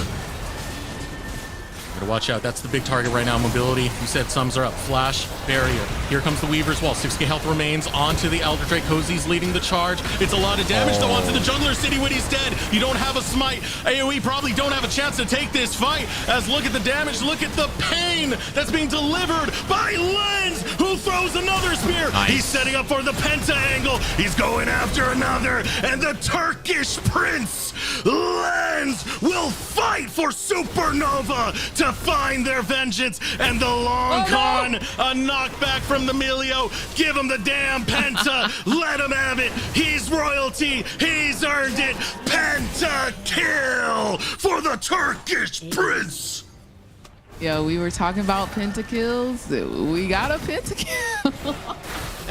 Not where we wanted to see it, but Supernova able to find it. I will say that Pentakill, it was so delayed. They chased it. They dropped the Elder. So this Elder might actually be able to be contested if City Witty gets here fast enough. We'll see. I think it's going to melt, but I really think that AoE, if they go back to the drawing board this game, I really think there's a world where they play more side lanes. They'll have an XP advantage to be okay. Just wasn't the case. The City Witty, he's going to go in, try to steal it. He's going to fall to the wayside. 10k Goldie down for Supernova. And we dropped so many waves as AoE in order to try and find an advantage. And like these XP advantages are just way too big for Jinx to do anything in this front line, regardless of how much gold mobility has. It's a very rough situation to have to be in for AoE. I mean, it really was the ball being in your court. But as you said, dropping the side lanes is now Supernova, grabbing the Elder Drake. They got the Dragon Soul. Let's complete it all. Let's grab all the neutrals on the table. They look good wearing purple. They do indeed. All of this objective control right now from Supernova, they look very dominant. Yeah, gonna deny AoE from finding that one series win, which I know they would have really liked going into the promotion tournament. Supernova, they aren't going to find the 2 seed. Still looking to end with a bit of a positive heading into playoffs. I think there's still some work to do after these couple of games, but Supernova, I don't know how we can test Elder plus Baron here. This looks like the end, SRX. Yeah, we're looking for the end right now as Supernova march forward. Cozy left by himself. Weaver's Wall goes up. City Witty has to retreat already. Can be Flag and Drake. Doesn't get onto mobility.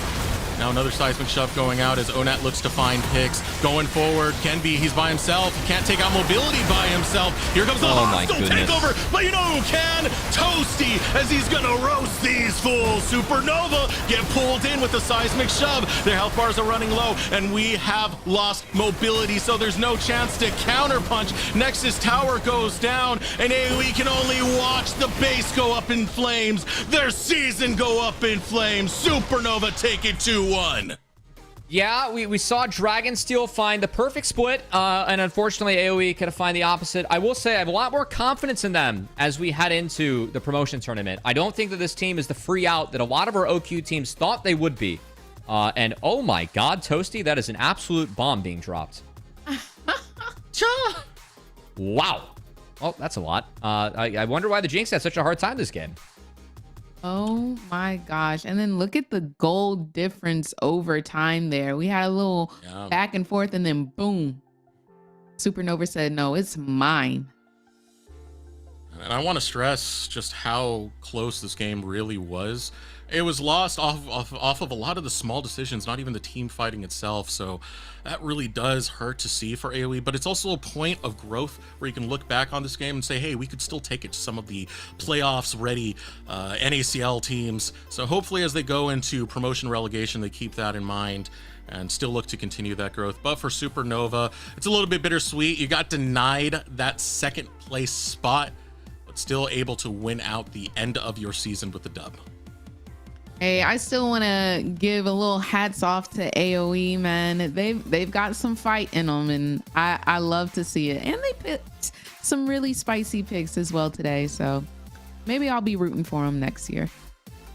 Yeah, well, we'll root for them shortly, hopefully in the promotion tournament, as that will be coming up in early September. Our schedule's a little bit different this time around. We have that wrapping up before our own finals for NACL, which I think is a great change. Makes it really exciting. Well, let's wrap up here and get ready for the interview with one of the members of Supernova. We'll be right back. We'll catch you on the other end.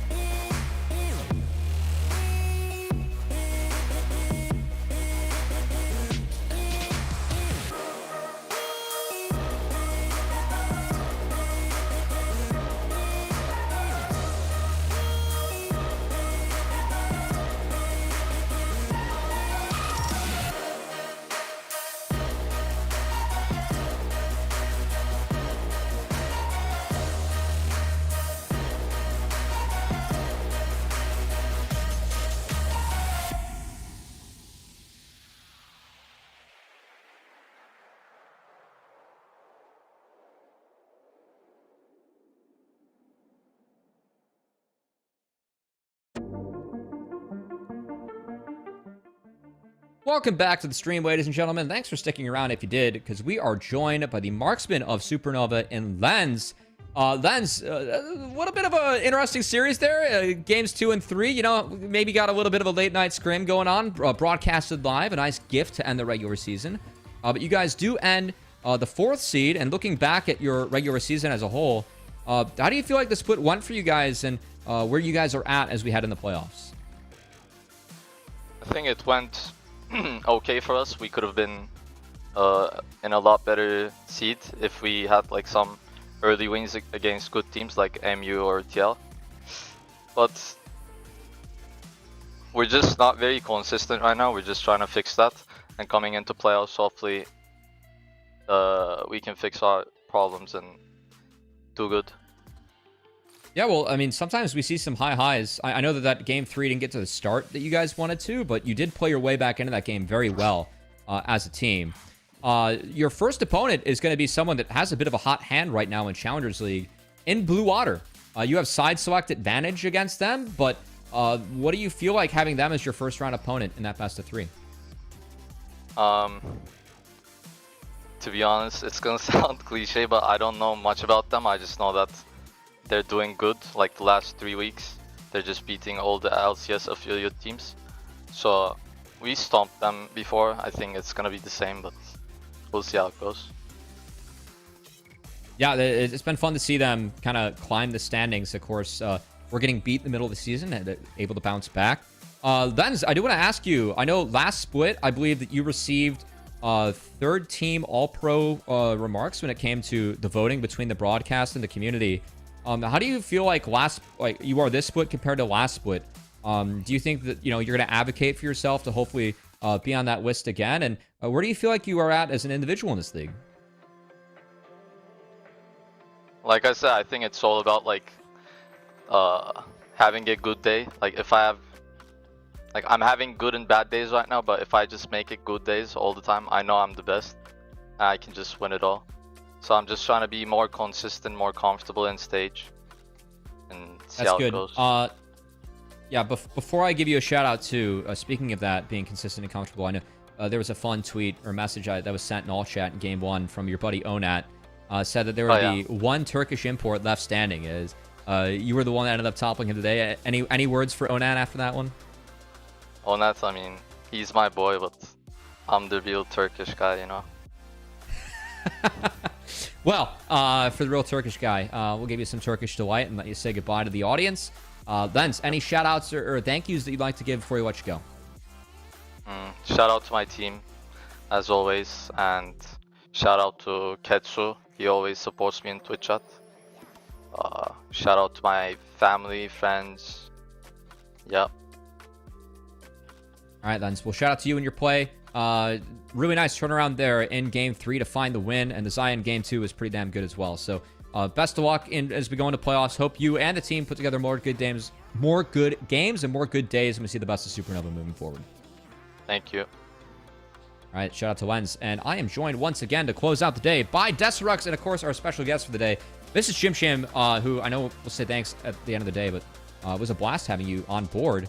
And Desirux, I know that we have a few things to check off our list before we say goodbye, including a potential playoff bracket.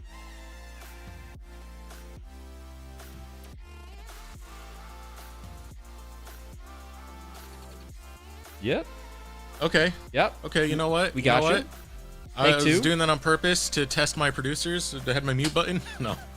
My bad. Yeah. The end of the season has come here, which means that we have a bracket.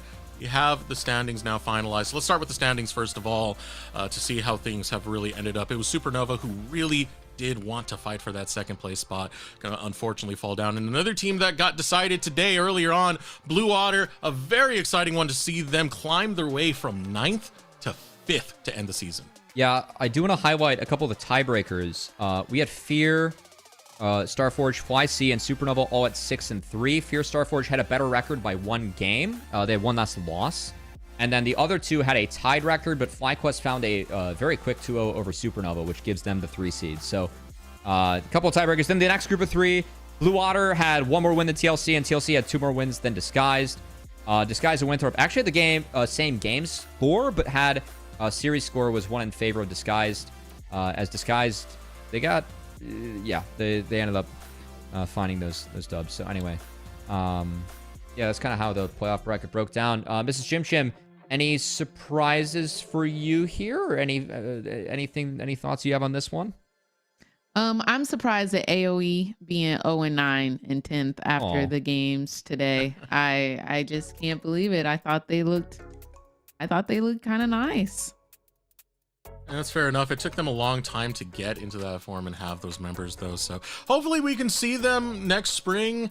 They make it through promotion relegation. You can get more of that team battling it up. One more thing I want to give a shout out to Dragonsteel. Perfect season, 9-0. First time we've had it in the NACL, specifically for series. So hats off to them. Fantastic achievement to have as they get ready for playoffs. But speaking of playoffs, we got a bracket. Let's pull it up right now so we can see how next week is going to start off, Cubby. This is the real stuff. And oh boy, we have FlyC versus TLC to kick things off. That's hype, as that was a really close series that we had last year in spring, or last split in spring in the upper bracket. It was a 3-1 for FlyC, but in 2 of the games that TLC lost, they were actually hitting the nexus of FlyC. And we'll see if they can dig deep, try and find some wins, as unfortunately, for TLC, if Elder, Baron, and Nexuses didn't exist, I feel like they might be the best team in the league. But unfortunately, closing out games can sometimes be hard for that team. Meanwhile, seeing Disguised in the lower bracket after the entire split they had is a bit of a bummer. I feel like they were a lot better than the 4 and 5 standing. They just kind of fell.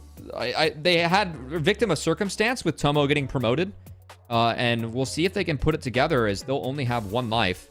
I gotta say, facing the loser of FlyC versus TLC, that's a tough match to have in a best of 5. Now, Mrs. Chim Chim, I want to point one out to you. Since you were here for this day, that means you saw Supernova and Blue Otter perform. I want to know, how you feeling about that first matchup there?